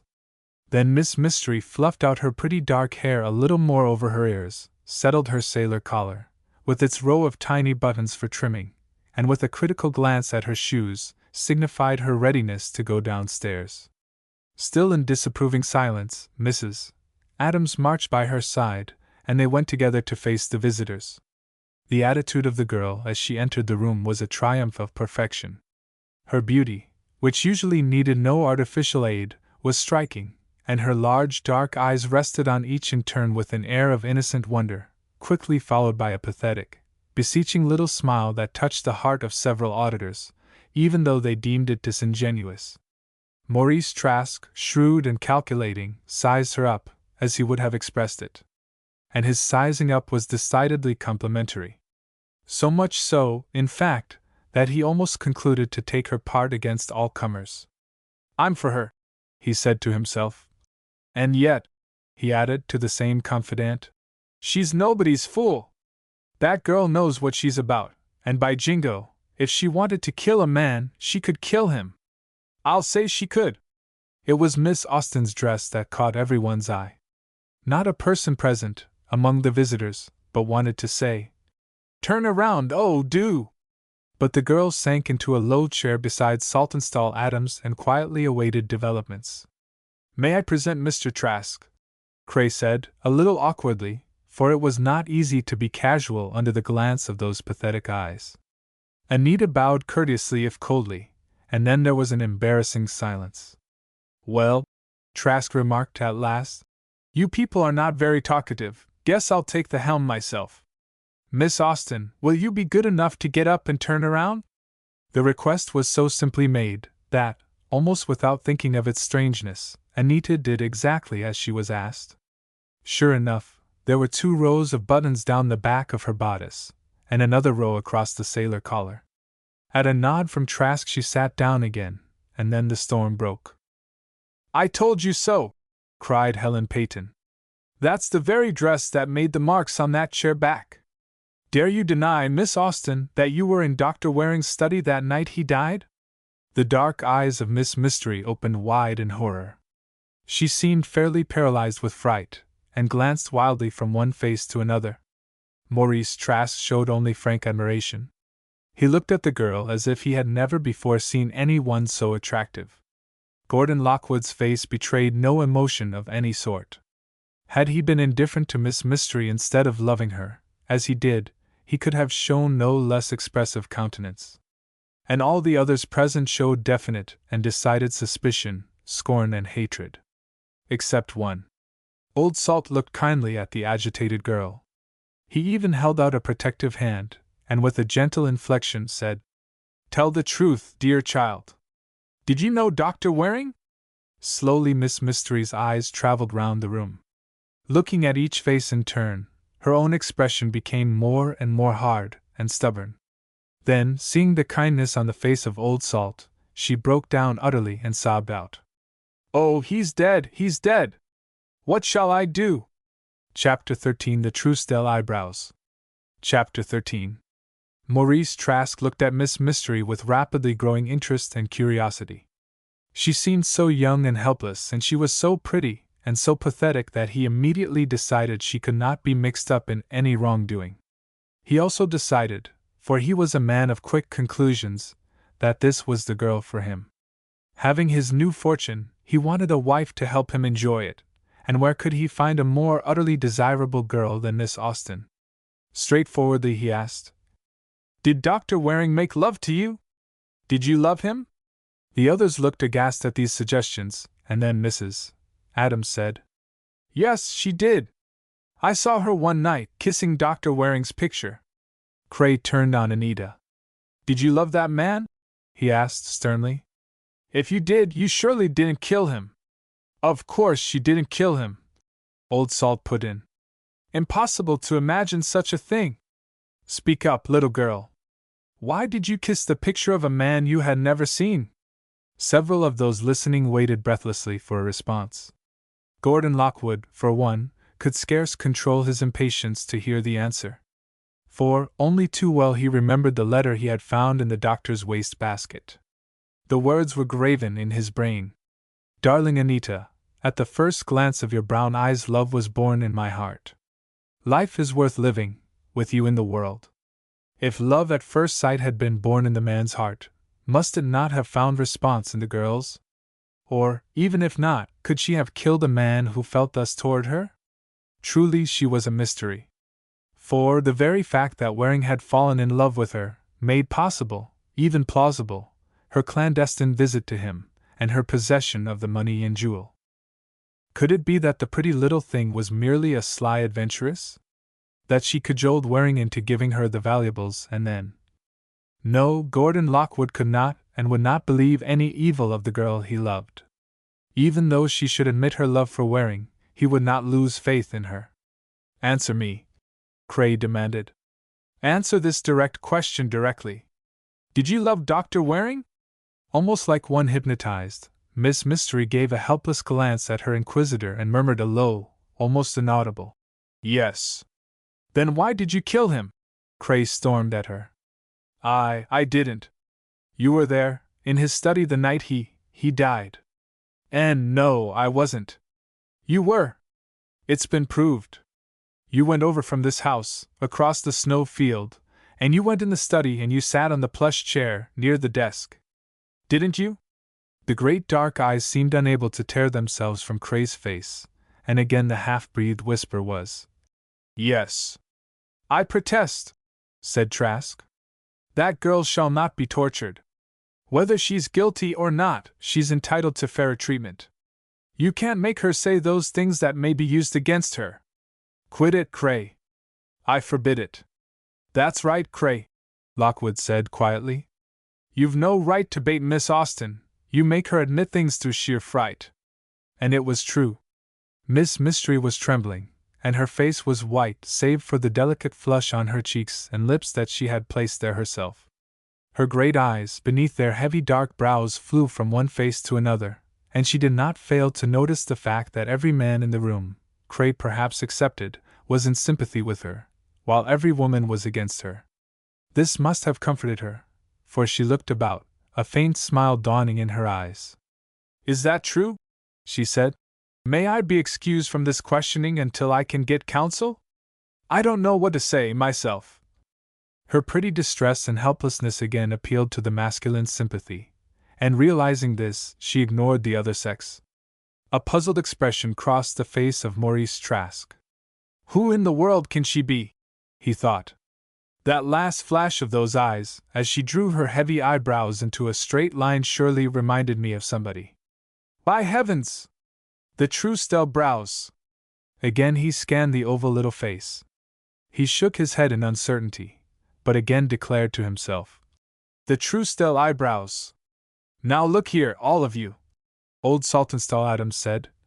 "I don't believe this child is guilty of anything really wrong. If she caught the fancy of Dr. Waring, it may seem pretty awful to us old fogies, but a pretty girl like Miss Austen can't help charming the men folks. I don't want to discuss that, but I do say that it's no crime to go to see a man in the evening, and too, she may have had some errand we know nothing about. Did Dr. Waring give you that money of his own free will, Miss Austen?" "Yes," said Anita, involuntarily, and then bit her lip as she added, "I told you he didn't give it to me."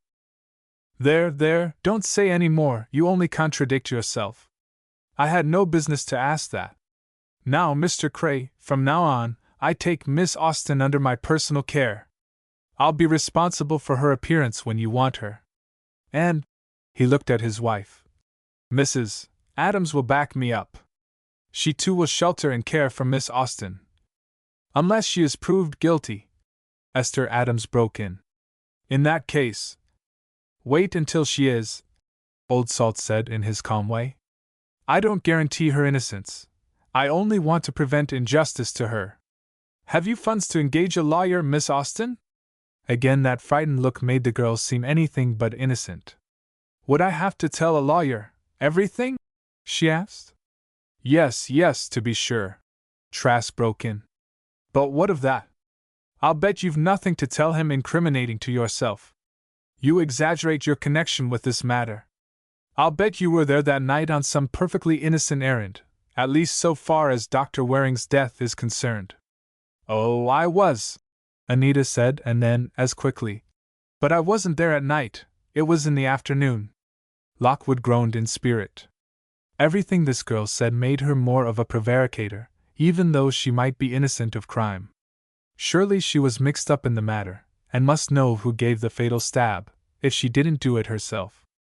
If only Nogi could be found. He, of course, was implicated. "I'll get a lawyer for you, if you'll let me, Miss Austen," Lockwood said, unable to resist his impulse to help her. "I am a lawyer," said Maurice Trask. "I here and now offer my services to Miss Austen. If you'll accept, my dear young lady, I promise to use my best efforts to do all that can be done for you. But do I have to tell you?" Again Anita began, perplexedly, her brows straight. Trask gazed at her fixedly, and then he said, "That will be between us. You will decide when we talk things over, what to tell me and what not." He spoke as to a fractious child, and his voice was kind and helpful even though his inflections were not cultured. Lockwood looked at him uneasily. Might not this man's kindness and assistance to the distressed girl lead her to feel such gratitude that it would be no hard matter for Trask to win more than gratitude? Lockwood was nervously sensitive to the interest Trask took in Anita, and well knew his state of mind toward the little beauty. And instead of being lessened by the trend of suspicion toward Anita, Lockwood's own infatuation deepened with every glance he allowed himself at the lovely face. The countenance of Miss Mystery was ever changing. Now, she was a wistful-eyed child, and in a flash she was an inscrutable young woman, only to change the next instant to a wrongly accused and innocent martyr. Anyway, Lockwood told himself, he meant to win her, and if Trask stood in his way, Trask must be set aside, that was all. An indomitable will ought to be able to conquer the intents of a self-made, unattractive man of Trask's type. And too, a love like his own, surging more fully every moment, must appeal to the girl, once he could get a chance to declare it. Lockwood was by no means a conceited man, but he had a true sense of value, and he knew that he was a fitter mate for Miss Mystery than Trask, if the girl could know them both. "I know a lawyer," Lockwood began, "here in Corinth. Might he not be a better man for you, Miss Austen, than a stranger in the town?" "Just why?" Trask said, his eyes coldly scanning Lockwood's face. "Because he would have known Dr. Waring, and all the circumstances," Lockwood concluded a little lamely. "Not much of an argument." Trask dismissed the suggestion. "Also, I promise not to cost the lady as much as any other counsel would." This speech was accompanied by an admiring glance that was so nearly a smirk that Lockwood with difficulty kept his hands off Trask's throat. Mrs. Peyton, who with Helen had sat almost wordless through the whole session, now rose to go. "Come, Helen," she said. "We are of no use here, and I'd rather take you away." Her implication that the presence of Miss Mystery was contaminating was too plain to be mistaken, and mother and daughter left the room. "Well," Cray said, "I've pretty much made up my mind in this matter. I make no arrest now, since you're going to be responsible, Mr. Adams, for Miss Austen's presence when desired. But I think I see it all. I think I can reconstruct the whole case, and I think there will be decided developments very soon." "You do," was Trask's response to this speech, and as one by one all present rose to go, Trask remained, and asked that he might see Miss Austen alone. "Guess I'll stand by," said Old Salt, and something in the grim but kindly old face made Trask give tacit consent. Straightforwardly the man set about his inquiries. "Now, first of all, Miss Austen," Trask said, "where is your home?" An obstinate look came into her eyes, and she hesitated a moment. Then, with a sudden change of expression, she said, "Indianapolis. Address? 627 Jackson Street." Trask's eyebrows went up at this, and he gave her a searching look, but Miss Mystery showed no embarrassment. "Sure of the number?" he said. "I know Indianapolis pretty well." "I'm sure," was the cool reply, and Trask went on. "Know Dr. Waring before you came here?" "No." "Never saw him before?" "Never, to my knowledge." "You didn't kill him?" Anita only shook her head slowly, but Trask did not press her for a verbal answer. "Yet you were there that night. Now, it's useless to deny it, for the prints of those doodads on the back of that very frock you have on now were on the plush back of the chair you sat in. Young Lockwood smoothed them away, Lord knows why. He must suspect you, I should say, and tried to shield you that way." "Could he?" asked Miss Mystery, hopefully. "Could he shield you?"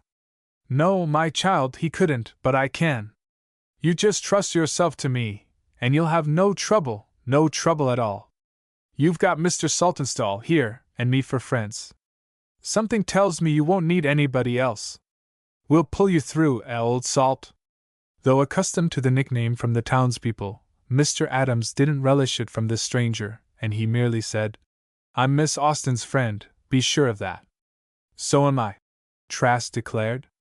"Now, little lady, you needn't tell all you know, but some things you must tell me. Anybody among your relatives named Truesdell?" Only a quick eye could have caught a fleeting look of dismay on her face, as Anita promptly responded, "No, not that I know of." "Falsehood number one," said Trask to himself. "What the deuce is she up to?"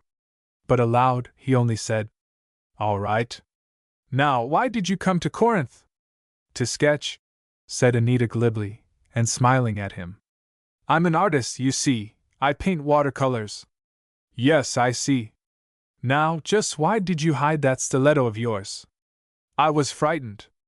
I was afraid they would think I killed Dr. Waring." "Why did you fear that?" "Oh, I don't know."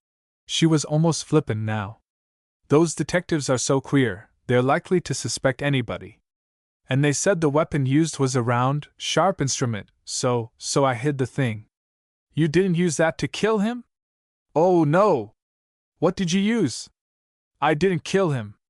"Who did?" I think he killed himself. Mr. Adams? Trask turned to the old man. Please leave us two alone for a few moments. I ask you as a personal favor.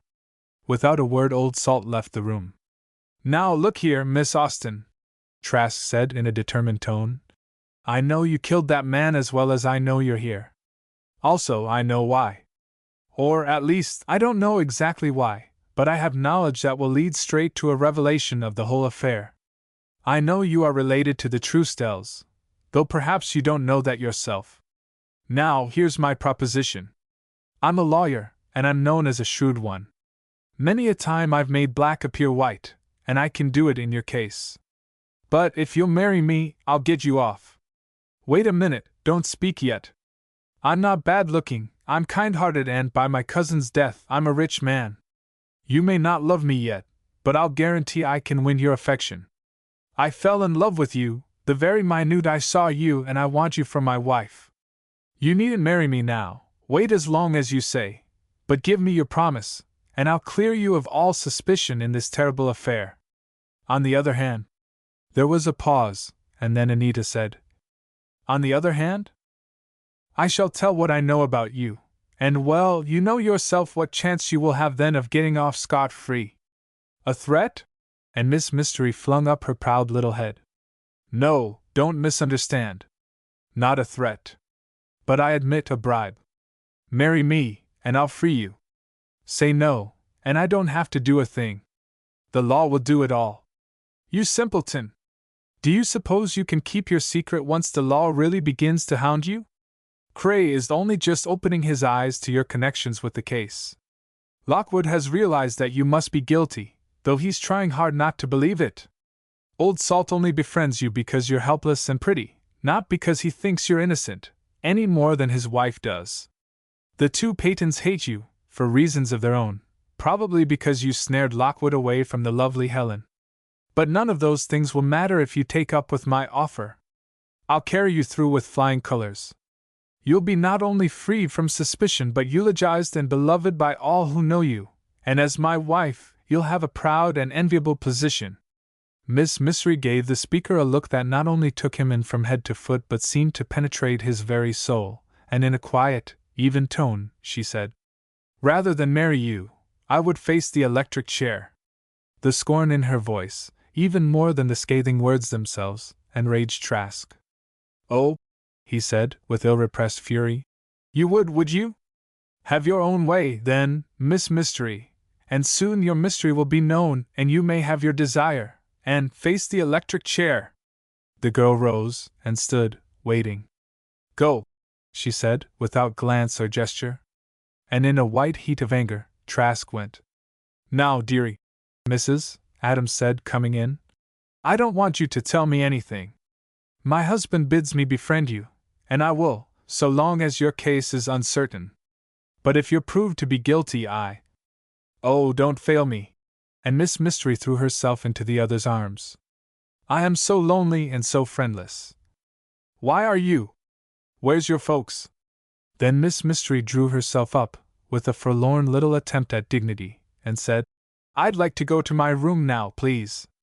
Upstairs she went, slowly, and as she neared her own room Lockwood met her in the hall.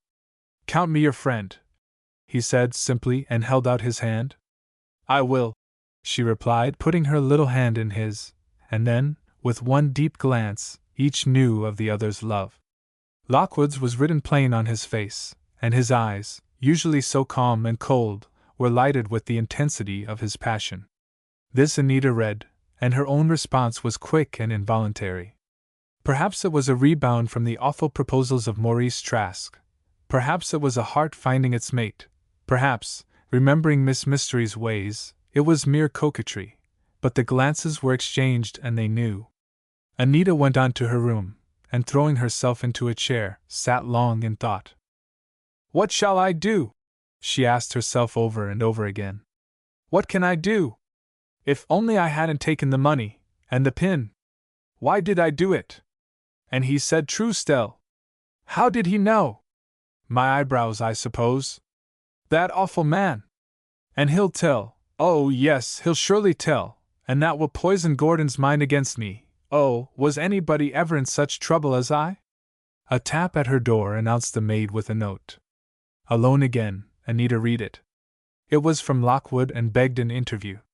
Please let me see you alone, it said. I don't know how best to manage it. Will you go for a walk with me now? There's time for a short stroll before dark. Hurriedly Anita flung on hat and coat, and opened her door. Lockwood was on the stair. Going out? He said casually. May I walk with you? Please do, said Anita, and they started out together. I'm sorry enough to do anything that seems clandestine, said Lockwood as they walked. But that feline lady, Miss Bascom, is watching your every move, and I can't let her get anything to criticize you for. A grateful look rewarded him, and then Gordon went on. Tell me, did I read your eyes aright? Can you care to know how I love you? How I have loved you from the moment I first saw you. Do you care, Anita? May I love you? But you don't know me, she said in a soft little voice. And you do know dreadful things about me. I don't care for any of those things. If they're dreadful, they're not true. Yes, they are true, some of them. And there are more dreadful things to know, that you don't even suspect, Gordon. The last word, spoken in the lowest, tenderest of voices, completed Lockwood's infatuation. Had she not said that, he might have been deterred by her statements, but that softly breathed name stirred his pulses, and in the deepening dusk he found her hand and said, Anita, I want you, I love you, none of these things count. I know you are in no way guiltily connected with this crime. If you are mixed up with it, it is through force of circumstances, and anyway, I don't care who or what you are. I love you, I believe in you, and I want you. But it's all so dreadful, and I can't tell. Don't tell anything you don't want to. But that man will tell. That terrible Trask man. Lockwood didn't waver in his fealty or loyalty, but it was a blow to learn that Trask knew something of Anita's secrets. I don't care, he said firmly. I love you. Chapter 14 A Proposal. Chapter 14. Maurice Trask took up his reins of government with a firm hand. He left all housekeeping and domestic matters to Mrs. Peyton, but the business affairs of Dr. Waring he concluded to clean up as rapidly as possible. It's astonishing, he said to Lockwood, what a lot of varied interests my cousin had. This morning's mail brings all sorts of things from rare book catalogues to mining prospectuses. By the way, I think I shall have an auction of his rare books. Such things don't interest me, and I believe they have a big money value. Some of them have, Lockwood returned, indifferently. He could not bring himself to like his new employer, but as he had agreed to stay with him for a time, he did his best to meet requirements. Take this lot now, and Trask indicated a bookcase full of old volumes of the classics. They mean nothing to me. I can't read Latin or Greek, and wouldn't if I could. My good heavens! Look at this one! Trask had taken down the volume that had been on Dr. Waring's desk the night of his death. As he flipped over the pages, two were stuck together, and the ghastly red stains showed only too clearly that they were the spilled blood of the dying man. Ugh! He said, holding out the volume to Lockwood. Burn that up. How could anyone have put it back on the shelf? Never let me see it again. The secretary took it, noting that it was a copy of Marshall, to which Dr. Waring had been greatly attached. Indeed, it had, to Lockwood's knowledge, been lying on the doctor's desk for a week or more before his death. Laying the stained volume aside in his own desk, Lockwood proceeded to assist in the examination of the books. He was not at all surprised to find Trask discarding the ones he would have retained and keeping the most worthless, though there was little that could really be called trash in the Waring library. Where are the story books? The new owner grumbled. No detective stories? No spicy novels? No joke books? Dr. Waring was serious-minded, Lockwood reminded him. He cared little for lighter reading. He was a scholar. He sure was, to judge from these old dry-as-dust tomes. But I'll fire a lot of the poky old stuff, and so make room for more entertaining books. You see, Lockwood, I hope, and I expect to get me a wife before long. Gordon's heart seemed to contract, for he divined what was coming. Yeppy, that's so. Little old Maurice wants a wifey, and who do you suppose has caught my fancy? Who? Was the mechanical response. Why, none other than the little Miss Mystery. Oh, yes, I know she is under a cloud, but I can get her off. I'm a bird of a lawyer, you know, and we'll fix up all that. Then I'll elevate that little nonentity to the elevated position of the Missus of Maurice Trask. Hey, my boy, how's that? Had Lockwood's calm not been habitual with him, he could scarcely have maintained it through this scene. As it was, he was a boiling, seething furnace inside him, but his judgment told him that any exhibition of surprise or annoyance would only irritate the other man without doing any good. Moreover, if Trask were really a shrewd lawyer, and if he knew something that would make any trouble for Anita, and she had hinted that he did, then, Lockwood argued, he must keep friendly with Trask, at least until he found out more of the matter. So he said lightly, Has the lady agreed? Well, not yet, but I say, Lockwood, you're hit in that same direction, eh? I admire Miss Austen very much, yes. Well, you keep off, do you hear? I hear, said Lockwood, in his imperturbable way, but when Trask looked up and caught the cold stare of his secretary, he dropped the subject and returned to the books. Since Dr. Waring's death, Lockwood had formed the habit of going back to the Adams house for his luncheon. This, of course, in the hope of seeing something of Anita, and also because his new employer preferred it that way. At luncheon, Trask took occasion to eulogize Miss Austen. Helen Peyton stood it as long as she could, and then broke out with, I don't see what you can find to admire in that thin, sallow little thing. And besides, she is a wicked girl. I think she killed Dr. Waring, but even if she didn't, she came over here to see him, secretly, late at night, and if that isn't wrongdoing, I don't know what is. But just because she puts up a helpless bluff, all the men fall for her. Jealous, Miss Peyton? And Trask looked at her shrewdly. No. Helen tossed her head. I've no reason to be. That girl is nothing to me, and the sooner she gets out of Corinth the better. If the police will let her go. Now then, Miss Peyton, Trask began, in his most emphatic manner, and Mrs. Peyton too, once for all, I will hear no word against Miss Austen in my house. Put any meaning you like into that, but remember it. One word against Anita Austen, and the speaker of it goes out of my door never to return. Am I clear? Clear? Yes, but I can tell you. Hush, Helen, said her mother. We want to stay here, don't we? Well, then, as Mr. Trask is evidently much in earnest, I insist that you obey his wishes, as I shall. That's right, Mrs. Peyton. And if your daughter forgets my hints, I trust to you to keep her reminded. That's all about that. In this fashion, Maurice Trask settled every question that arose. His word was law, and he spoke no unnecessary words. The servants could obey or leave. The housekeeper had been told the same, and the secretary understood it, too. Returning to the library after luncheon, Trask sat at the desk in deep thought. Got to get the girl, he told himself. Plenty to hold over her head, but she's skittish, that's plain to be seen. Also, she's in love with Lockwood. Got to get him out of town. Nothing doing while he's around. Now how? Morton hinted of his being deeply in debt. If so, he's got some past history, guess I can get something on him. Got to, whether I can or not. Wonder if the little girl did do the sticking. Hard to believe it, and yet that kid's got it in her. She sure has. And she's a true Stell, all right. Nobody ever had those beetling brows, almost joining above those dark eyes, in that level line. Why, if she's a true Stell. Good Lord, I've got to marry her. I'll have to scare her into it. Now, Maurice, my boy, get in some of your finest work. Clapping on his hat, he started for the Adams house. As luck would have it, he met Anita and his secretary walking toward him. Playing truant? He called out gaily to Lockwood. I'm just on my way to your house, Gordon returned coldly. You too, Miss Mystery? And Trask gave her a wide smile. No, I'm going to the post office. Ah, I see. Then, on your way, Lockwood, and I'll step along with Miss Austen.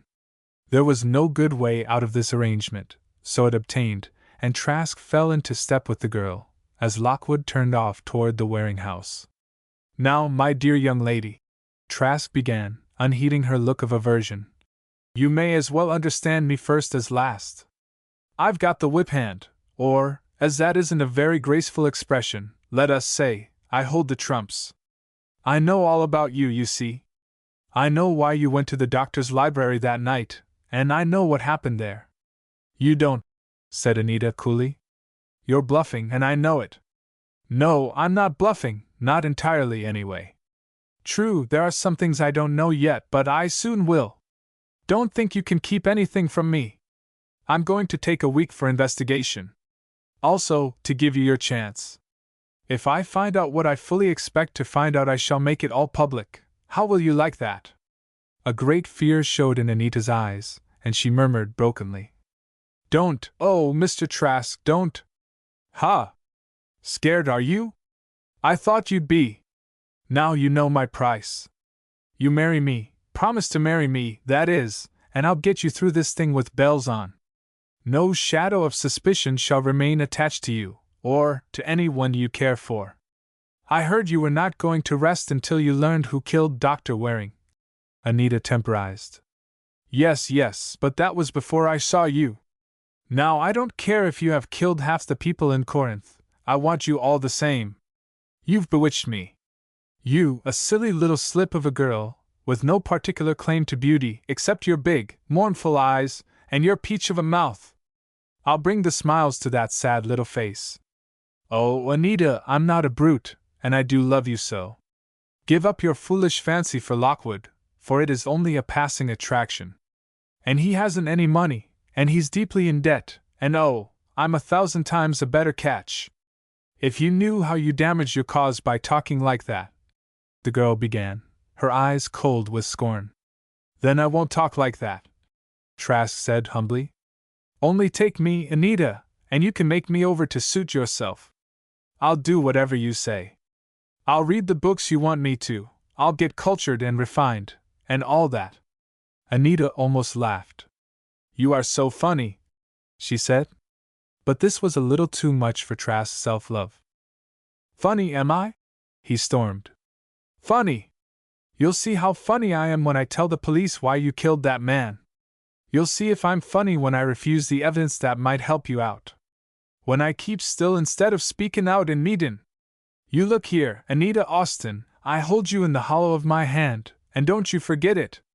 You've got a deep, dark secret, and though I don't know quite all of it, I'll know it soon.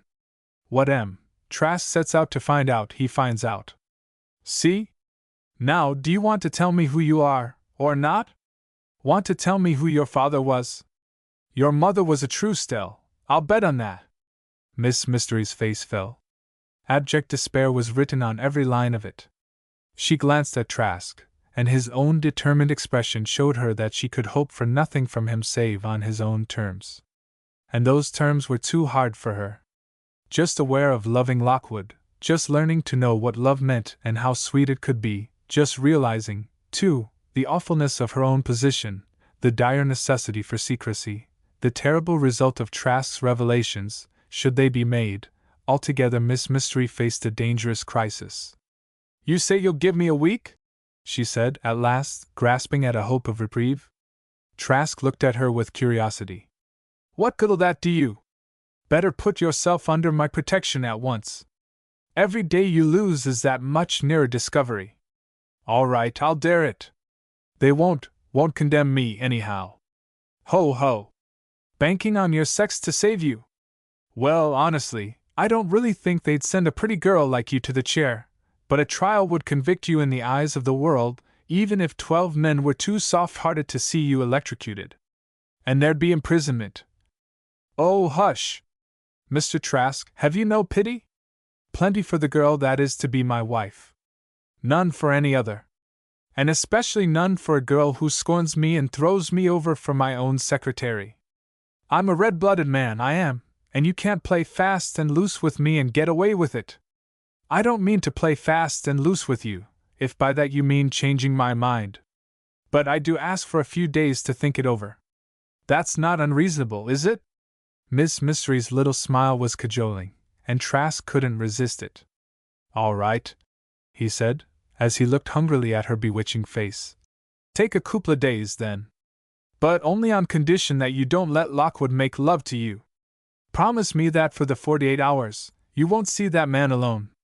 How can I promise that? You'll have to, whether you can or not. All right, I promise. He looked at her sternly. And you'll keep that promise, or you'll be sorry. I haven't much opinion of your promises. You're not the sort to keep faith. But remember, I'm a power. Maurice Trask can do whatever he sets out to do.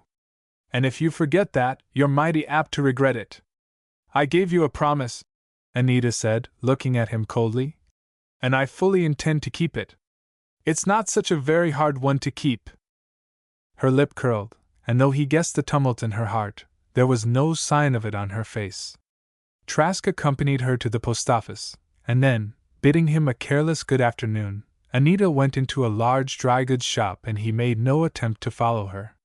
He would have been interested, however, had he noted her proceedings. For she went straight to a telephone booth, and called up the Waring house.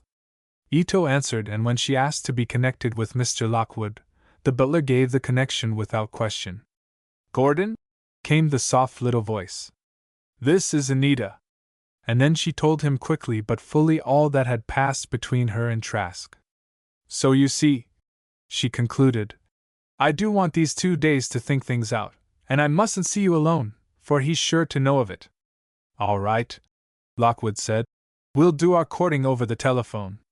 Let me see, I'll go downtown this evening and telephone you.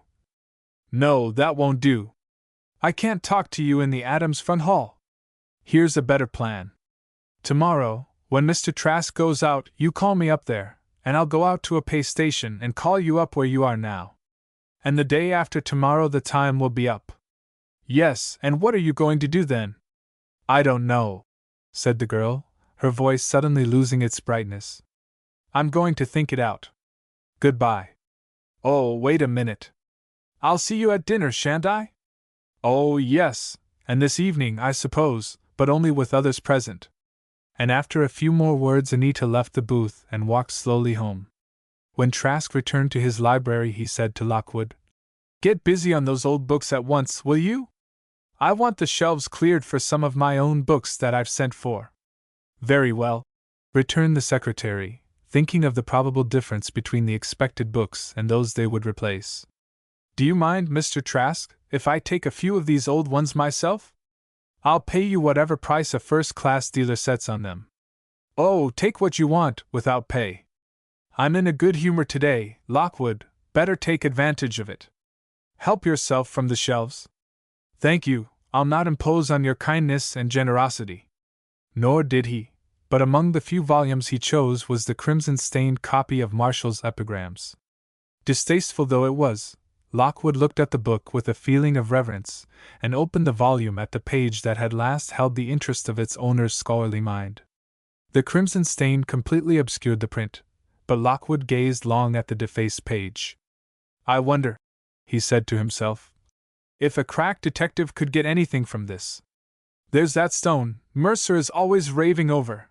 I suppose he's terribly expensive, yet this strange case might intrigue him, and yet, there's Anita to be considered. If it should turn the tide against her. Later that afternoon, Trask went out again and Lockwood seized his chance. Calling Anita at the Adams house, he said, Listen, dear, you needn't say anything but yes or no, and then no one will understand. All right, came the reply. I've just about come to the conclusion I'll get a clever detective and put him on the case. I mean a real detective, in fact, Fleming Stone. Oh, no! Anita's voice was one of utter dismay. Why not? I can't tell you this way. You said. So I did. Well, here, I'll ask questions. Don't you want me to do this? No, very emphatically. You'd rather I wouldn't? Very much rather. Because you fear ill effects to yourself? Yes. You are sure you're not overestimating the danger of that? I am sure. Then there's no more to be said. Goodbye. Lockwood hung up the receiver, and turned around to see Trask frowning at him. So that's the way you and Miss Austen whipped the devil around the stump? That's the way, returned Lockwood coolly. She promised not to see you alone. Is this how she keeps the letter of her promise and breaks it in spirit? Leave her out of this.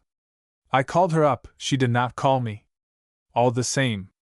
Now, I gather from the interesting talk I overheard that Miss Austen does not wish to have Fleming Stone take up this case. You are at liberty to gather anything you choose. See here, Lockwood, you make a mistake when you try to antagonize me.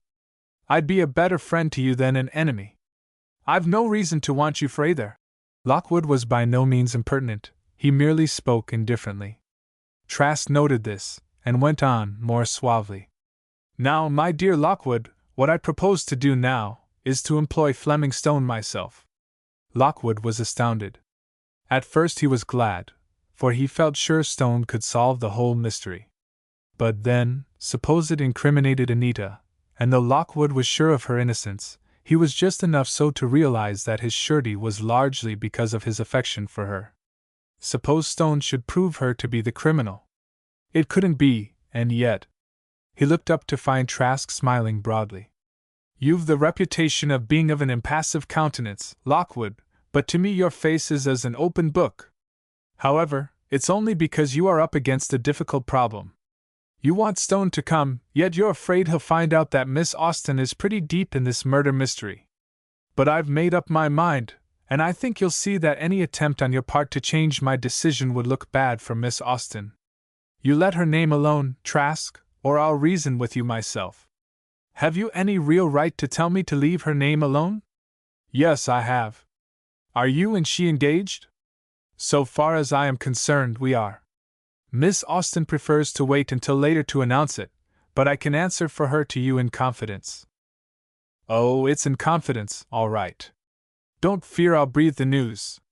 For, you see, I've made up my mind to marry Anita Austen myself, and if Fleming Stone proves that she is a murderess, I'll marry her all the same. She'll escape punishment. What woman doesn't? Then, look here. Lockwood's manner changed. If you're going to get Stone anyway, why can't we work with each other and not at odds? Whatever else we think or feel, we both want to save Miss Austen all the trouble or distress we can. Let's be friends, then, and talk things over with Stone, and then. I'm on.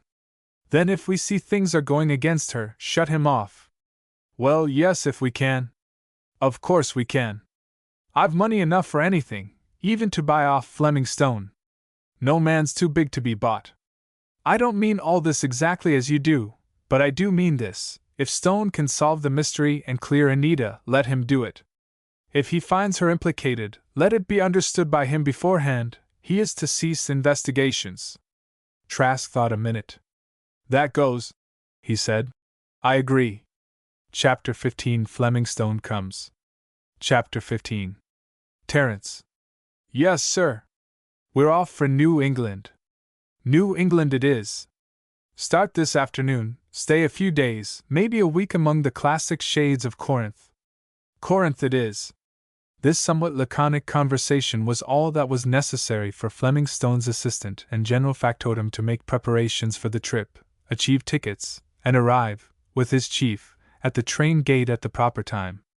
Terence McGuire, sometimes called Phibbsy, because of a certain tendency to mendacity, had begun as Stone's office boy, and by virtue of his general aptitude for detective work and his utter devotion to Stone, had become a worthwhile and much appreciated assistant. Not only did the lad look after all details of their trips as well as taking care of the offices, but many times his ingenious mind so stimulated or aided Stone's own, that more often than not they were practically colleagues. They had a compartment to themselves at the end of the car, and they were no sooner started than Stone began to discuss the case with the boy. I don't know all the details, of course, he began, but it's a setting after my own heart. Then I can guess it, put in the wise Phibbsy. Man found dead in sealed room. You're a wizard. What made you think of that? 'Cause that's the problem you like best, Stone. Wise me up some more. It's further interesting, because the victim is a great and good man, in fact, the president-elect of the University of Corinth. My! Somebody didn't want him for president. That the idea? Apparently not. Nothing in the letter about that. Who wrote the letter? The relative who inherits the whole estate. He do the job? No reason as yet to think so. But the criminal mustn't be guessed at. The point is the locked room. How was the killing done? Stabbed. No weapon found and no way to get in or out of the locked room. Fine problem. Yes, if we don't find a secret stairway, or a lying servant. Such cases generally fizzle out that way. Phibbs, you're a boy, Cassandra. What's that? Stone explained, for it was his habit to supplement McGuire's very scant education by bits of information now and then, when time served. But there's a queer clause in the arrangement, Stone went on. If we find the evidence leading in a certain direction, the chase is to cease. That won't do. Of course not, and I'll soon make that clear.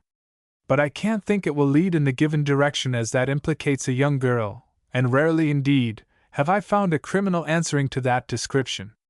'Tisn't usual, but you know, Stone, since the war, girls are so independent and so cocky that there's no telling what they'll do. Me for the girl, as a suspect. Phibbsy, you're a fool. No, sir. I don't admit it. See here, sir, if they're so afraid suspicion will turn to that girl, there's reason for it. Yet, as you can guess, if she didn't do it, they want her skirts entirely cleared. Pretty good deduction so far. But we can't judge rationally until we know the facts. The facts were told them, when, some hours later, they sat, alone with Maurice Trask in the room where John Waring breathed his last. I'm a plain man, Trask said, for he didn't care to pose unduly before an astute detective. I've come into this estate of my cousin's, my second cousin, he was, and I started out with a firm determination to find the villain who killed him. But there is some cause for suspicion of the young lady I expect to marry. And here's the situation. If you can solve the mystery of Dr. Waring's death, and free that girl from any taint of blame, go ahead. But if your investigation leads to her, stop it. I want to marry her just the same, whether she killed anybody or not. But if she didn't do it, I want to know it. Can't you learn the truth from the young lady herself, if she is your fiancée? Asked Stone. Oh, she says she didn't do it, of course. But there's such an overwhelming mass of evidence, or apparent evidence against her, that it's the deepest sort of a mystery. Main facts first. Where was the body found? In that desk chair, seated at his desk, as he often was evenings.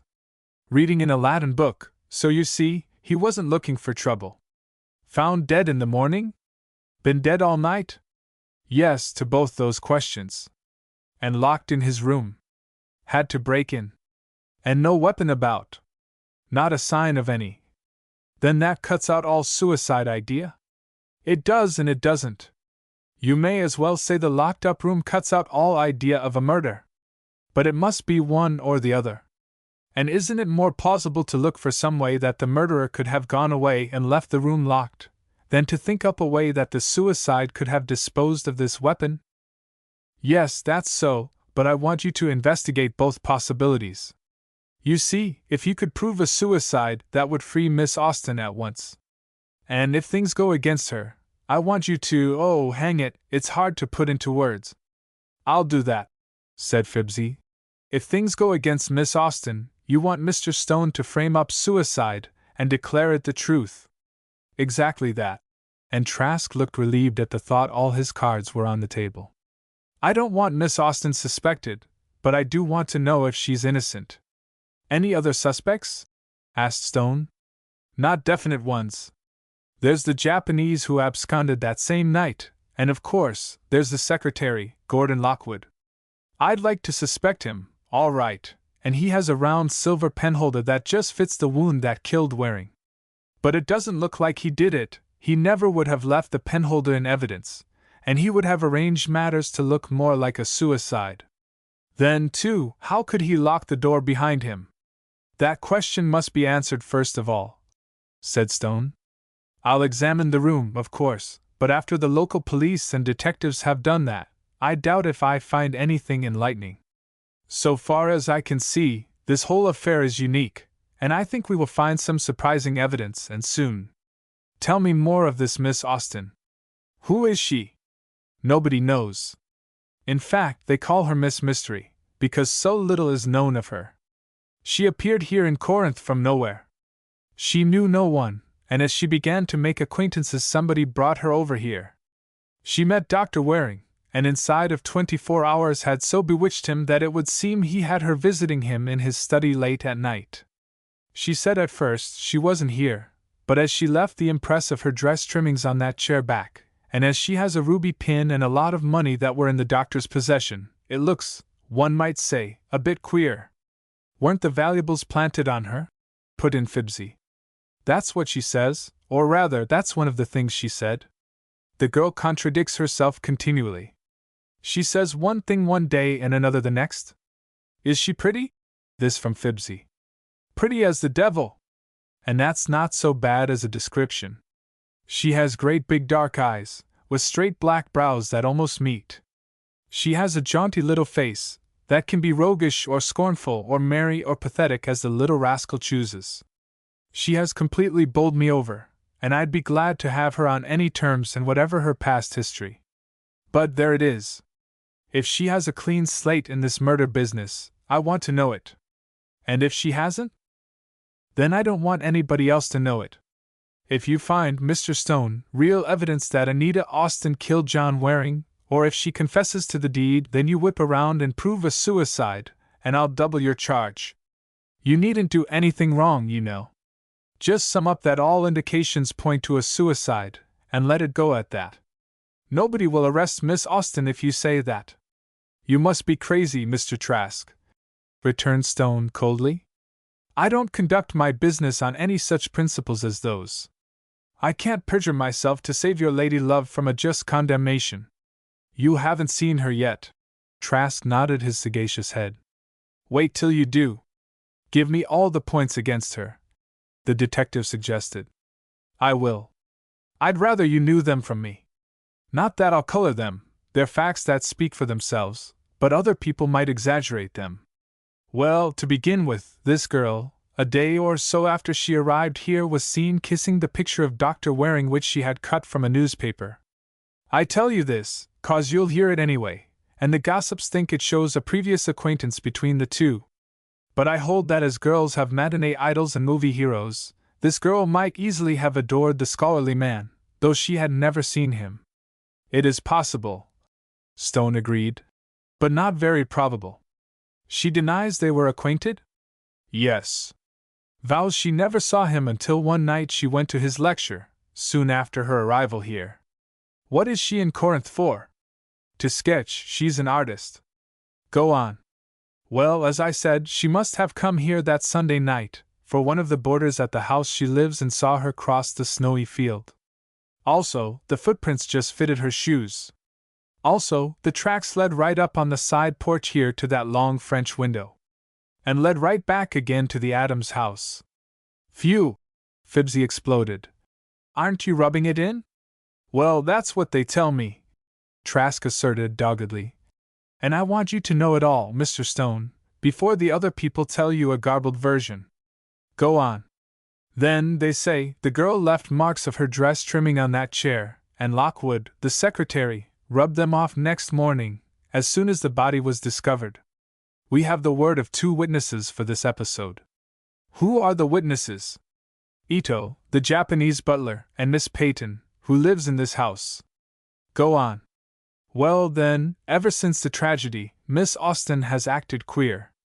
Queer in all sorts of ways. She is sad and desolate one minute, and saucy and independent the next. I can't make her out at all. And she is more than half in love with this Lockwood. I have to cut him out, you see. And I figure, if you prove the case against Miss Austen, and if I agree to marry her and hush up the whole matter, and make it seem a suicide, you figure that she'll throw over the secretary for you, cried Phibbsy, his eyes aghast at the man's plan. Exactly that. You see, Mr. Stone, I don't try to deceive you. While I have a natural sorrow at my cousin's death, yet remember that I never knew him in life, and that, while I want to avenge his death in any case but one, I do not want to if it implicates Anita Austin. I understand, said Stone, seemingly not so shocked at the conversation as his assistant was. There's another queer thing, said Trask. They tell me that when the body was found there was the impress of a ring on the forehead. A seal ring? Oh no, not a finger ring, but a circle, about 2 inches across, a red mark, as if it had been made as a sign or symbol of some sort. It remained on the flesh? Until the embalming process took place. That removed it. I didn't see it, but I'm told it was a clearly defined circle, quite evidently impressed with some intent. Sounds like a sign of a secret society, Phibbsy suggested, but Stone paid no heed. Let's reconstruct the case, he said. Waring sat at his desk, his secretary outside in that hall? Yes, the Japanese, the other one, the one that disappeared, brought in water, and then Dr. Waring closed the door and locked it. Immediately? I don't know that, but anyway, no one that we know of saw him again alive. Nogi is under no suspicion, for after he came out of the room, the doctor rose and locked the door. Lockwood can't be suspected, as he heard the door locked and couldn't get in. He is more or less suspected because of his penholder, but much as I should like to think him the criminal, I know he isn't. You're very honest, Mr. Trask. Yes, because I want the truth. Can you get it? I think so. You still eliminate suicide? I can't see how I can think it, with no weapon. You say that death was instantaneous? Yes, the doctors agree that it was. Positively, he had no chance to hide or dispose of the instrument of death. And why should he? Suicides never make their death seem a murder, though often a murderer tries to simulate a suicide. Yet that wasn't done in this case, or the murderer would have left the weapon. That may be the very point he neglected. Now, how did the murderer get out? Get busy, Phibbs. For nearly half an hour, the three men searched the room. Had there been any secret exit, or any concealed passage, it must have been found. Fleming Stone's knowledge of architecture would not let him overlook anything of the sort, and Phibbsy's alert eyes and quick wits would have found anything out of the ordinary. No way out, Stone concluded finally. And no way of locking a door or a window after departure from the room. Looks as if the murder theory was as untenable as the other. No chance of a natural death? With a round hole in his jugular vein? No, sir. The doctors here won't stand for that. Try again. I shall. I don't know when I've had such a baffling, intriguing case, as this appears to be at first sight. It may resolve itself into a simple problem, but I can't think so now. Even if it were the work of your Miss Austen, how did she get in and out? Oh, she got in, all right. Waring let her in, at the French window. Probably that's when he locked his door. But say she killed him, how did she get out and lock the room behind her? She couldn't. The window locks are bolts, and could not be shot from outside. For the moment I see no explanation. It is blank, utter mystery. When can I see Miss Austen? Too late tonight, tomorrow morning will have to do. But she won't run away. The police won't let her. Yet they can't hold her. They are doing so. They claim she was the last one to see the victim alive. Does she admit that? Not she. She admits nothing. You'll get nothing out of that little sphinx. All right, then, Mr. Trask, if you've finished your tale, suppose you leave me here to ruminate over this thing, and I'll go up to my room when I wish. Trask went off to bed, and Stone and his young assistant sat and looked at each other. Up against it, Stone? I certainly am, Phibbs. And yet the thing is so absolutely impossible that there must be a solution within easy reach. It can't be suicide, with the weapon gone, and it can't be murder with the room locked up. Now, as it must be either suicide or murder, then it follows that either the weapon isn't gone, or the room isn't locked up.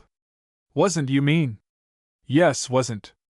But I don't yet think that anyone disturbed the conditions purposely. For why would the secretary take away the weapon to make it seem a suicide? He would if he did it. He didn't do it. Trask sees that. The man Trask is a sharp one. He sees all there is to see, and since there's practically nothing to see that solves the mystery, he sent for me. It would be a good one on me, Terence, if I have to give the thing up as unsolvable. That won't happen, Stone, but I'm free to confess, I can't see any way to look. The next morning, Maurice Trask went over to the Adams house, and brought Miss Mystery back with him. She came willingly enough, and the interview with the detective took place in the room of the tragedy itself. Stone noticed that the girl showed no horror or distaste of the scene, and even sat in the chair he placed for her, which was the same plush-covered one that had received the telltale imprints. Fleming Stone regarded Miss Austen curiously.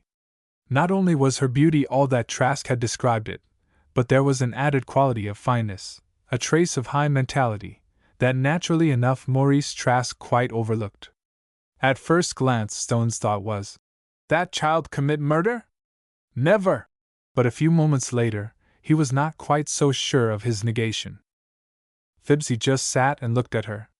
He had no occasion to speak, unless addressed, so, in silence, he merely let his eyes feast on the piquant face with its ever-changing expressions.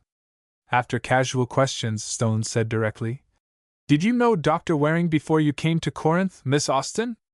"No," she said, a little hesitantly. "I had heard of him, but I had never before seen him." "How had you heard of him?" "There was much in the papers about his election." "And that interested you?"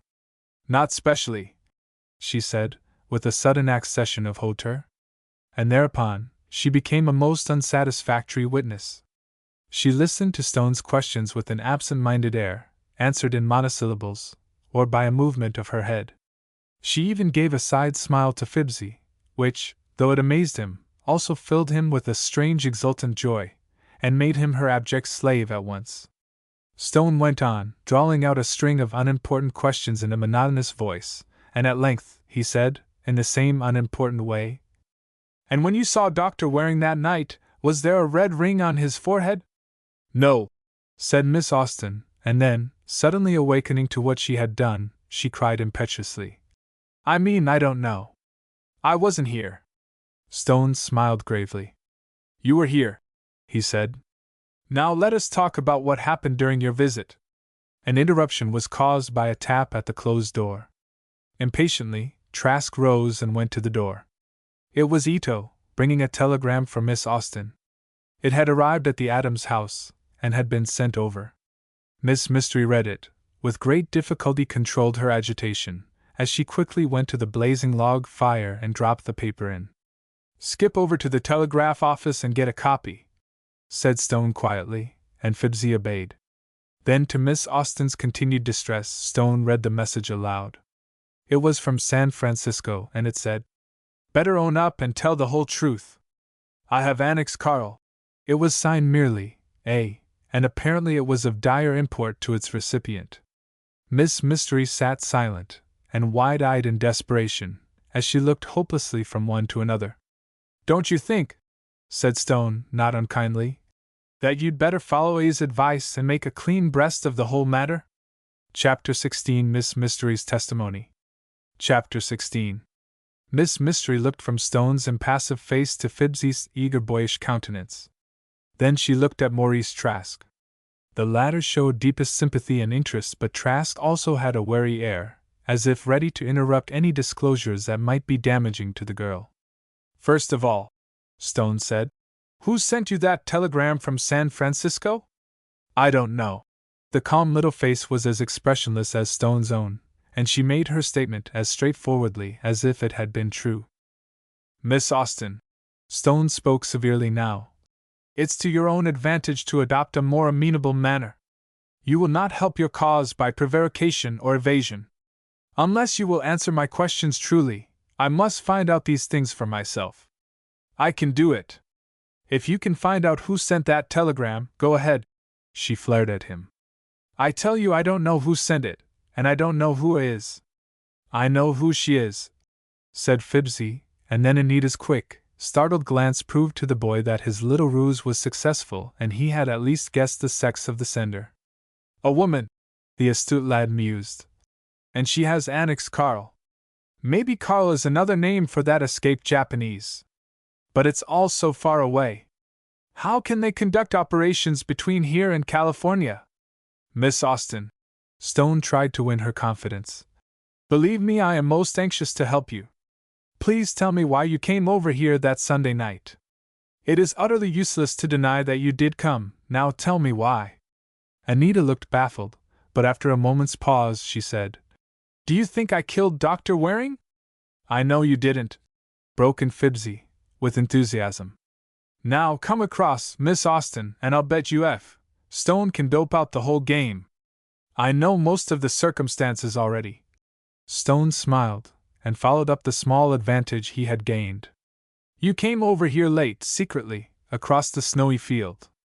Dr. Waring let you in? Yes.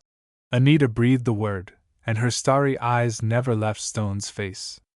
She seemed almost hypnotized. Then you sat down in the chair you're in now, and he locked the door. Why did he do that? I don't know, he didn't. Stop! You have no right to torment me like this. I have counsel. Mr. Trask here is my lawyer. Let him tell me what to do. Her nerves were tense, and her little fingers were continually twisting round themselves. Her face was agonized, and Stone felt as if he were guilty of utter cruelty. But he must go on. Mr. Trask cannot tell what he does not know, he said coldly. I am in authority, you must answer me. Did Dr. Waring give you the money and the ruby pin? Yes, he did. Why? As gifts. Why does anyone give presents? Because he loved you? Yes. Anita's voice dropped to a softer tone. Her eyes had a faraway look, and her sensitive little mouth quivered. Yet you had known him but a few days. You had never seen him before you came to Corinth? Never. Isn't that a strange admission? How could he become so infatuated in so short a time? Have you never heard of such a thing? The face was almost roguish now, and the dark eyes showed a hint of smile. Stone was baffled. He gazed at this strange young person, who was either fooling him to the top of her bent, or was a helpless, harassed child. Was Dr. Waring related to you? He asked, with a sudden new idea. Oh, no, he was no relation. I tell you I never met him before I came here. And he gave you the valuables? He did. I'll swear to that, though I have no witness to prove it. And you accepted them? Accepted a large sum of money and a pin set with a precious stone from a man you scarcely knew. A man engaged to be married. A man of twice your own age. You must admit this calls for explanation. Why does it? Hadn't he a right to give me those things if he chose? Wait a minute, Miss Austen. You loved him? Maybe. Then, if you did, do you want his name stained, his memory blotted by an act that is, to say the least, questionable? But he did give them to me. Unless you can say more clearly why he did so, I'm not sure I can believe you. Did you ask for them? Oh, no! Her disclaimer sounded true, but Stone began to think she was a consummate little actress as well as a clever falsifier. Well, he said, after a short pause, I may as well tell you, Miss Austen, that I am here to solve this mystery. That I am not at all satisfied that you are telling me the truth, that, therefore, I shall have to seek the truth elsewhere. I will tell you, too, that I don't want to implicate you, that I should much prefer to keep your name out of it all, but that you leave me no choice but to go ahead with my investigations wherever they may lead. A few more questions and you may go. What was Dr. Waring doing when you came? He was sitting at his desk. She looked troubled at Stone's speech and seemed half inclined to be more friendly. You saw him through the French window, before you came in? Yes, the window has a silk curtain, but I saw him between the edge of the silk and the window sash. Was he reading? No, there were books on the desk, but he was not reading. He rose and let you in? Yes. He had sent for you? No, that is, yes. You spoke truly the first time. He did not send for you and you came of your own accord. Was he surprised to see you? He didn't say so. What did he say? What was his first word? Why, I don't know. He said, Anita. You. Or something like that. And kissed you? Yes. And then a sudden wave of crimson spread over the scared little face. It was evident she had not voluntarily made the admission. It had slipped out as her memory was busy with the scene. "I won't stand it!" she cried. "I can't stand it! Mr. Trask, save me from this terrible man!" Maurice Trask, sitting near her, held out his hand, and Miss Mystery took it. It seemed to reassure her, and she said, "Remember, you're my lawyer. Don't let him question me any more. Tell him things yourself." "But he doesn't know things," said Stone gravely. "Then let him make them up. I refuse to stand this persecution. I didn't kill that man." "Wait a moment, Miss Austen." Stone feared if he let her go now, he would lose his chance. "Since you are admittedly the last person who is known to have seen Dr. Waring alive, you cannot avoid or evade the strictest questioning. You were here," he spoke very gravely, "late at night. Next morning he was found dead. There are no footprints in the snow but your own. There was no other way into the room. Therefore you are responsible for his death, or you know who is. Must I be convicted?" Her tone was heartbroken, her strained little face piteous in its appeal. But Stone did not believe in her. He had concluded she was entirely capable of pulling wool over her questioner's eyes, and he watched her keenly. "I don't say you must," he returned deliberately. "But I say you may." "Never," declared Trask. "You know what I told you, Mr. Stone. And you know that I refuse to accept your terms. I shall carry this matter through to the end. I do not say I think Miss Austen guilty of crime, but I do say she knows all about the death of Dr. Waring, and she must be made to tell." "Suppose I say he killed himself," she said. "Will you believe me?" "With your stiletto?" asked Stone, quickly. "Why, yes." "And then you took the stiletto home and hid it?" "Yes." "What for?" "To shield his memory. Suicide is a coward's act." "Rubbish!" Fibsy exploded, unable to keep quiet any longer. "I say, Miss Mystery, you are a mystery. Why don't you tell what you know? It's up to you. Here you were with the victim, shortly before his death, you probably know all about what happened. By the way, how did you get out?" "Out the same way I came in." "And bolted that window door behind you?" "Oh, no, well, you see." "I see you are not to say another word, Miss Austen," Trask decreed. "I'm very sorry I asked Mr. Stone to take up this case. However, I shall take you home now, then I'll come back and I hope I can persuade Mr. Stone to discontinue his work. If I'd had any idea of these disclosures you've made, I never should have engaged his services. Come, Anita, I will take you home. Mr. Stone, await my return. I shan't be long." The two went, and Stone, pacing up and down the long room, said musingly, "All centers round that girl." "Righto," said Fibsy. "But she didn't kill the man." "The trouble is, Terence, you're saying that doesn't make it so." "No, but its being so makes me say it." Gordon Lockwood came in, his face full of anxiety. "I'm glad to see you alone for a moment, Mr. Stone," he said. "I saw Trask taking Miss Austen home. Now, tell me, please, can you get at the truth about that girl?" "I haven't as yet." "She's as great a mystery as the death of Dr. Waring." "She is. But I have every faith in her. She is the victim of some delusion." "Delusion?" "Yes, I mean she's under a mistaken sense of duty to somebody, or—" "State your meaning more definitely, will you?" "I'm not sure that I can. But I'm positive." Now, Mr. Lockwood," this from Fibsy, "you're positive the young lady is an angel of light, because you're head over heels in love with her. That's all right, and I don't blame you, but take it from me, you'll prove your case quicker, better and more surely, if you investigate the secret of Miss Mystery, than if you just go around babbling about her innocence and purity." Lockwood looked at the boy, ready to resent his impudence.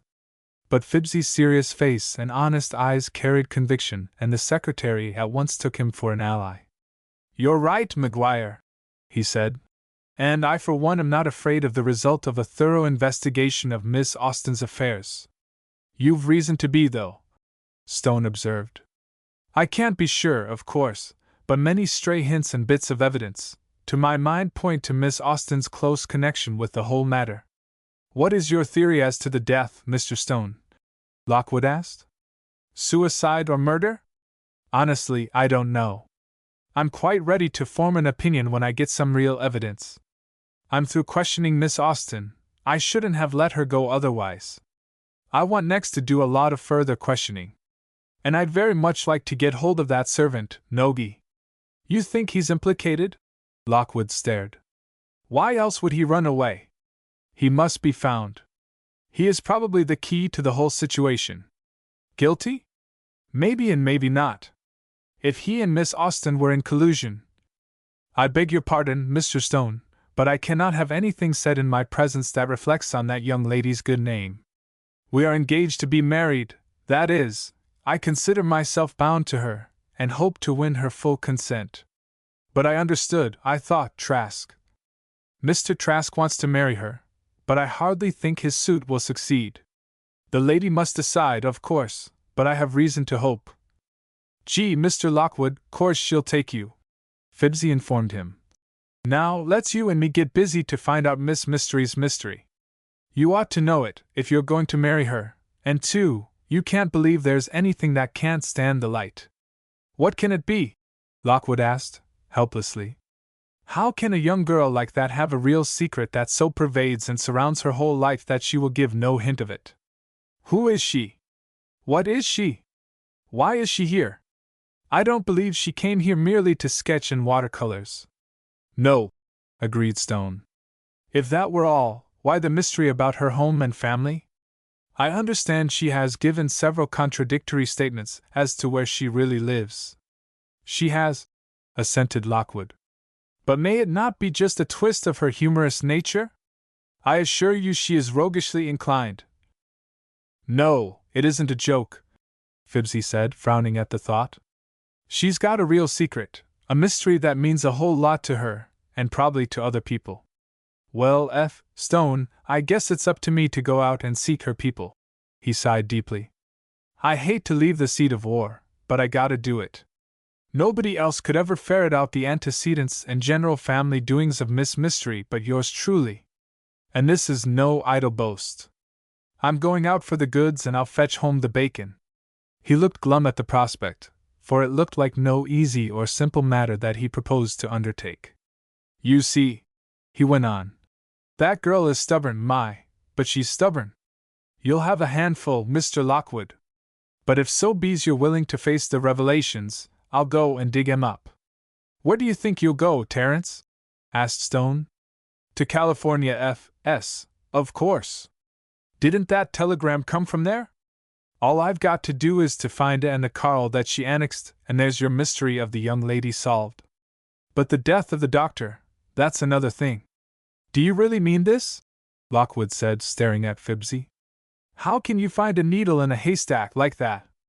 I can't, but I've gotta.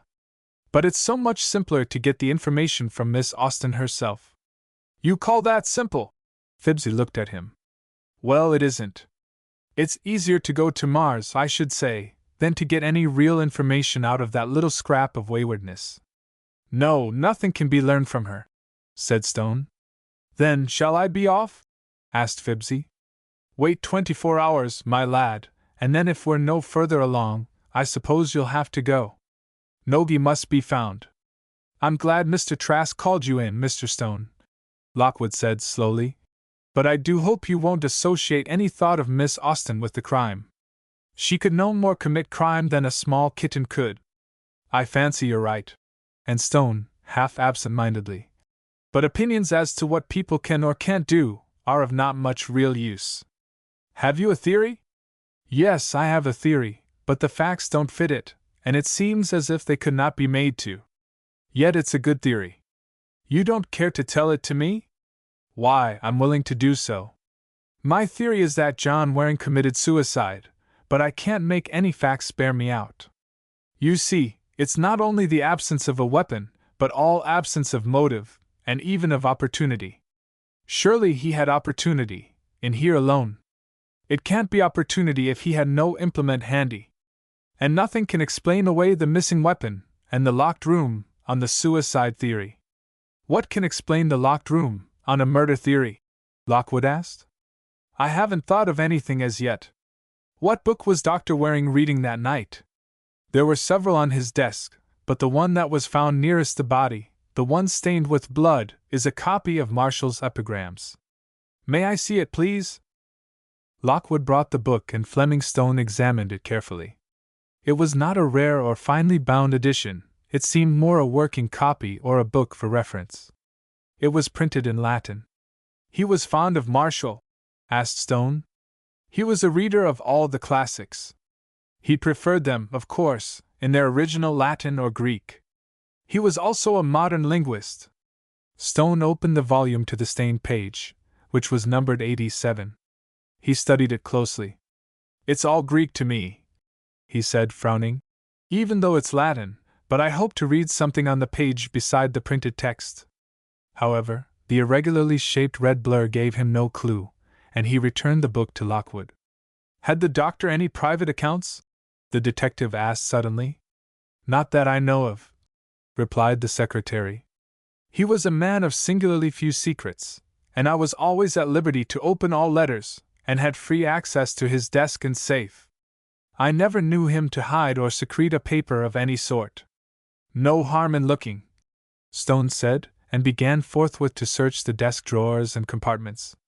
The search was fruitless, until at length a small checkbook was found. And a curious revelation it gave them. 4 of its blank checks but one had been torn out, and the remaining stub gave the information that it was a check for $10,000 drawn to the order of Anita Austin. Those who looked at it stared incredulously. It is dated, Stone said. The date that Dr. Waring died. It was. Had this, too, been given to the strange young woman, whom Stone was beginning to designate to himself by the title of adventuress? Was it possible that young girl, who seemed scarce more than a child, had somehow maneuvered to get all this from a man whom she had deliberately fascinated and infatuated? It was incredible, yet what else could be assumed? Gordon Lockwood looked deeply distressed. His lips set in a tight line, and he said through his clenched teeth, I don't care. Nothing can shake my faith in that girl. She is blameless, and only these misleading circumstances make you think otherwise, Mr. Stone. The detective looked at him as one might regard a hopeless lunatic. But young McGuire's face was a study. He looked horror-stricken and then dazed.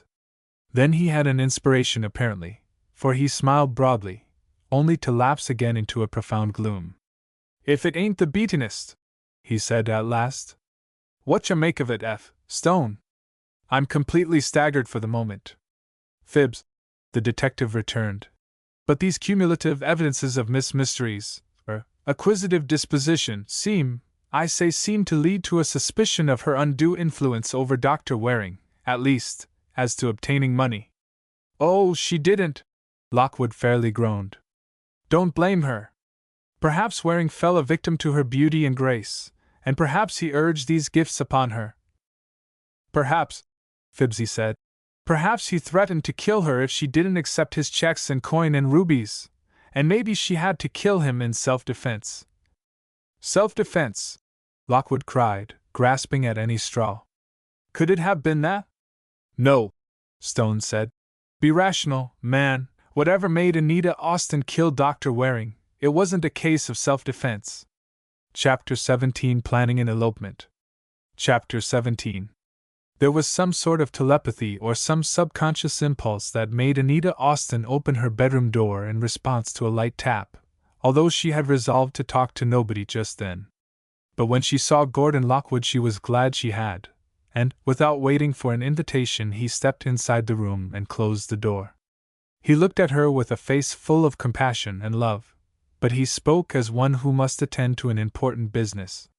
Anita, he said, speaking very low, the crisis has come.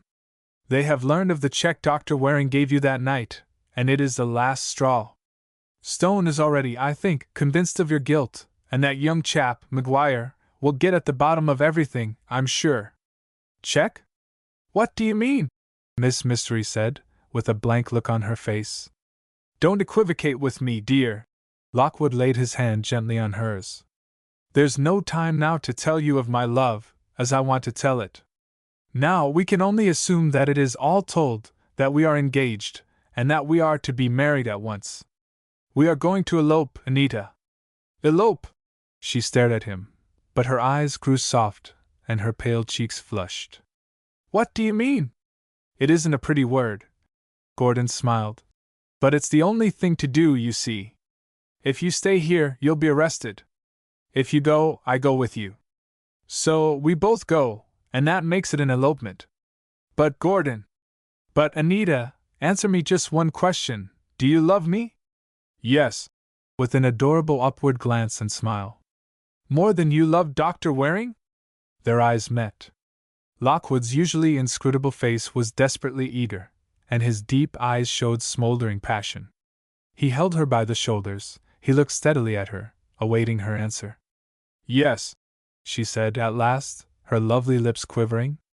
That's all I want to know, he whispered triumphantly, as he kissed the scarlet lips, and drew the slender form into his embrace. You must know more, she began. And I can't tell you. Oh, Gordon! She hid her face on his broad shoulder, and he gently stroked her hair, as he said, Don't tell me anything now, dearest. Don't ever tell me, unless you choose. And anyway, I know it all. I know you had never known the doctor before, and I'll tell you how I know. I found in his scrap basket a note to you. A note to me? Fresh terror showed in the dark eyes. Yes, don't mind. No one else ever saw it. I burned it. But it said, Darling Anita, since you came into my life, life is worth living, or something like that. When did he write that? Sometime on that fatal Sunday. I suppose after he met you in the afternoon, and before you came that evening. Remember, sweetheart, if ever you want to tell me all about that late visit to him, do so. But if not, I never shall ask or expect you to. But that's all in the future, our dear future, which we shall spend together, Anita. Are you glad? Oh, so glad! And the soft arms crept round his neck, and Miss Mystery gave him a kiss that thrilled his very soul. Will you take care of me, Gordon? Take care of you, my little love! Take care of you, is it? Just give me the chance. You seem to have a pretty big chance right now. A smiling face reached up to his. But, she seemed suddenly to recollect something. About a check. He didn't give me a check. Lockwood laid a hand over her mouth. Hush, dearest. Don't tell me things that aren't so. I saw the stub, a check for $10,000, made out to Anita Austin, and dated that very Sunday. Now hush, as she began to speak. We've no time to talk these things over. I tell you the police are on your track. They will come here, they will arrest you, try to get that in your head. I am going to save you, first, for your own sweet sake, and also for my own. But Gordon, wait a minute. Do you believe I killed John Waring? Lockwood looked at her. Don't ask me that, Anita. And truly, I don't know whether I believe it or not. I know you have told falsehoods, I know you were there that night, I know of his letter to you, of the check and of the ruby pin and the money. But I do not know that you killed him. There are many other theories possible, there's Nogi, but my darling, it all makes no difference. I love you, I want you, whatever the circumstances or conditions of your life, or your deeds. I love you so, that I want you even if you are a criminal, for in that case, I want to protect and save you. Now don't tell me you did or didn't kill the man, for... He gave her a whimsical smile. I couldn't believe you in either case. I've not much opinion of your veracity, and it's too big a matter to talk about now. Of course I don't believe you killed him. You, my little love. And yet, the evidence is so overpowering that I believe you did kill him. There, how's that for a platform? Now, let all those things be, and get ready to go away with me. I tell you we're going to elope, and mighty quickly too. The difficulty is, to get away unseen. But it must be done. Pack a small handbag, a very small one.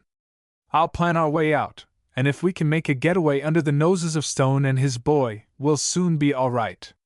I've a friend who will motor us to a nearby town, where a dear old minister, who has known and loved me from boyhood, will marry us. Doesn't he know about me? My little girl, Leave all the details of this thing to me.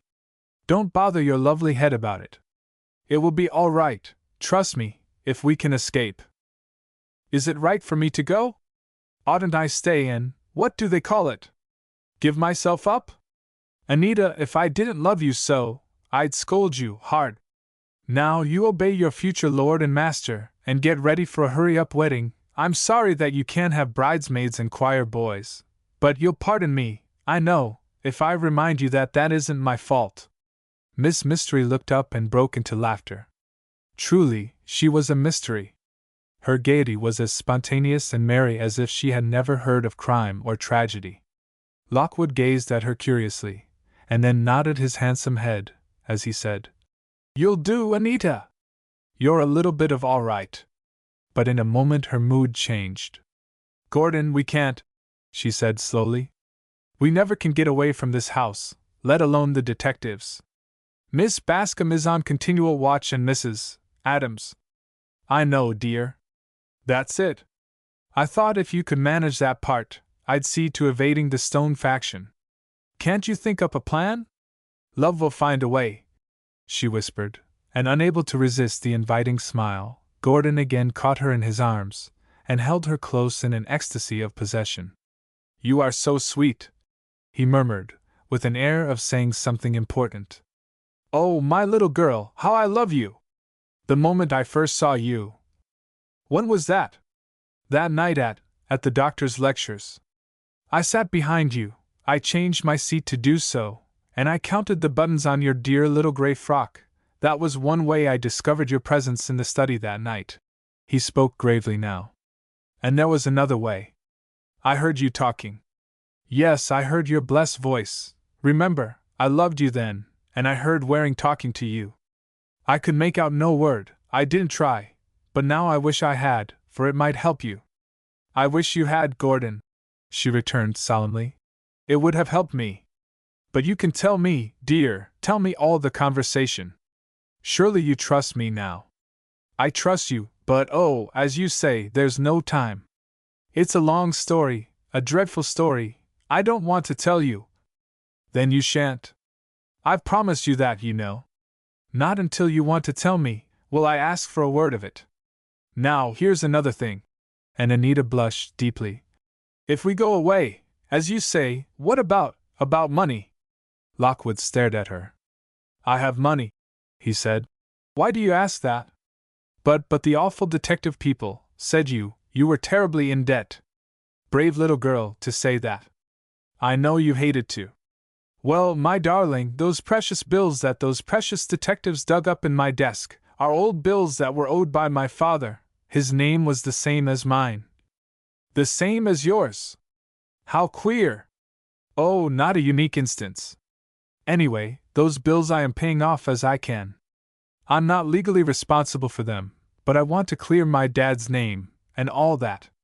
Now all that can wait, while I take unto me a wife, and arrange for her comfort and convenience." "But is there, now remember, I'm not prying, is there any one whose permission you must ask to marry me?" "No, I'm 21, that's of age in any state." "Why, you aged person! I deemed you about 18. Do you mind?" "No, you goosey." "But your mother, now?" "Oh, my mother. She doesn't care what I do." "And your father?" "Forgive me, but I have to ask." "My father is dead." "Then come along. Let's begin to get ready to go." "Wait a minute, Gordon, to get married, must I tell my real name?" His eyes clouded a trifle. "Yes, dear heart," he said very gently. "Yes, you must." "Then I can't get married, Gordon." Miss Mystery sat down and folded her little hands in her lap, her whole attitude that of utter despair. "But, sweetheart, no one need know except the minister and witnesses." "And you?" "Yes, and I." "Oh, I can't marry you anyway." "I can't marry anybody." "I can't tell who I am." "Oh, let them take me away, and let them arrest me, and I hope they'll convict me, and—" "Hush, my precious girl, hush!" Lockwood took her in his arms, and let her stifle her sobs on his breast. He was bewildered.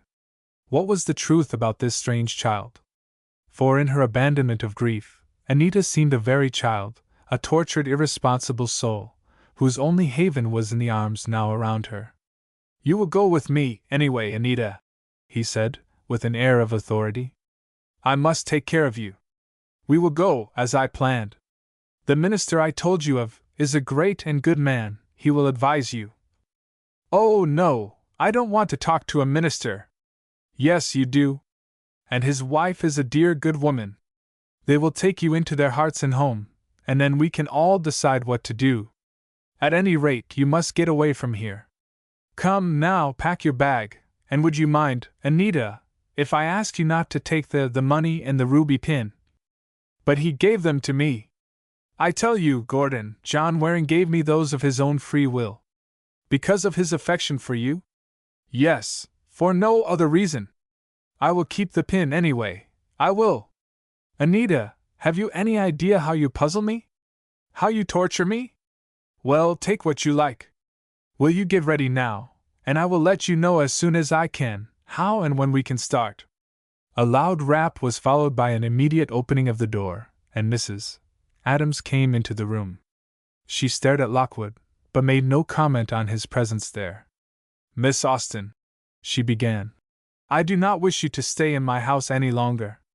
I have kept you until now, because my husband was so sorry for you, and refused to turn you out. Nor am I turning you out, but I wish you would leave us alone, Mr. Lockwood." Gordon started to speak, but Anita interrupted him. "Go, please," she said quietly, and Lockwood obeyed. "I cannot blame you, Mrs. Adams," Miss Mystery said. "I dare say you have to consider your other boarders, and I thank you for your kindness and forbearance you have shown me so far." The tears were in the big dark eyes, and even as they moved Mrs. Adams to sympathy, she also wondered if they were real. A girl who would redden her lips would be capable of any deceit and duplicity, Esther Adams reasoned. But she went on calmly. "I come now, Miss Austen, to tell you that Mr. Trask is downstairs and wants to see you. He wants you to go to his house to stay. The Peytons are there, of course, and he offers you the shelter of his roof and protection until this dreadful matter is settled up." "Mr. Trask?" Anita looked her amazement. "Yes, now don't be silly. You very well know he is mad about you, and he hopes to get you freed and then marry you." "Oh, he does!" It was the old, scornful Miss Mystery who spoke. "Well, will you please tell him from me? Now, don't you be too hoity-toity, miss. You're mighty lucky to have a home offered you." "Yes, that's quite true." "Well, Mrs. Adams, will you go down, then, and say I'll be down in a moment or two? Give me time to freshen my appearance a bit." "Yes, with paints and powders and cosmetics," Esther Adams grumbled to herself, as she went down the stairs. As a matter of fact, she quite misjudged the girl. Very rarely did Anita resort to artificial aid of that sort, but when she so desired, she used it as she would any other personal adornment. "She's coming down," Mrs. Adams announced, as she returned to Trask and they waited. But when the minutes grew to a quarter of an hour, and then nearly to a half, Mrs. Adams again climbed the stairs to hasten proceedings. This time she found the room empty. The absence, too, of brushes and combs, the disappearance of a small suitcase, and the fact that her hat and coat were gone all pointed unmistakably to the assumption that the girl had fled. "Well," Mrs. Adams reported, "she's lit out, bag and baggage." "Gone!" exclaimed Trask in dismay. "Well, she isn't in her room. Her trunk is locked and strapped, and her suitcase is missing. Her hat and coat's gone, too, so you can make your own guess." But Maurice Trask didn't stay there to make his guess. He went back home as fast as he could and told Fleming Stone the news. "Run away, has she?" said Stone. "I rather looked for that." "You did?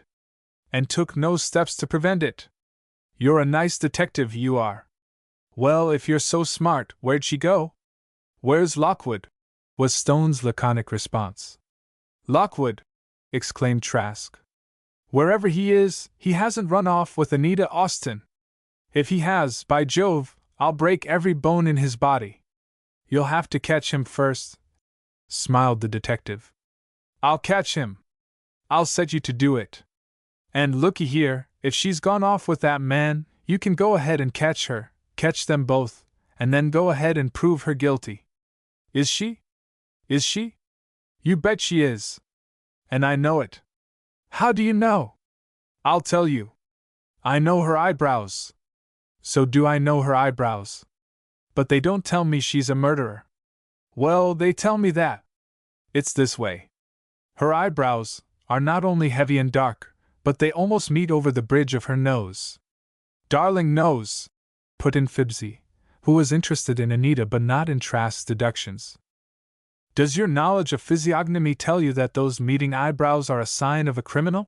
Asked Stone. Nothing of that sort. But they are the Truesdell brows. The Truesdell brows? Stone raised his own. Sounds like a proprietary article. Not artificial, are they?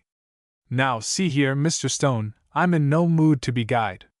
Those eyebrows are frequently seen in the Truesdell family. My grandfather's brother married a Truesdell. Your grandfather's brother married a Truesdell. And your own grandfather didn't? No, I haven't those brows. Well, you're not entitled to them, having no Truesdell blood in your veins. But that girl has. Indeed. Interesting, is it not? Ah, come off that line o' talk, F.S., said Fibsy, knitting his brows, which were not Truesdellian. I'm seein' a chink o' light. The brother of your grandfather, now, Mr. Trask, he was named? Waring, of course. Henry Waring. My grandfather was James Waring. And this Henry Waring, he was the father of Dr. John Waring? As Fibsy said this, Stone sat upright and gazed hard at Trask. Yes, John Waring's father was Henry, and my grandfather was Henry's brother James. That's how I'm related. And being the only one, that's why I'm the heir here. But don't you see, Dr. Waring's mother was a Truesdell. And Miss Austen is a relative of hers, a connection of the Truesdell family somehow, exclaimed the now excited Fibsy. And she found out about it, and came here and… Yes, Trask said, and tried to get some money from John Waring on the ground of relationship. What relation could she be? Maybe a niece of Dr. Waring, or a cousin. Maybe the same relation to Dr. Waring's mother that I am to his father. Then, that would explain his giving her money in the pin, and maybe she burnt the will. And then she… But it complicates everything, said Stone, who was thinking quickly. However, if Miss Austen is connected with the Truesdell family, it gives us a way to look to learn her history. Well, learn it, said Trask abruptly. I'm not afraid of losing my inheritance, for I'm in the direct Waring line and she can't be. Chapter 18. Miss Mystery no longer. Chapter 18. Trask, helped along by Fleming Stone, investigated the family tree of the Warings. But they ran up against a blank wall. As far as they could learn, Dr. Waring never had brother or sister. His mother, who was a Truesdell, had also been an only child. But of course, Miss Mystery could be of the Truesdell family, and could, as Trask observed, be the same relation to John Waring's mother that Trask was to John Waring's father. Which relation was that of second cousin. It gives a reason for the girl's presence here, Stone said, and as it's the only reason we can think of, it must be followed up. And I'll follow it up, Trask said, if I once get hold of that girl. Where can she be, Mr. Stone? Not very far away, I think, as all the stations and routes out of town are watched. She'd have trouble to leave Corinth. She could get out in a motor car. Who'd take her? Lockwood, of course. But just then, Gordon Lockwood came into the Waring study. His usual calm was entirely gone, his eyes wildly staring, and his voice quivered as he said, She's gone! Anita's gone! Yes, I know it. I thought you went with her. And Stone stared in turn. No, I didn't, Lockwood said, quite unnecessarily. Find her, Mr. Stone. You can, can't you? I can find her, said Fibsy. If you'll tell me one thing, Mr. Lockwood, right straight out. What is it? I'll tell you anything. I'm afraid. You're afraid she's killed herself, said Fibsy calmly. Well, you tell me this. Are you too, you know? The boy blushed, and Stone smiled a little as he said, McGuire is a bit shy of romantic matters. He means, are you and Miss Austen lovers? We are, said Lockwood emphatically. She is my fiancée. All right, said Fibsy. Then I'll find her. She hasn't done anything rash, in that case. He wagged his wise little head. Where is she? Stone asked, confident that the boy could tell. He knew of Fibsy's almost clairvoyant powers of divining truth in certain situations. Want her here? He asked, laconically. Yes. I'll get her. Snatching his cap, he darted from the house, but he was closely followed by Maurice Trask. Lockwood would have stopped Trask, but Stone said, Let him go. This thing is coming to a crisis. Trask will help it along. Fibsy went toward the Adams house, but stopped at the house next door to it. This was the home of Emily Bates. Ringing that lady's doorbell, Fibsy asked to see her. Mrs. Bates, he said politely, while Trask listened. We want to see Miss Austen, please. Anita, said Mrs. Bates flurriedly. Why, she isn't. Oh, yes, she is here, said the boy patiently, rather than rudely. We have to see her, you see. Here I am, said Miss Mystery, coming in from the next room. I think, she said, turning to Mrs. Bates, I think, as you advised me, I'll tell all. Don't tell it here, cried Fibsy. Please, Miss Austen, don't spill your yarn here. Oh, I mean, don't divulge. The unusual word nearly choked the excited boy, who always in moments of strong emotion lapsed into careless English, but who tried not to. Now look here, Maurice Trask put in. Here's where I take hold. Miss Austen, you have told your story to Mrs. Bates? Yes, said Anita, looking very sad, but determined. Then you tell it to me. I'm heir to the Waring estate, and so I have a right to know all you know about the family. His knowing look proved to Anita that he assumed also her right to be classed with the family, and she looked at him in astonishment. You know? She cried. Yes, I know. He spoke very sternly. And I insist upon a private interview with you, before you tell your story to anyone else. You shall have it then, she said, and her eyes grew grave. Mrs. Bates, will you and Terence leave us alone for 10 minutes? That will be long enough, and then I'll go to see Mr. Stone, if necessary. Now look here, Trask said, as the door closed after the others. I know who you are. I don't believe it. And Miss Mystery looked at him straight from beneath the Truesdell brows. Well, anyway, I know you are a Truesdell connection. Yes, I am. Go on. I don't know just what branch, he went on, a little lamely. But it's a branch strong enough to hold me, and also to interfere with this heirship of yours. Can't be. There's no Truesdell so close to John Waring as I am. You think so? Then listen.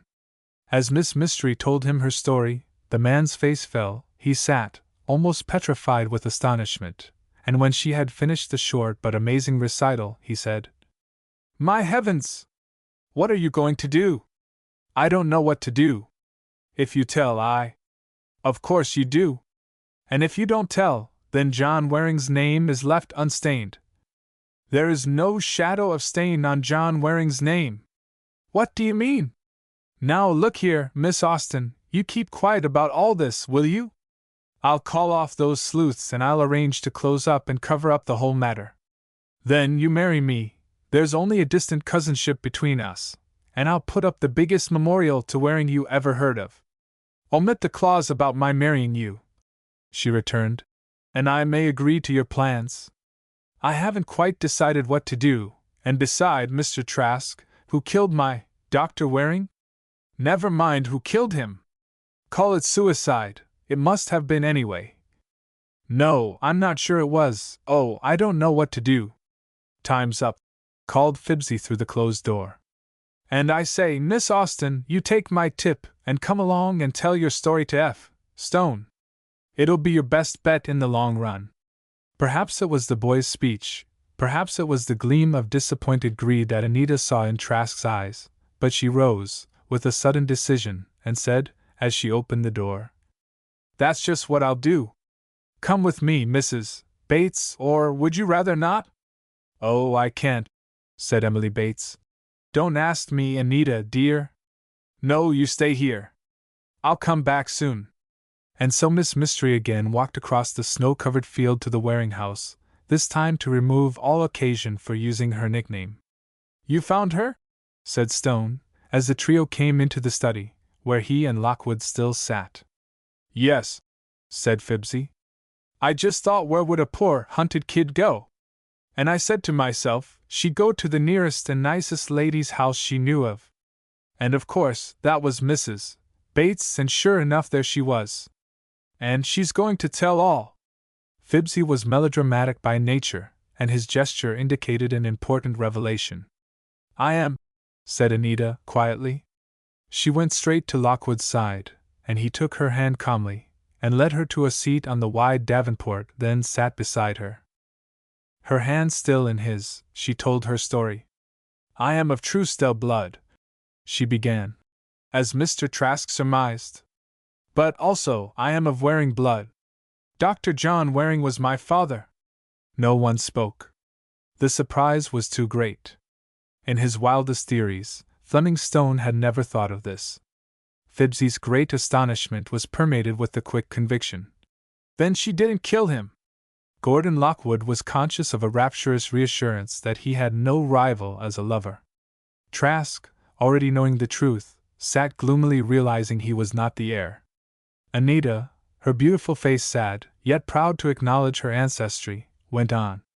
This is his story. When John Waring was 20 years old, he met a young woman, an actress, who so infatuated him that he married her. They were absolutely uncongenial and unfitted for one another, and after a few weeks, they agreed to separate. There was no question of divorce, they merely preferred to live apart. He sent her money at stated intervals, but he pursued his quiet, studious life, and she her life of gaiety and sport. She was a good woman, she is a good woman, she is my mother. Another silence followed this disclosure. She had said, not was. And John Waring her father? Gordon Lockwood held her hand closely. He was content to listen. Whatever she could say could not lessen his love and adoration. I tell you this, for her sake and my father's also. There is no stigma to be attached hither, they were merely so utterly opposite in character and disposition that they could not live together. As I said, after a few weeks they separated, and my father did not know of my birth. My mother would not let him know, lest he come back to her. She was a light-hearted, carefree girl, and while she loved me, she did not love my father. Later on, when I was about 4, I think, she caused a notice of her death to be sent to my father. This was because she wanted to sever all connection, and take no chance of ever meeting him again. She was at that time a successful actress, and earned all the money she wanted. She adored me, she had no love affairs, she lived only for me and her art. Though a good actress, she was not widely renowned, and in California, where she had chosen to make her home, she was liked and respected. The climate just suited her love of ease, freedom, and indolence, as a New England life of busy activity would have been impossible to her. I want you to understand my mother. She is, a mere butterfly, caring only for trifles and simple gaiety. Her home is charming, her personality, that of a delightful child. But her temperament is one that cannot stand responsibilities and chafes at demands. However, all that matters little. The facts are that John Waring, learning of his wife's death, devoted himself utterly to his books and his study. When my mother saw in the papers he was about to marry, she was appalled. She didn't know what to do. She couldn't let him marry another woman, unaware of her existence. She couldn't raise a question of divorce, for she knew that would tend to reflect unpleasantly on his past. And too, at last, she was beginning to feel as if she might like to resume her position as his wife, now that he was prominent and wealthy. She told me the whole story, of which I had been utterly ignorant, and she sent me here. I was to see Dr. Waring and use my own judgment as to when and how I should tell him all this. I came here, with a feeling of dislike and resentment toward a father who had been no father to me. Mother exonerated him, to be sure, but it was all such a surprise to me that I accepted the errand in a spirit of bravado and was prepared to make trouble if necessary. But when I saw John Waring, when I realized that splendid man was my father, I knew that all my love, all my allegiance was his, and that my mother was as nothing to me, compared with my wonderful father. Except for what Mr. Trask calls the true steel brows, I look exactly like my mother. Also, she resumed her maiden name of Anita Austin after they separated. So you may imagine the shock when Dr. Waring first heard the name, and first saw the living image of his wife, whom, you must remember, he supposed dead. But I had my mission to perform, and so, I came here that Sunday night. The audience sat motionless. Lockwood, holding her hand, felt every tremor of her emotion as the girl told her story. Fleming Stone, realizing that he was hearing the most dramatic revelation of his career, listened avidly. Phibbsy, with staring eyes and open mouth, clenched his fists in enthralled interest, and Maurice Trask heard it all with ever-growing conviction that he must give up his supposed inheritance. As Anita began to tell of that Sunday night, the situation became even more tense. I came to the French window and tapped lightly. Dr. Waring let me in, and I sat by him in that plush chair. The conversation I had with my father I shall not detail. It is my most sacred and beloved memory. We were as one in every way. We loved each other from the first word. We proved to be alike in our tastes and pursuits. Oh, if he could have lived! I told him of my mother and myself, and he was crushed. I wanted to spare him, but what could I do? He had to know, although the knowing meant the ruining of his career. He said, at once, he could not take the presidency of the college, with the story of his past made public, nor could he honorably suppress it. He couldn't marry Mrs. Bates, nor could he install my mother as mistress here. He had done no real wrong in making that early and ill-advised marriage, but it seemed to him a blot on his scutcheon, and an indelible one. He would sit and brood over these fearful conditions, then, suddenly he would realize my existence afresh, and rejoice in it. He loved me at once and deeply, and I adored him. Never father and daughter, I am sure, crowded a lifetime of affection into such a few moments. Bravely Anita went on, not daring to pause to think. Her hand, tightly clasped in Lockwood's, trembled, but her voice was steady, for it was her opportunity to clear her father's name, and she must neglect no slightest point. At last he told me I must go away, and he would think out what he could do. He gave me the money, for he was afraid I hadn't sufficient cash with me, and he gave me the ruby pin, saying I must keep it forever as my father's first gift to me. With infinite gentleness he bade me good-bye, and softly opened the glass door for me. I went away and he closed the door. I went home to the Adams house, making, of course, those footprints in the snow. It was a very cold night, I remember the clear shining stars, but I thought of nothing but my father, my splendid, wonderful father. And I hoped, oh, how I hoped, that some way would be found that he and I could spend our lives together. I didn't know what he would do, but I prayed to God that some way out might be found. The rest you know. Of the manner of my father's death, I know nothing at all. Of Nogi, I have no knowledge. I kept all this secret at first, because I hoped to shield my father's name better that way. But I think now, it's better told. I couldn't live under the weight of such a secret. One more word as to my mother. She has had an admirer for many years, named Carl Melrose. She has kept him at a distance, but, as you know from the telegram she sent me, she has already either married him or promised to. Also, she advised me to tell the whole truth. I have done so.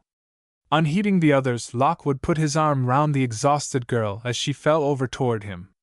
His wonderful calm helped her, and his gentle yet firm embrace gave her fresh courage to endure the strain. Thank you, Miss Austen. And Stone spoke almost reverently. You have shown marvelous wisdom and bravery, and I congratulate you on your entire procedure. You are an exceptional girl, and I am proud to know you. This was a great deal for Fleming Stone to say, and Anita acknowledged it with a grateful glance. Phibbsy, his eyes streaming with unchecked tears, came over and knelt before her. Oh, Miss Austen, he sobbed. Oh, Miss Anita. Trask alone remained unmoved, and sat with folded arms and frowning face. But little attention was paid him, and Stone said thoughtfully, "Our problem of the mystery of Dr. Waring's death is as great as ever." "It is," agreed Lockwood. "But I am sure now, Mr. Stone, that it was a suicide. The motive is supplied, for I knew Dr. Waring so well, I knew the workings of his great and good mind, and I am sure that he felt there was no other course for him. I can see just how he decided that the exposure of all this would react against the reputation of the college. That the sensation and scandal that would fill the papers would harm the standing of the University of Corinth, and that alone, caused his decision. I know him so well, that I can tell you that never would he take his life to save himself trouble or sorrow, but for others' sake, and I include Mrs. Bates, he made the sacrifice. I can see, and I am sure of what I say, how he realized that the press and the public would forgive and condone a dead man, when, if he lived, the brunt of the whole matter would fall on his beloved college and on the woman he loved and respected. Now, as I feel sure he foresaw, such of this story as must be made public will have far less weight and prominence than if he were alive. I know all this is so, for I knew John Waring as few people knew him." A grateful glance from John Waring's daughter thanked him for this tribute. "That $10,000 check?" Trask said suddenly, for his mind was still concerned with the financial side. "I think that must have been sent to my mother," said Anita. "She, as I told you, returned to the use of her maiden name, and during our interview, my father told me he should write her at once and send her money. I feel sure he did do so." "Without doubt," Lockwood said. "And if so, the letter would have been mailed with the collection next morning. The returning voucher will show. Also, the letter he wrote my mother will corroborate all I have told you," said Anita, and both her assertion and Gordon's later came true. "I felt," Anita said by way of further explanation, "that Mrs. Bates ought to know all. So, when Mrs. Adams practically put me out of her house, and I had no wish to accept Mr. Trask's invitation to come over here, nor," she smiled affectionately at Lockwood, "could I fall in with your crazy plans, I just went next door and told Mrs. Bates all about it. She was very dear and sweet to me, and now, if you please, I will go back there. I am weary and exhausted, I cannot stand any more. But when you want me, I can be found at Mrs. Bates. I leave all matters to be decided or settled in the hands of Mr. Lockwood and Mr. Stone. Fibsy, dear, will you escort me home?" With a suddenly acquired dignity, Fibsy rose and stood by her side, and in a moment the two went away together. When the boy returned, the others were absorbed in the discussion of the mysterious death of John Waring. "I'm inclined to give it up," Fleming Stone said, thinking deeply. "Don't do it, F. Stone," Fibsy said earnestly. "It's better to find out. You never have gave up a case." "No, well, Fibs, which way shall we look?" A strange embarrassment came over the boy's face, and then he said, diffidently, "Say, gentlemen, could I be left alone in this room for a little while? I don't say I can find out anything, but I do want to try." The lapse into careless enunciation told Stone how much in earnest his young colleague was, and he rose, saying, "You certainly may, my boy. The rest of us will have a conference in some other room, as to what part of Miss Austen's story must be made public." Left to himself, Fibsy went at once to the bookcase that held the defaced copy of Marshall, that John Waring had been reading the night he died. Opening the volume at the blood-stained page, the unlettered boy eagerly read the lines. Tried to read them, rather, and groaned in spirit because he knew no Latin. Small wonder that he was nonplussed, for this was all he read. Quav caena plud vipsanis porta columnus. Et madet assiduo lubricus imber lapis. In iagulum pueri, carosida tecta subibat. Decidit hiberno pregravis unda gelu. Cumque perigisit miseri crudilia fata. Tabuit in calido vulnere mucro tenor. Quid non sivas sibi voluit fortuna licera? Aut ubinan mors est, iugulatus aqui? His chin in his hands, he pored over the Latin in utter despair, and rising, started for the door. Then he paused. "I must do it myself," he murmured. I must. So he hunted the shelves until he found a Latin dictionary. He was not entirely unversed in the rudiments of the language, for Stone had directed his education at such odd hours as he could find time for study. And so after some hard and laborious digging, Phibbsy at last gathered the gist of the Latin stanza. His eyes shone, and he stared about the room. It ain't possible, he told himself. And yet, gee, there ain't nothing else possible. He rose and looked out at every window, he noted carefully the catches, he paced from the desk to the small rear windows of the room, and back again. It's the only thing, he reiterated. The only thing. Oh, gee! What a thing!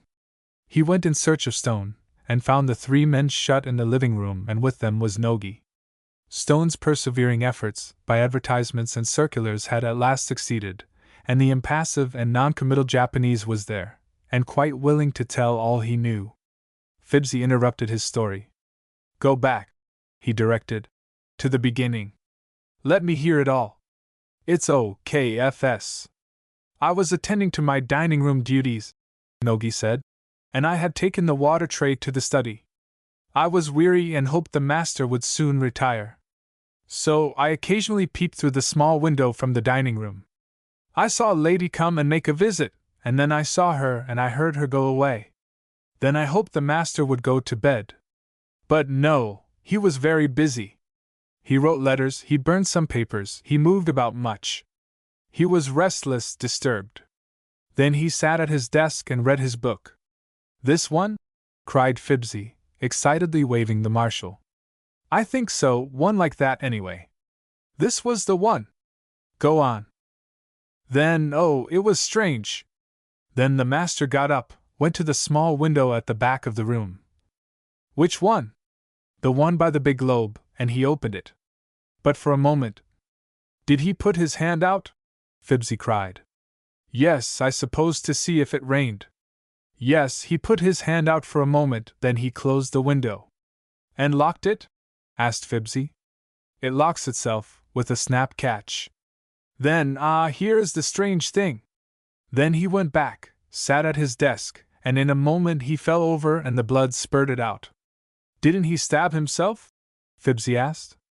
I don't know. He didn't seem to do anything but scratch his ear, and over he fell. Such a sight! I was afraid, and I ran away fast. All very well, said Stone. But what became of the weapon? I know, Phibbsy almost screamed, in his excitement. Oh, Stone, I know. Well, tell us, Terence, but steady now, my boy. Don't get too excited. No, sir. And the lad grew suddenly quiet. But I know. Wait just a minute, sir. Where are the photographs of the house that the detectives took the day after? I'll get them, Lockwood said, and left the room. He returned, and Phibbsy found a magnifying glass and looked carefully at certain pictures. It proves, he said solemnly. Stone, you have solved your greatest case. It was characteristic of the boy that although the solution was his own, his deference to Stone was sincere and unself-conscious. Please, he said, I don't know Latin, but you will find the explanation of Dr. Waring's death on that red-stained page. He was reading Marshall, as we know, and he pointed to the epigram on the page in question. As he read that, he found a way out. The grave statement was impressive, and Stone took the book. Shall I translate, or read the Latin aloud? He asked the others. Wait a minute, I'll get a Marshall in English, Lockwood said, out of consideration for Trask's possible ignorance of the dead language. What number is the epigram? He asked, returning. Stone told him, and Lockwood found the place, and passed the English version to Stone. Aloud, the detective read this. On a youth killed by the fall of a piece of ice. Just where the gate near the portico of Agrippa is always dripping with water, and the slippery pavement is wet with constant showers, a mass of water congealed by winter's cold fell upon the neck of a youth who was entering the damp temple, and when it had inflicted a cruel death on the unfortunate boy, the weapon melted in the warm wound it had made. What cruelties does not fortune permit? Or where is not death to be found, if you, the waters, turn cutthroats? And so you see, Phibbsy broke the ensuing silence. He decided to stab himself with an icicle, and he did. He did, he repeated triumphantly. He went to that window back by the big globe and got one, and here's the proof. Look through the glass, F.S. Stone did so, and without doubt, the fringe of icicles that hung from that particular window sash showed one missing. It was the very window that Nogi stated Waring had opened, and had put his hand out of for a moment. Clearly, he had broken off an icicle, strong and firm on that freezing night, had returned to his chair, and inspired by the story of the youth under the portico of Agrippa, had stabbed his own jugular vein with the sharp, round point, and had fallen unconscious. The icicle, melting in the wound, had disappeared, and death had followed in a moment or two. They went to the study, and Nogi was made to imitate the movements he saw Dr. Waring make. It left no doubt of the exact facts, and the mystery was solved. Do you suppose he meant to make it seem a murder? Asked Stone, thoughtfully. He did not, defended Lockwood. That is, he did not mean to implicate anybody. He was a man amenable to sudden suggestion, and apt to follow it. I am certain the idea came to him, as he read his book, and in the impulse of the moment he rose, got the implement, and did the deed. It was like him to read that book after his talk with his daughter. He often resorted to reading for a time to clear his mind for some important decision. Had he not read that very page, he would in all probability not have taken his life at that time. There can be no doubt of it all, said Stone. Phibbsy, the credit of the discovery is yours. You did a great piece of work. Phibbsy blushed with delight at Stone's praise, which he cared for more than anything else in life, but he said, I just chanced on it. But I found out another thing. While I was working on that Translatin business, the telephone rang. I answered, but somebody took it on an extension, so I hung up. But I was waiting quite a few minutes, and what do you think? I happened to rest my forehead on the telephone transmitter and… The red ring! Cried Stone. Of course. Of course, Phibbsy repeated. Poking around for a Latin dictionary, I passed a looking glass, and there on me noble forehead I saw a red ring, about 2 inches across. It's gone now. Yes, Stone said. Without doubt, Dr. Waring was telephoning, or perhaps was answering a call, and he rested his head on the instrument. He often did that, said Lockwood, but I never noticed the ring left. In life, Stone said, it would disappear quickly. But if it happened just before he died, rigor mortis would preserve the mark. Anyway, it must have been that.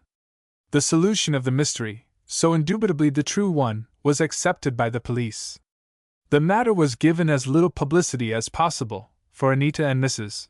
Bates, the two most deeply concerned, both wished it so. No stigma of cowardice rested on John Waring's name, for all who knew him knew that his act was the deed of a martyr to circumstances and was prompted by a spirit of loyalty to his college and unwillingness to let his own misfortunes in any way redound to its disparagement. He trusted, they felt sure, that the truth would never be discovered and that the tragedy of his death would preclude blame or censure. Himself, he never thought of, in his unselfish life or equally unselfish death. Trask, perforce, resigned all claim to the estate, and Anita and her mother arranged matters between themselves. The assumption was that John Waring's will, which he burned, had been made in Mrs. Bates' favor, but on learning of his nearer heirs, he destroyed it. Anita Waring, Lockwood murmured softly when at last they were alone together. I love the name, she said, and it is really mine. But it will be yours so short a time, it's scarcely worth while to use it. Gordon returned. It will be a short time, won't it, sweetheart? Yes, indeed. I want to go away from Corinth forever. I love my father's memory, but I can't stand these scenes. I am tired of mystery in name and in deed. I just want to be Anita Lockwood. Whereupon Gordon lost his head entirely. Carolyn Wells' baffling detective stories, in which Fleming Stone, the great American detective, displays his remarkable ingenuity for unraveling mysteries. Carolyn Wells, each with frontispiece in color. 12mo. Cloth. A rollicking parody on a famous book. Transcriber's notes. Transcriber's notes. Copyright notice provided as in the original.